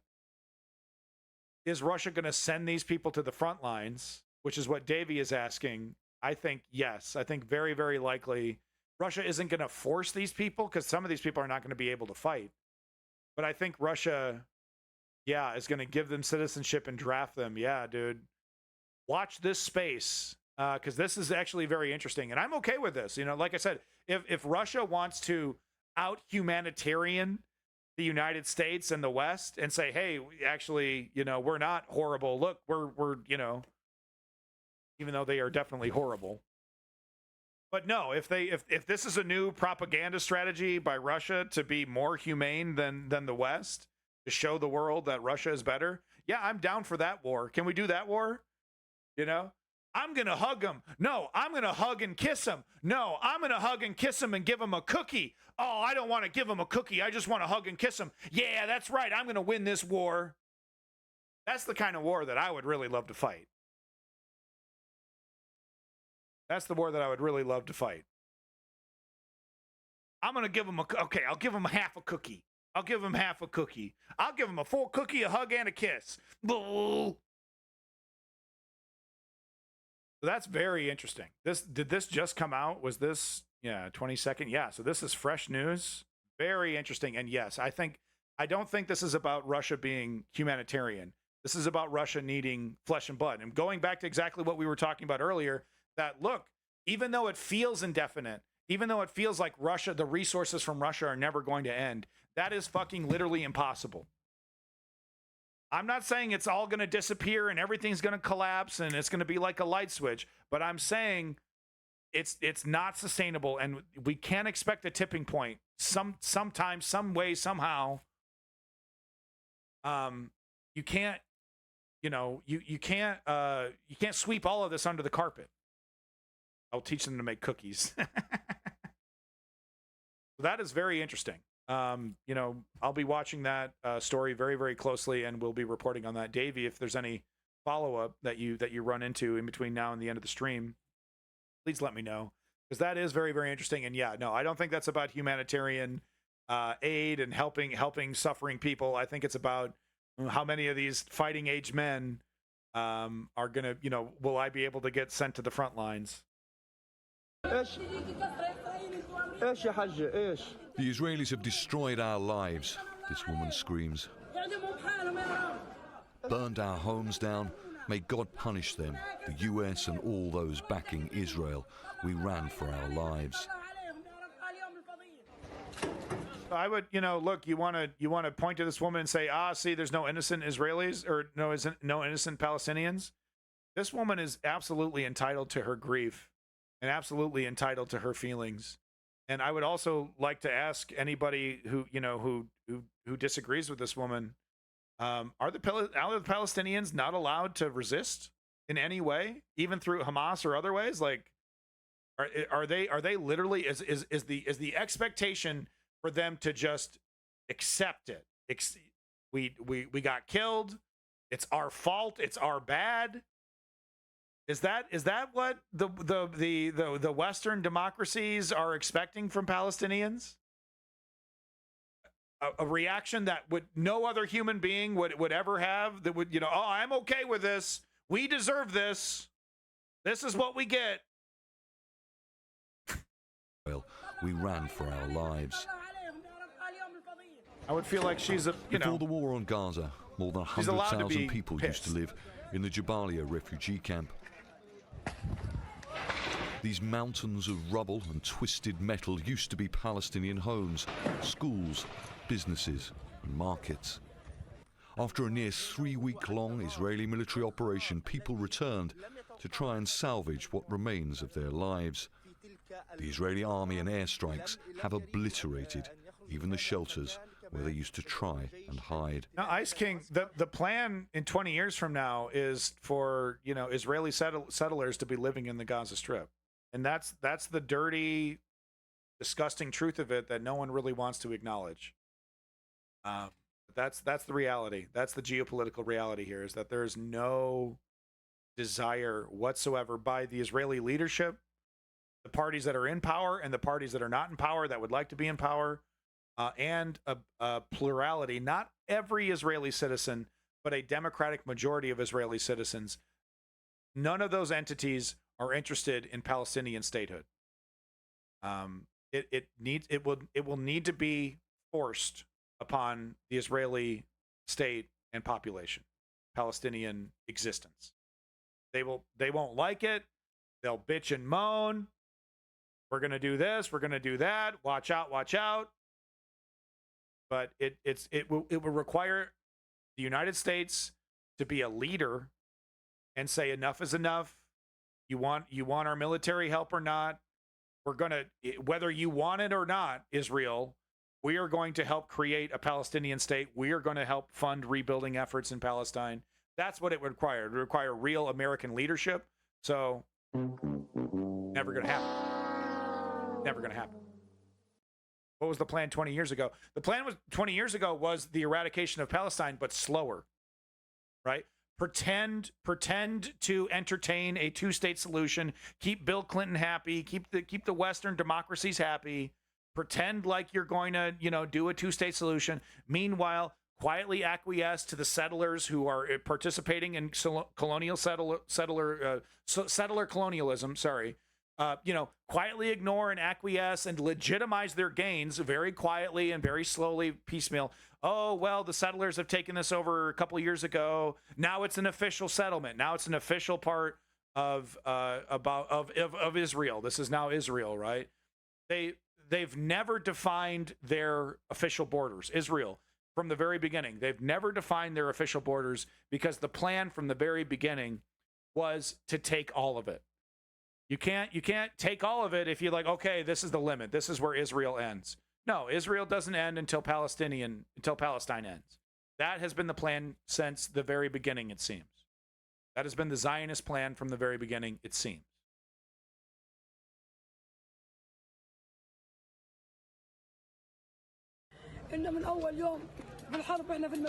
Yeah, Davey, I saw Since that the headline. First day of the war, we have been sheltering in the school. Yeah, showing big, once again, big leadership from Joe Biden there. Well, if you expand your war further into Lebanon and you make this into an even more intractable quagmire, we'll kind of support you. We'll kind of have your back, BB, but please don't do it. It'll make me look bad.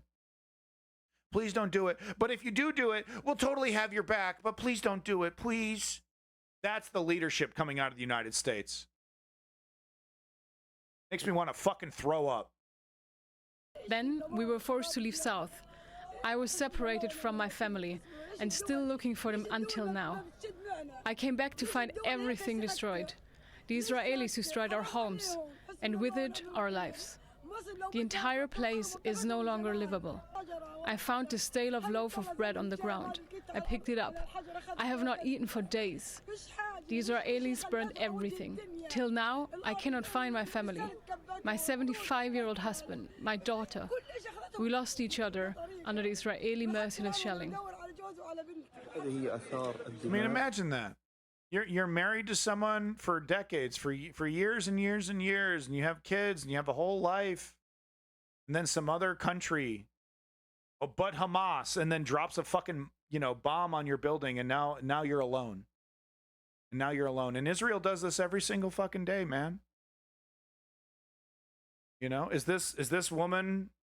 Would you really judge this woman for cheering Hamas after she's lost so much? Oh, yeah. Her killing would be justified. She didn't learn her lesson.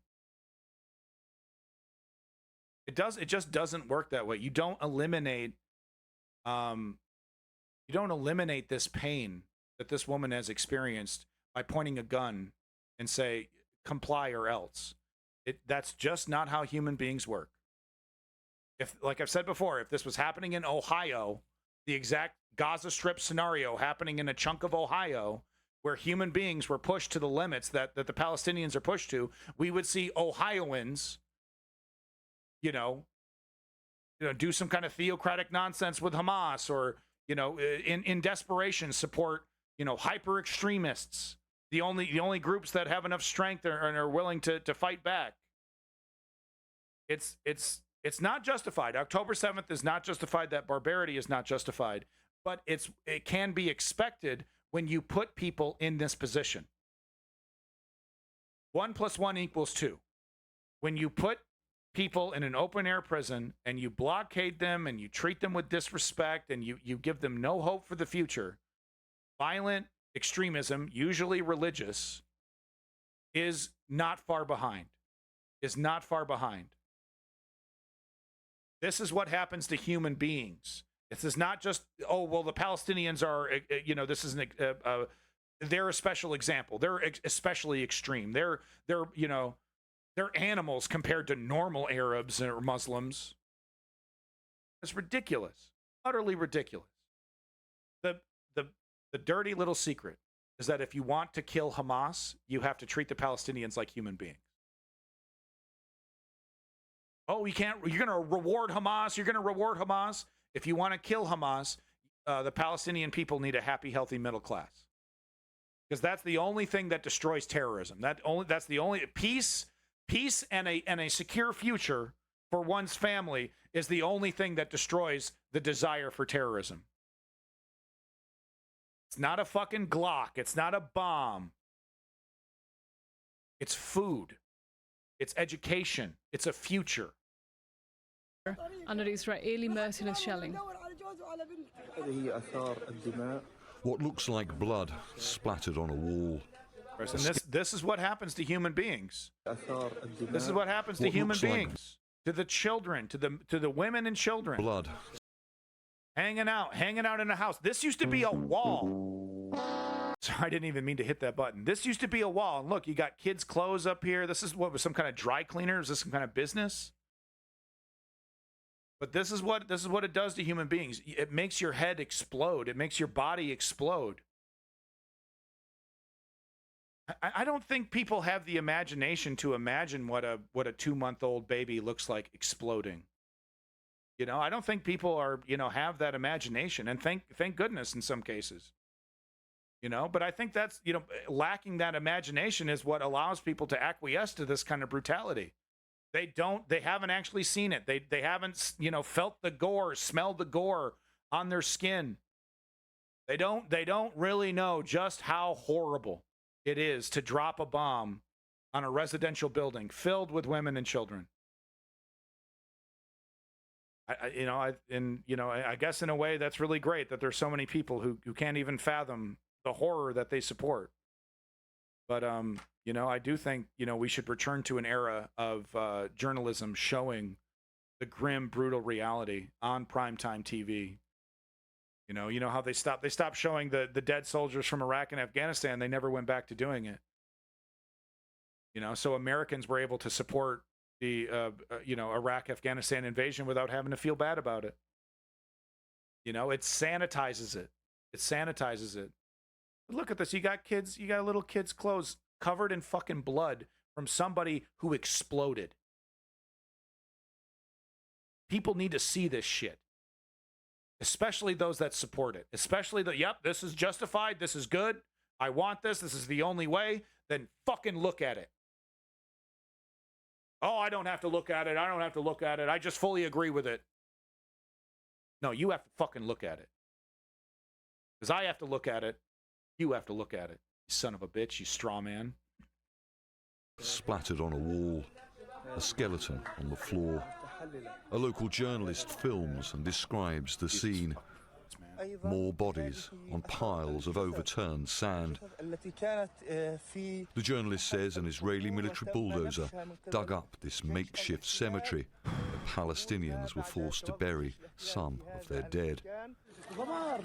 So Israel seems to be very, very keen on burying as many of these people as possible. I don't think it's because of humanitarian purposes. I think it makes it more difficult to track how many people died and how they died.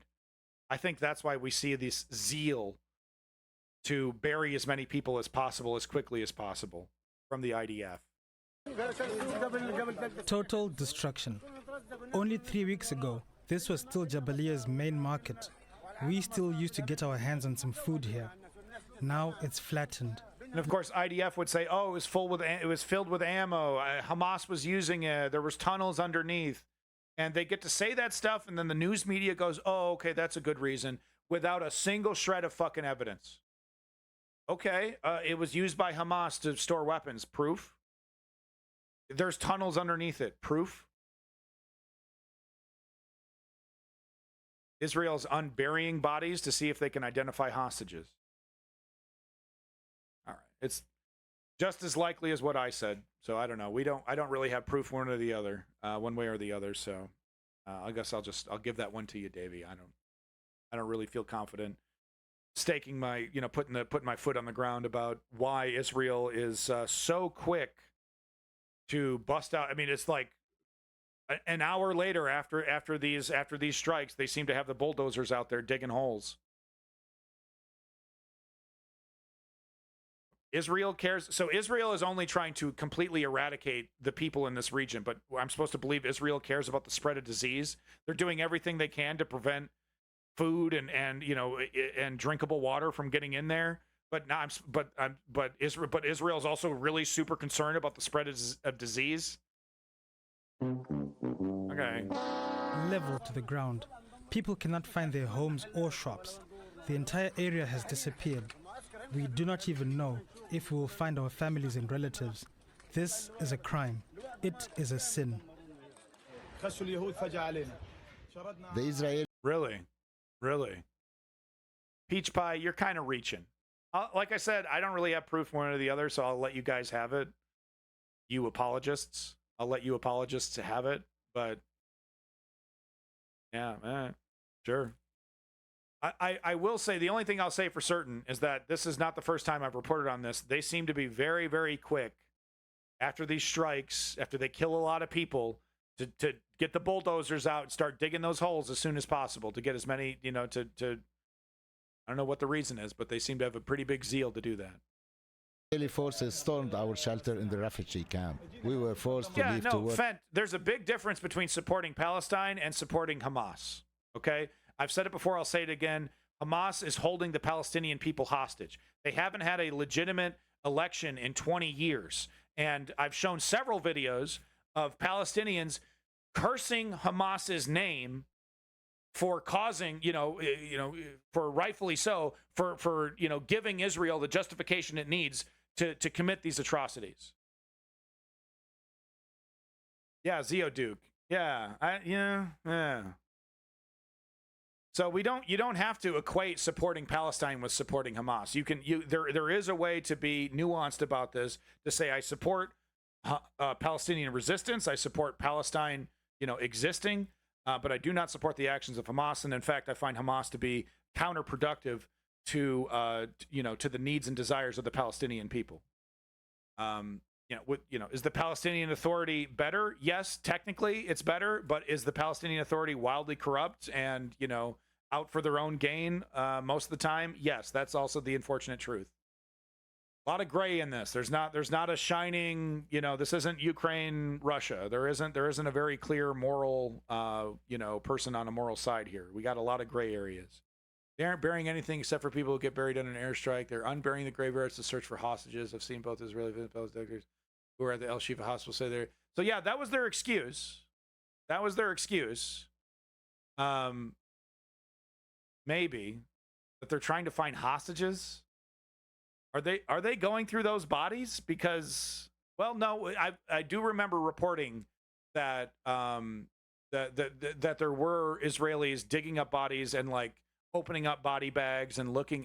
Yeah, okay, all right. Now, if I remember correctly, they don't rebury those bodies. They dig them up and then they just leave the bodies strewn everywhere. Is that correct, Davey? Gaza City, on our return, we were shocked by the scale of destruction. Nothing standing. The entire area is flattened. I don't think that was the case outside of El Shifa Hospital. I'm pretty sure I did hear of Israel digging up bodies, justifying it, like you said, looking for hostages. Pretty sure that they didn't rebury them, but please prove me wrong. Burned to the ground. The Israelis spared nothing. The whole place is wiped out. Oh, I didn't. Sorry, I didn't read that whole part. They don't. Okay. So I think we can take the health concerns out of the window. It has nothing to do with the spread of disease or preventing anything like that. It's all right. If you want to give them the credit, you want to give them the benefit of the doubt. It's to identify dead hostages that likely died in Israeli airstrikes. Okay. All right.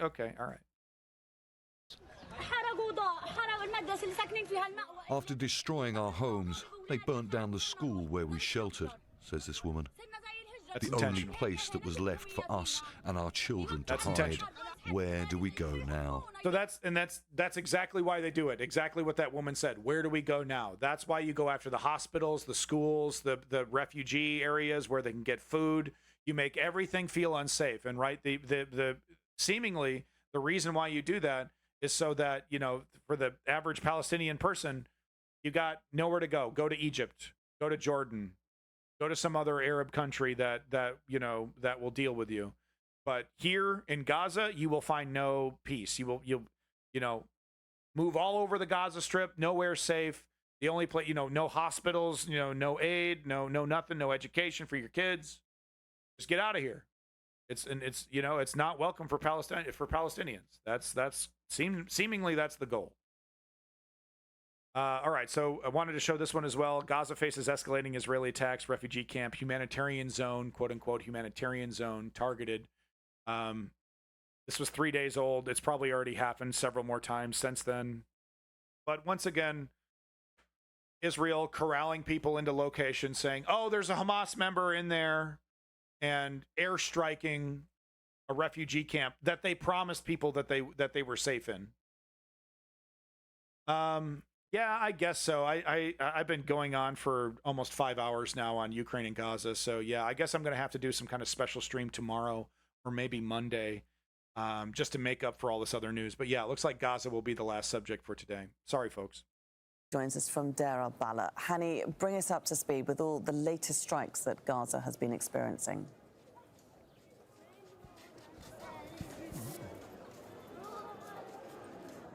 Yes, well, we just got confirmed reports of at least 18 people within the past 12 hours have been killed across the central area and the southern part of the Strip. That includes the overnight attacks in northern Gaza on a residential home, but mainly attacks have been concentrating on the Nusayrat refugee camp that's in the northern part of the northern western part of the central area. New waves of attacks on residential homes and public facilities, just not only causing further civilian casualties, but also keep enforcing people into enforced internal displacement. Meanwhile, in the southern part of the Strip, particularly Al-Mawasi evacuation zone that's been largely designated by the Israeli military as a safe zone for people to evacuate to, have been relentlessly attacked. And this time we're talking about at least 8 people being killed inside the tents that they built in order to protect and take them shelters, just protect themselves and their children inside these tents. The Al-Mawasi is a narrow coastal part of the Gaza Strip on the western part of the central area, and the southern part of the Strip stretches all the way from Deir al-Balah city all the way to Egyptian Rafah borders, and has been a spot for the hundreds of thousands of displaced families been sheltering since the beginning of this genocidal war. What's going on right now is the more we see of these attacks on the rise, it's just putting more pressure on healthcare facilities across the central area and the southern part of the Strip.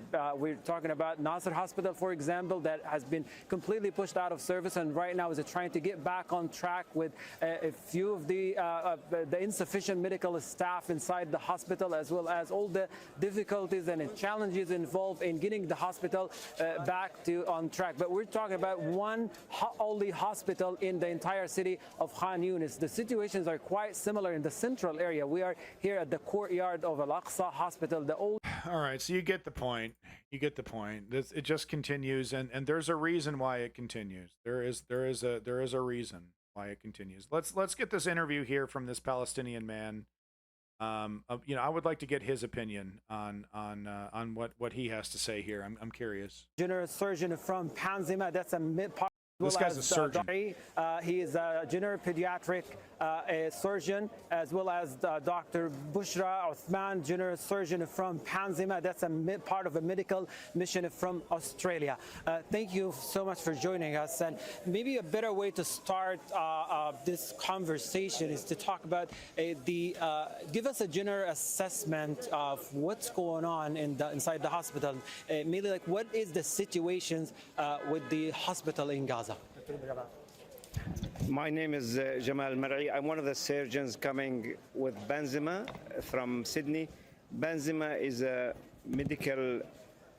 Palestinian Australian Medical Doctors Association, and we are coming to help with relieving the teams and help as much as we can. Unfortunately, we were having expectations. Well, this fellow is a Palestinian who lives in Australia. What we saw is well beyond what we expected. Basically, they got a hospital that is... I think he's Palestinian, I assume. Helping or servicing 1 million people, supposed to be less than 200 before. And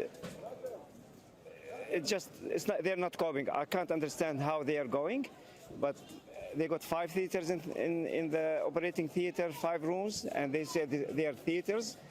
But honestly, they are just little cubicles refashioned and done as theaters. There is 0 supplies. Previous medical missions brought their own consumables and supplies to cover them for the couple of weeks they come and relieve through. And we were denied bringing any medical supplies, so we are just depending on whatever left. Yeah, I agree. I don't think he's Australian born, but yeah, no, I mean, it's like, people that are living abroad, Palestinians living abroad, they're, if they have the skills and the talent and the ability, they're coming in to help Palestine. It's really amazing stuff, really is amazing stuff. Unfortunately, I don't have any more time to listen to what he has to say here, but I just want to remind people, Palestinians are not animals. Palestinians are human beings. They're capable of, earning doctorates. They're capable of every single thing every other human being is capable of. There is no difference between a Palestinian and an Israeli. Honestly, the ideology and all that, but when it comes down to the nuts and bolts of it, the fears, all those things, it's all the same. We're all human beings. They're not monsters. No matter what they say. No matter what they say. Cool it with the anti-Semitic remarks. So, it's hard to believe. It's hard to believe that things could get worse than they currently are.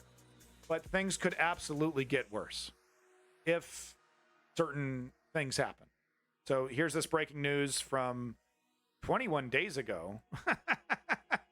Not exactly breaking anymore, but this just gives you an idea of the dynamics of the current situation. Israeli alt-right leaders Ben-Gvir and Smotrich declare that they will withdraw their parties from the coalition and dismantle the sitting government if Netanyahu agrees to a hostage deal and ceasefire plan presented by President Biden. So this is the one from, a couple weeks ago, 21 days ago, that they're talking about. If Bibi Netanyahu, he's in a rock and a hard place. It's really it's actually a really fascinating. I'm sure there's scholars that are going to be writing all kinds of books about this. But Bibi Netanyahu is in a very, very precarious situation. No matter what direction he goes in, except for the current status quo. If he stops the war, he hurts his politics.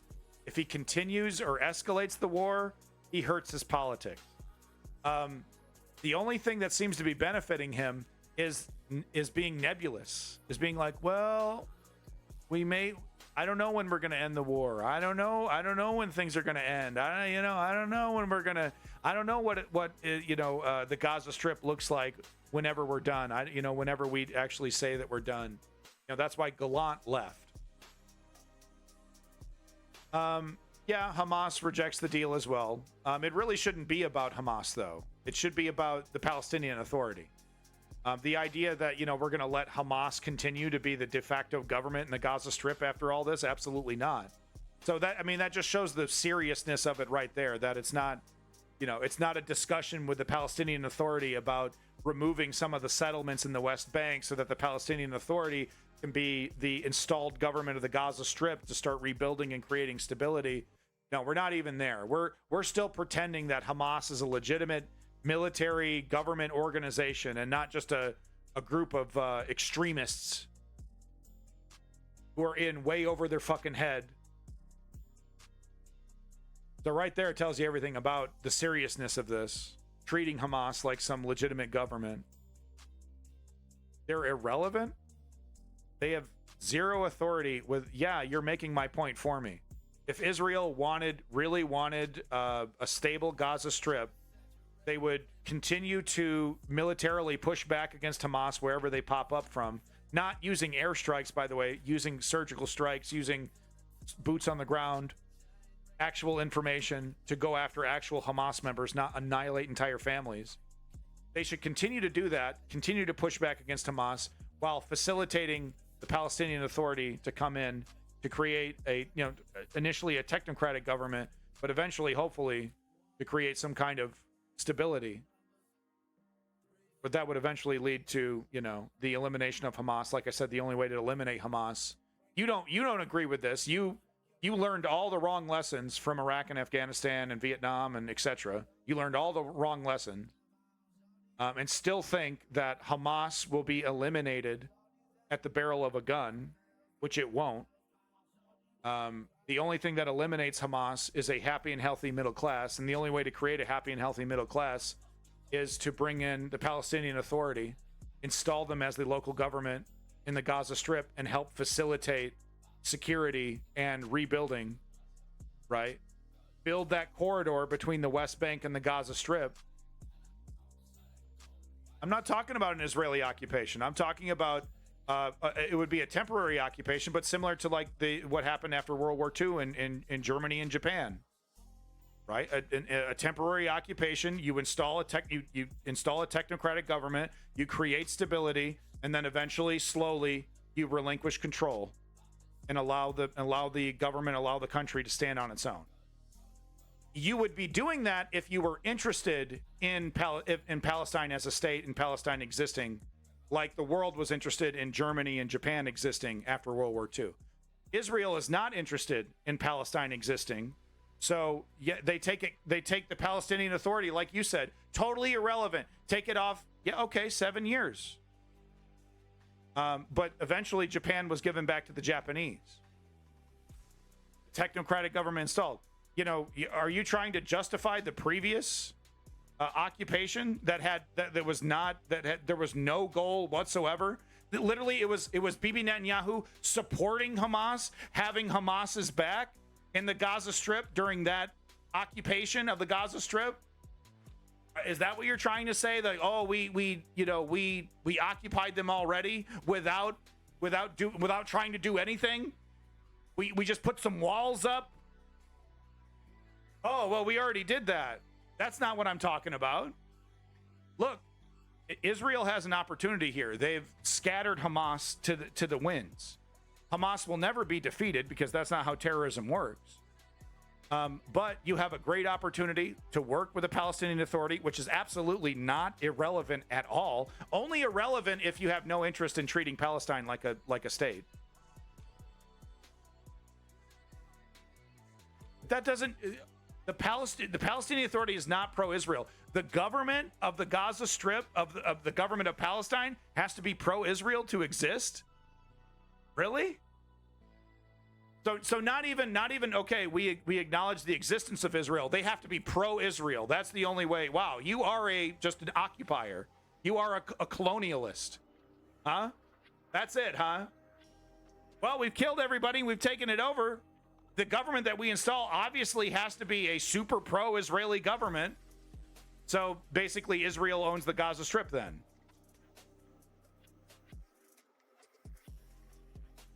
You're all over the place, Davey. I'm talking about a sensible plan that would create Palestinian statehood and eliminate Hamas because you create stability in the Gaza Strip. You saying that, basically repeating Israeli propaganda. The Palestinian Authority off the table, irrelevant, you say. Palestinian Authority, irrelevant. Well, we can't go forward with Hamas. Palestinian Authority is off the table. I guess the only solution is a pro-Israeli occupation of the Gaza Strip. That's the only solution. So you think that's going to somehow stop terrorism? For the Palestinians to start taking orders from an Israeli czar? That's going to fix it. Yeah, no, the Palestinian Authority, irrelevant. What would be relevant is a pro-Zionist, pro-Israeli government telling Palestinians what to do. They'll play along. And Hamas will be wiped out anytime.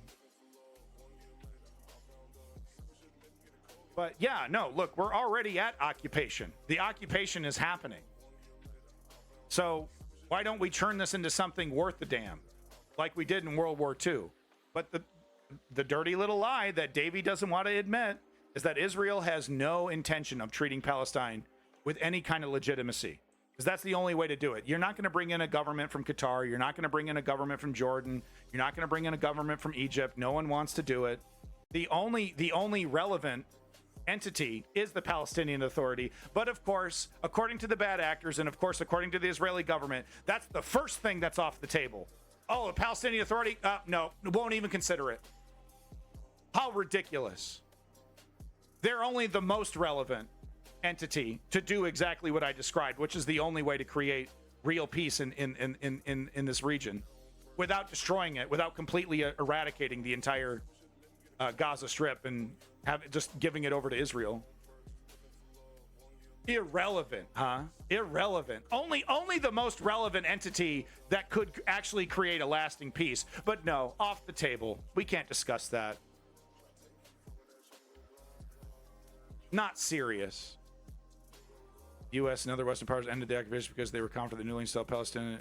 So once again, if we go back to that foundational lie that Davey and all the Israeli defenders need to defend, which is that if we treat Palestine like a country, if we treat Palestinians like human beings, the elimination of Israel is inevitable. If we're foolish enough to give the Palestinian people statehood, well, inevitable. The attacks against Israel will be inevitable. We can't trust these people. What if I told you, Davey, it's not your fucking business to tell a country whether it has the right to exist or not? What if I told you that?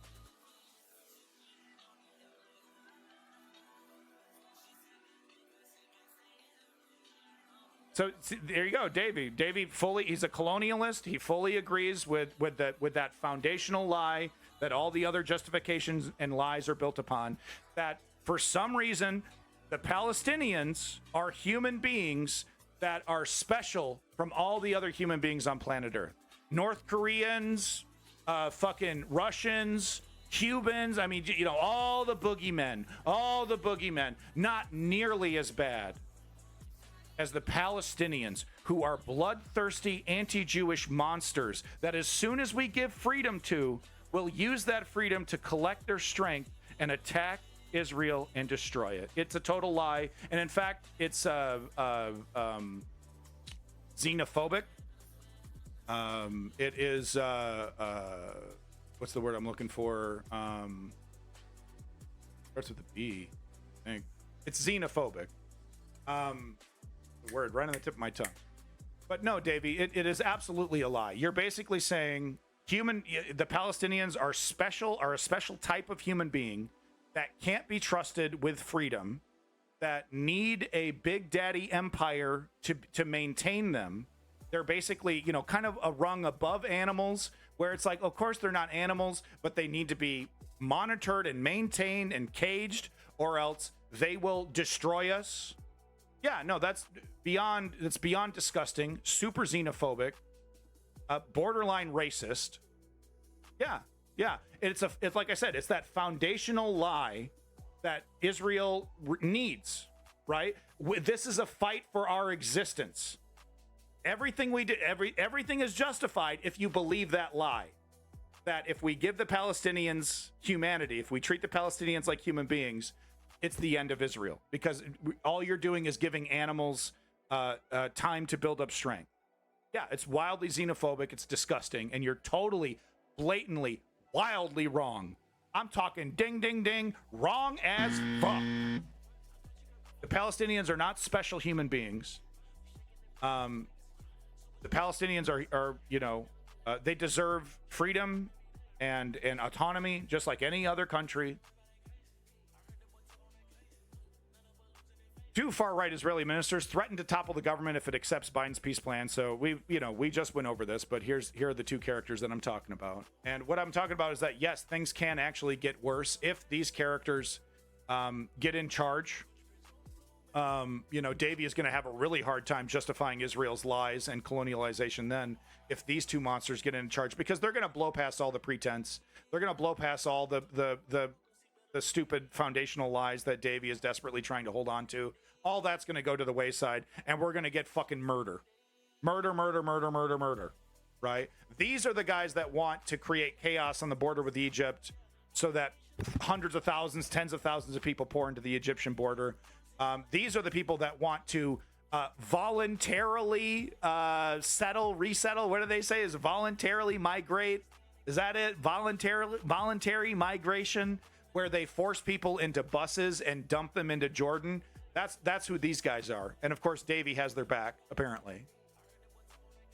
Right? Because if you're defending the foundational lie that Palestinians are animals and deserve to be treated differently, you know, according to the rest of the world, then you believe in the Zionist lie that there's the only solution is for Israel to dominate this entire region.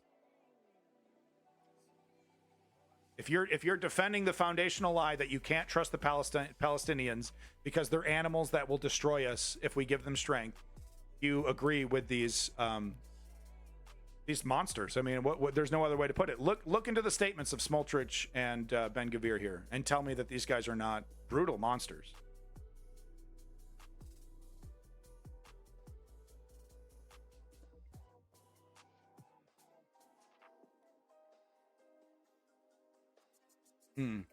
You're a monster, Davey.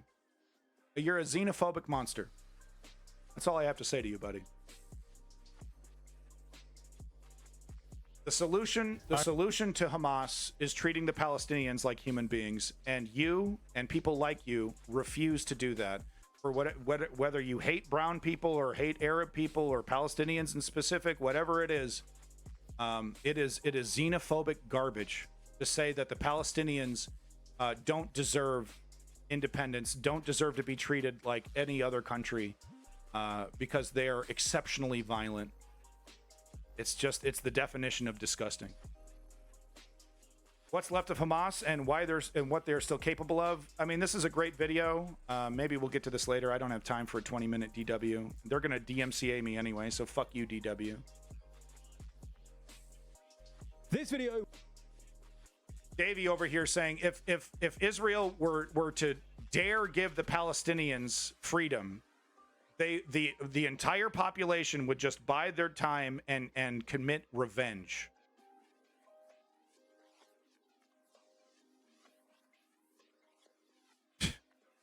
Davey, just own it. Oh, well, I think I agree with Israel and everything Israel's doing, but I do agree that Israel should be doing all this more humanely. But I do disagree that the Palestinians are, that fundamentally the Palestinians deserve human rights. I disagree with that, because if we give them human rights and treat them like humans, they're just going to bide their time and take revenge on us, the entire population of Palestine, huh? So a two-state solution is signed. Israel, rebuilding is happening, and the entire population of Palestine, huh? And that's probably not what you're saying, but it's just like, oh well, enough of them would support Hamas. I mean, here's the thing, Davey. If Israel is so fucking powerful, if Israel is so strong and so right and so morally justified, why would it have to worry about a Palestinian state ever? You know? Isn't it feasible to say that Israel will always be strong enough to destroy Palestine anytime it wants? So what is this justification? Are you saying that the Palestinian people are actually stronger than the Israeli people? And if Israel were to, relinquish their chains and relinquish their domination, that the Palestinian people, would be like Superman in the sun, right? And he gets supercharged. Is that what you're saying? That the strength of the Palestinians is so immeasurable, is so amazing that if Israel were to let up on their brutality even a little bit, that the power advantage, the military advantage of Israel would somehow be surpassed by these super Arabs? Is that what you're saying? Davey, so I guess you're just going to conveniently forget the 7-Day War when Arab countries desperately tried to unite against Israel and lost in 7 days. So you're just going to ignore that, huh? Be scared. Oh, be scared. They say Allah Akbar. Oh, be scared. I'm just going to ignore the 7-Day War where the Arab countries tried to unite against the Western hegemony and completely and utterly failed. Oh, be scared. Oh, no. Oh, they're Muslim. Yeah, how many years ago was that? Has Palestine gotten stronger in those years? Have the Arab countries gotten stronger? I mean, maybe Iran, maybe? Saudi is much stronger. Saudi almost literally shook hands with Bibi Netanyahu. I mean, like they were on the cusp of a major trade deal with Saudi Arabia. Your fear-mongering is falling totally flat, Davey. Your excuses as to why we need to be afraid of these of Arabs and in the Middle East, it's so pathetic and so like Bush era. I really don't think you're thinking for yourself. You're just putting that IDF thinking chip in your brain and you're just letting them think for you. All the fear and xenophobia from the Zionists. That's what I'm getting from you. That's what I'm getting reflected off you. Oh, be afraid. Oh no, the Arabs are going to get together and destroy Israel. Not in a million fucking years, man. Oh no, Iran. All right, we're talking about Iran. Let's go ahead and watch this video. Why an Israel-Hezbollah war looks increasingly likely. Let's take a look. This will be the second to last video, basically the last video of the day. Be afraid, be afraid. Oh no. At any moment, if you give Arab people an inch, they will start building rockets and bombs and dedicate their existence, Allah Akbar style, to your destruction. You can't trust them. You can't trust them. They read a different religious book. They have scary different cultural norms. Oh. Davey, you know, I literally talked about a fucking occupation, technocratic government, a motherfucking rebuilding effort, and you hand wave all that away and say, I want to shake hands. I literally talk about how it's incredibly necessary and justified to keep resisting militarily against Hamas while you're installing a technocratic government, and you dishonestly, because it supports your fucking foundational lie of Israeli extermination, you take all of that, you throw it all away, and then you dishonestly say that what I'm talking about is some utopian handshake diplomacy. You're a fucking liar. Pro-Israel government, not the Palestinian Authority? Who? You literally got nothing. You literally got no. This is what they should do. I don't know how, but they should do it. Fantasy bullshit, feelings over facts, nonsense. The only relevant entity is the fucking Palestinian Authority, and you fucking know it. But Bibi Netanyahu doesn't want that, so you're defending his position. The Palestinian Authority is irrelevant. You said, take them off the table. Here's my solution. It's not fully formed. I don't really have an alternative. The government needs to be pro-Israel. It needs to be a colonial government. Because that's what the Palestinians they're gonna listen to that even more. They're gonna take that even more seriously than a Muslim, from the Palestinian Authority. They're gonna take an Israeli occupier. It needs to be pro-Israel. The colonial efforts need to be supported. The colonial efforts of Israel needs to be backed up and justified. No, you see, that's the problem, is that if Israel wants a real solution that is a humane, they have to accept the existence of Palestine. They have to accept the existence of a country that they don't have control over. It can still be Muslim. A magic pro-Israel Muslim government in the Gaza Strip, and this is somehow supposed to be sustainable. You're so full of shit, Davey. You are completely full of shit on this one, dude. You got no grounds for this, and you're backing up and justifying colonialism pathetically, terribly. Irrelevant. The Palestinian Authority, irrelevant. It can't be a Muslim. It can't be. It has to be a pro-Israeli government. You said it can be Muslim.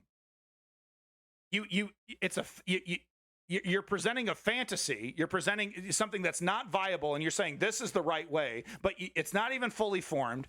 By the way, my idea, fully formed, totally possible. No, that would require legitimizing the Palestinian Authority. I'm sorry, but the Palestinian Authority is only the legitimate government for the Palestinian people in the West Bank. So we got. It's more viable to treat Hamas as a legitimate government than it is to treat an irrelevant government in the West Bank. That's only the de facto government for the Palestinian people. But no, it'd be easier to pretend that Hamas is a legitimate government. Why? Why does Israel need to have direct control over all of this? Why? That qualification is not applied to literally anything else. Any other government, any other situation, that would be ludicrous. That would be ludicrous. The United States put German people in charge of the German occupation government. The United States put Japanese ex-government officials in charge of the Japanese government, occupational government after World War II. But no, they're monsters. They're gross. They're weird. They're different. It's got to be a pro-Israeli technocratic government that reinforces the superiority of Israel. That's the only way that I'll respect a Palestinian government, is that if it's basically a vassal state of Israel. Absurd. Just admit it. Just admit it that you would be okay with Israel taking over all of Palestine, making all of this go away, and it's just being a blurb in history, the Palestinian people. Right? Just, well, they used to exist, maybe, kind of. Yeah, Just admit it. That's what you're defending, man. Israel-Hezbollah war. Is it happening? It looks increasingly likely. Let's take a look. It was brought to you by Skillshare. Since October 7th, Israel and Hezbollah have been engaged in a low-level and often overlooked conflict, running parallel to the war but I don't in need your help Gaza. on how to be calm. However, in the past few days, tensions on the Israel-Lebanon border have escalated sharply. The prospect of an all-out war, potentially even spilling into the EU via Cyprus, is looking increasingly likely too. So in this video, we're going to explain what's been happening. Imagine a pro-independent person in Ireland being told that the only way that they can receive, that they could be treated seriously or have independence is if the government that is installed that would facilitate independence has to be super pro UK, super pro British. That's the only way Ireland is going to, that's the only way we'll give you independence, is if you install a sycophantic pro UK, government. That's the only, imagine, would Irish people accept that? Pro-independent Irish people? Oh, yeah, that's okay. That's a good compromise. I mean, you can't trust us. You can't trust Irish people to have control over their government. We'll just build up strength until we get an opportunity to attack Britain. I mean, that's obvious what we're going to do. All right, but no, for the Palestinians, that's supposed to be common sense. That's supposed to be common sense. Friendly to Israel. The only thing that they need to do is acknowledge the existence of Israel and negotiate a two-state solution based off the 1967 borders. That's the only hard necessity. They don't need to like Israel. They don't need to be friendly to Israel. How fucking absurd. Would you accept that standard for an Israeli government? Oh, the only way you can work with fill in the blank is if you're friendly to them and yada yada. Oh, then it's just absurd. It's a limitation being applied to a specific people, seemingly because they're Muslim and from Palestine. I can't seem to think of any other justification. Why Israel may or may not launch an all-out war with Hezbollah, and what that war might look like.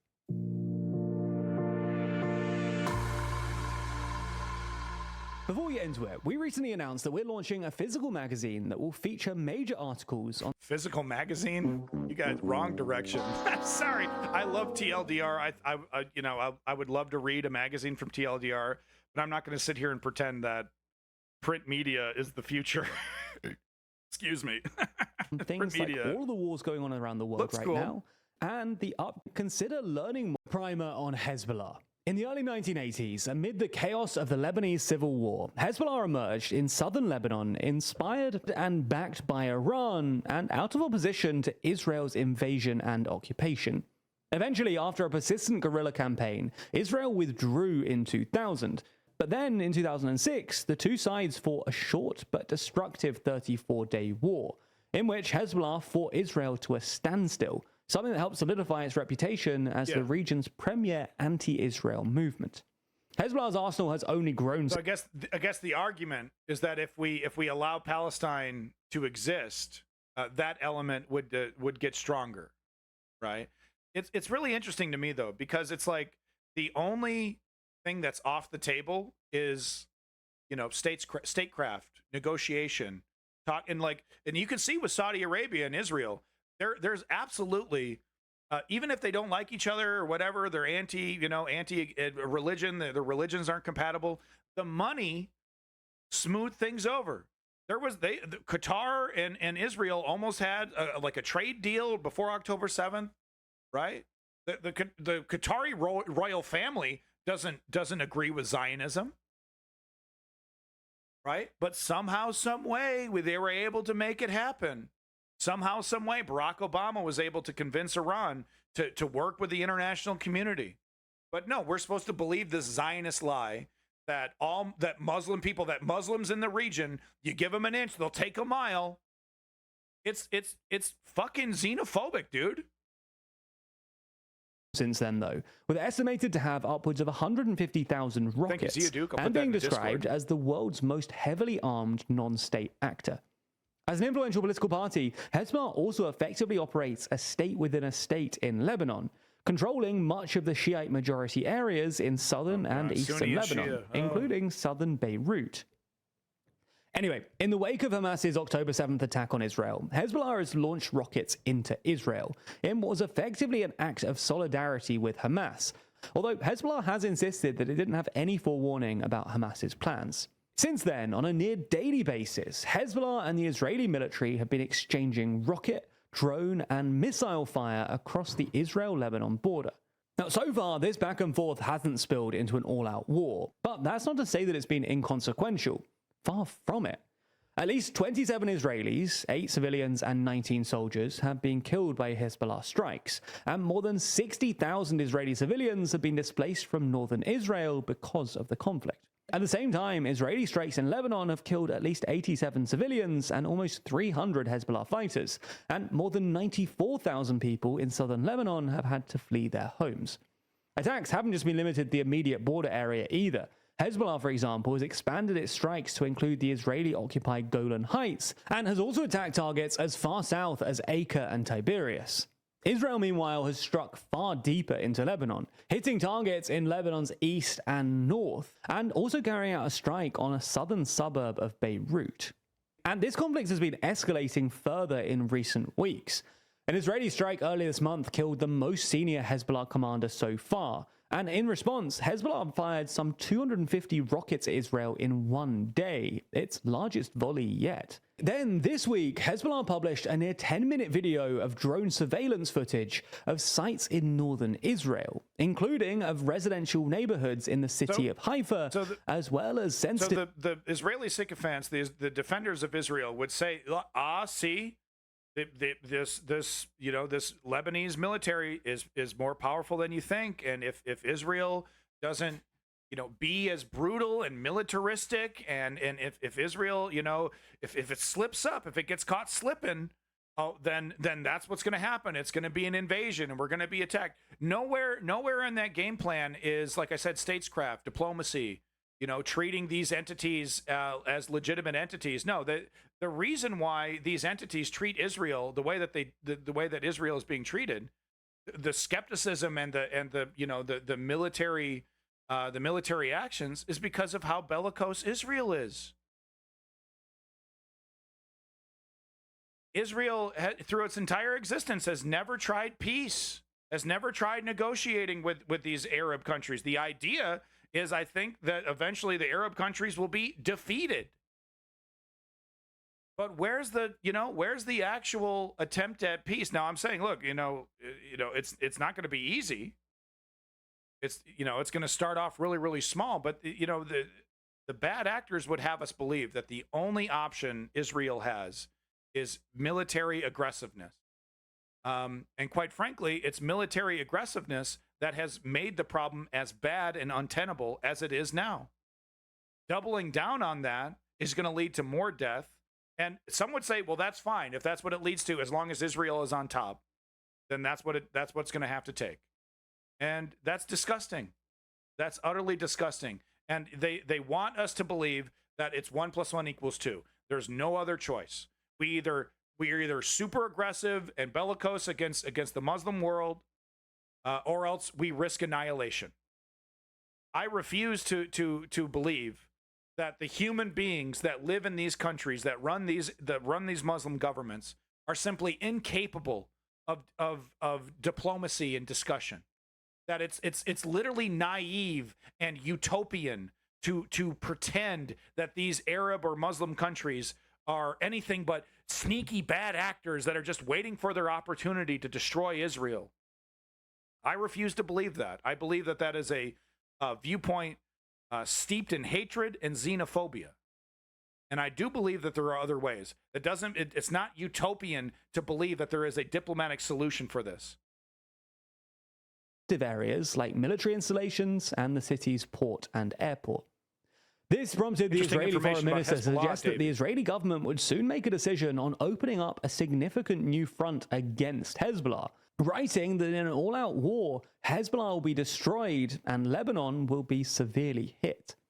Later on, the Israeli military said that operational plans for an offensive in Lebanon were approved and validated. So if Donald Trump were in charge, Israel would have all the support it needs. Joe Biden in charge, Joe Biden would, half-heartedly give him some weapons and stuff, but very quickly the tap would be slowly turned off for Israel, Joe Biden would have no choice, really. I mean, but surprise, I think we would be surprised at just how bloodthirsty, not bloodthirsty, but just how lazy, how bad of a leader Joe Biden would be. Like he wouldn't, carrot and stick it. He'd be like, "Oh, well, Israel is justified, and I'm pro-Zionist, and I don't want to leave any of those opinions. I'm too scared. I'm not a real leader." So you might actually be surprised at how long the United States would allow this. They buy into the lie that it's all justified and it's for Israeli security. But we could, Joe Biden would be steaming mad and super pissed off, but ultimately he would give support to Israel to perpetuate this disgusting violence. Hezbollah's leader responded by warning that Hezbollah would attack Cyprus if it allowed Israel to use its ports and bases, which is a possibility if the IDF deem Haifa too vulnerable. This would effectively expand the war to directly include the EU, and Hezbollah is presumably hoping that this will encourage the EU to put pressure on Israel to de-escalate. So this is all understandably looking like Israel and Hezbollah might be on the brink of an all-out war that could spill into the EU. But why is that something that at least some in Israel are pushing for? In my experience from seeing how Hezbollah operates is that they're really not interested in a full-blown conflict. They really would like to just keep the guerrilla stuff going. I don't know if they're ready or prepared for a full-scale war with Israel, with the United States having its back. Well, there are a few different long and short-term factors. With some 60,000 Israelis displaced from their homes in northern Israel because of the Hezbollah attacks, there's growing pressure on the Israeli government to find a resolution that will enable these people to return to their homes. While for Hezbollah, they say that they'll continue firing on Israel until there's a ceasefire in Gaza. Longer term, though, Israel wants its northern population to be able to live without the fear of the presence of Hezbollah across the border, with more radical elements in Israeli politics thus wanting to destroy Hezbollah entirely, or at least drive the group north of the Litani River, which was supposed to happen after the 2006 war, according to UN Resolution 1701. Beyond just the security factors, there are also domestic factors at play too. It's clear that Prime Minister Benjamin Netanyahu's political survival is linked to the continuation of the war in Gaza. That's because as long as the war continues, Netanyahu can bat away demands for new elections by appealing for unity and stability. However, with Israel signaling that its Rafah offensive is near completion, the war in Gaza could potentially shift to a less intensive phase. As such, opening up a new front against Hezbollah in Lebanon could be seen as an option by Netanyahu to prolong his political life. And unfortunately, despite the US leading efforts to prevent an all-out war with Hezbollah, the lesson of Gaza is that the US is basically unable to restrain Netanyahu. Nonetheless, this doesn't mean that a war is unwilling, lack of leadership, but not unable. Joe Biden could do it today. With his motherfucking bony ass hands, pick up a goddamn phone and make Netanyahu sweat bullets. Inevitable. Israel and Hezbollah are both aware of the potential destruction that could be caused by an all-out war, and there's a strong incentive to keep the current conflict within bounds per se. But even if we were to take the optimistic view that neither side wants escalation, that doesn't mean that it won't happen. As the US Special Envoy, who's been pushing for a diplomatic resolution, has said... Bigoted. That was the word I was looking for earlier. Xenophobic and bigoted. To assume Arab people are more violent or more xenophobic or more anti-Semitic than other human beings just by the nature of their birth or existence. As Israel and Hezbollah continue to exchange fire on a near daily basis, an accident or mistake could cause the situation to spiral out of control. It's worth concluding then by making clear just how destructive a war between the two could be, as Hezbollah is far better equipped and trained than Hamas is, and has the potential to overwhelm Israel's air defense systems and hit its major cities. Yeah. Equally, Israel's defense minister has warned that if war breaks out, Israel would return Lebanon to the Stone Age. And an Israeli offensive similar or worse to the one in 2006 that killed more than 1,000 Lebanese would be devastating for a country that's already been wrecked by a multitude of crises for many years now. A week or so ago, we announced that we're working... No, like and subscribe. Thank you, TLDR, once again for really great synopsis, recap, what's going on. You know, here English speaker who wasn't, you know, properly schooled on international politics. Here's what the reality of the situation is. So thank you, TLDR. And do make sure you are liking and subscribing. I forgot to get the link there. Let me just get this link. This video was brought to you by Skill. Yeah, give them the like, give them the subscribe, folks. TLDR is actually doing really, really good journalism. You know, cutting through the bullshit, because it's like you're not going to get real information from CNN. You're not going to get that kind of in-depth analysis from MSNBC. You're really only going to get that from the fucking internet. So thank you to TLDR for putting in the work and being professionals. Last video I have for you today is just, you know, more of that. Okay, Metal Gear Solid music. But no, just more of the you know, highly edited, you know, scare video from Hezbollah. Look, we can get a drone deep into your airspace. We know about these critical pieces of infrastructure. You know, it's basically just a big warning saying, you know, this is not going to be a one and done. You're not going to be able to just, you know, revert us to the Stone Age and, you know, get away scot-free. We absolutely, you know, have been doing our due diligence. We absolutely are prepared to strike back. Now, once again, though, does Israel honestly have to believe or have to worry about annihilation from Hezbollah? No. Davey makes a good point. Yeah, let's see them actually hit anything. I mean, look, you know, for the first time in history, we had an Iron Dome, you know, missile launcher actually successfully hit. You know, they're not impervious. You know, they're a very advanced, you know, anti-air system, but they're not impervious. Anyway, there you go. Big props to Davey for sticking around. You know, I stand by it, man, being xenophobic and bigoted in your defense of Israeli actions. But having the balls to stick around, good for you, Davey. Big props to Chem Goblin. Big props to Never Forget Brother. Quick double tap. Gaius Flavius. Never Forget Brother once again. Thank you. I see on there Zeo Duke, Ice King of Space. Who else we got on the chat here? Patrick Fent Maxer. You seem like a cool fella. Thank you, Fent Maxer. Smash, welcome back. Sorry I didn't say hi to you. I was engaged in an argument trying to defend Palestinian human rights. I apologize I didn't say hi. Welcome back, Smash, and thank you for being here.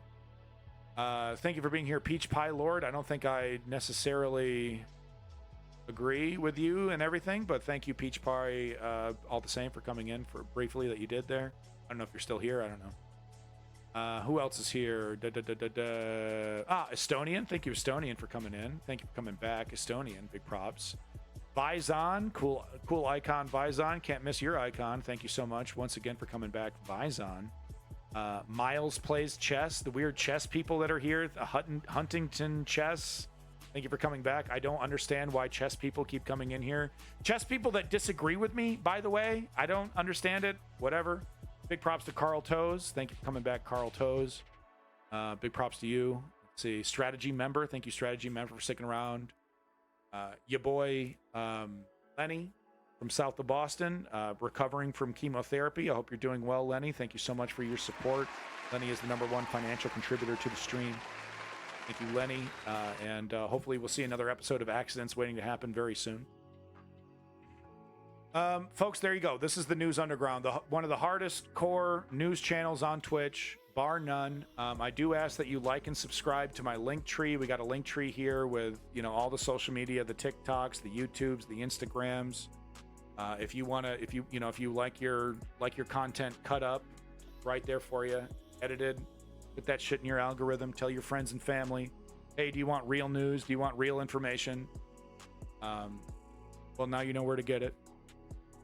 The only way to fix this problem is with actually, you know, the only way to fix a very complicated set of problems is actually with a very simple set of solutions. Three-step program, actually. Step 1, inform yourself. Step 2, join a progressive political organization. Put your name down. Maybe it's not progressive, but put your name down to an organization. And step 3, put in the work like Charlie Kirk. Work as hard as the fascists are working to destroy democracy. Work as hard as they are to help mend it, to help keep it here, keep it relevant. Humanity is actually at risk. You know, the future of humanity is, you know, is up for grabs. You know, do we really want the world? I mean, what happens to the world run by a bunch of Putins? You know, run by a bunch of George Bushes, run by a bunch of Donald Trumps. What happens to the world? Well, Armageddon. I feel pretty confident saying that. So if you don't think it's serious, if you don't think this is a big deal, well, you're dead fucking wrong. It's the most important. Democracy is one of the most important things in your life. You like your inalienable rights? Do you like liberty? Do you like free speech, etc., etc.? Then you like democracy. The peace in that motherfucking Middle East, and glory to the Ukrainian democracy. We'll be hearing more about Ukraine's victories on the battlefield as long as that support keeps rolling in. And let's not forget, folks, it is Pride Month. That's why we have our rainbow flag. Big props to all the homosexuals of the world. You're having way more fun than the straight people, I can tell you that. This is the News Underground. I am a Bandit Nihilism, aka the Harbinger, aka the hardest motherfucker on Twitch, here to tell you I love you. Bye. Don't be sorry. You're only telling us what you believe, and what you believe is incredibly xenophobic and bigoted. Don't be sorry about it, David. I almost admire your honesty and strength to stick around. Almost. But props to you nonetheless. Poop and swoop, motherfuckers. Take care of yourself. Have a good Saturday.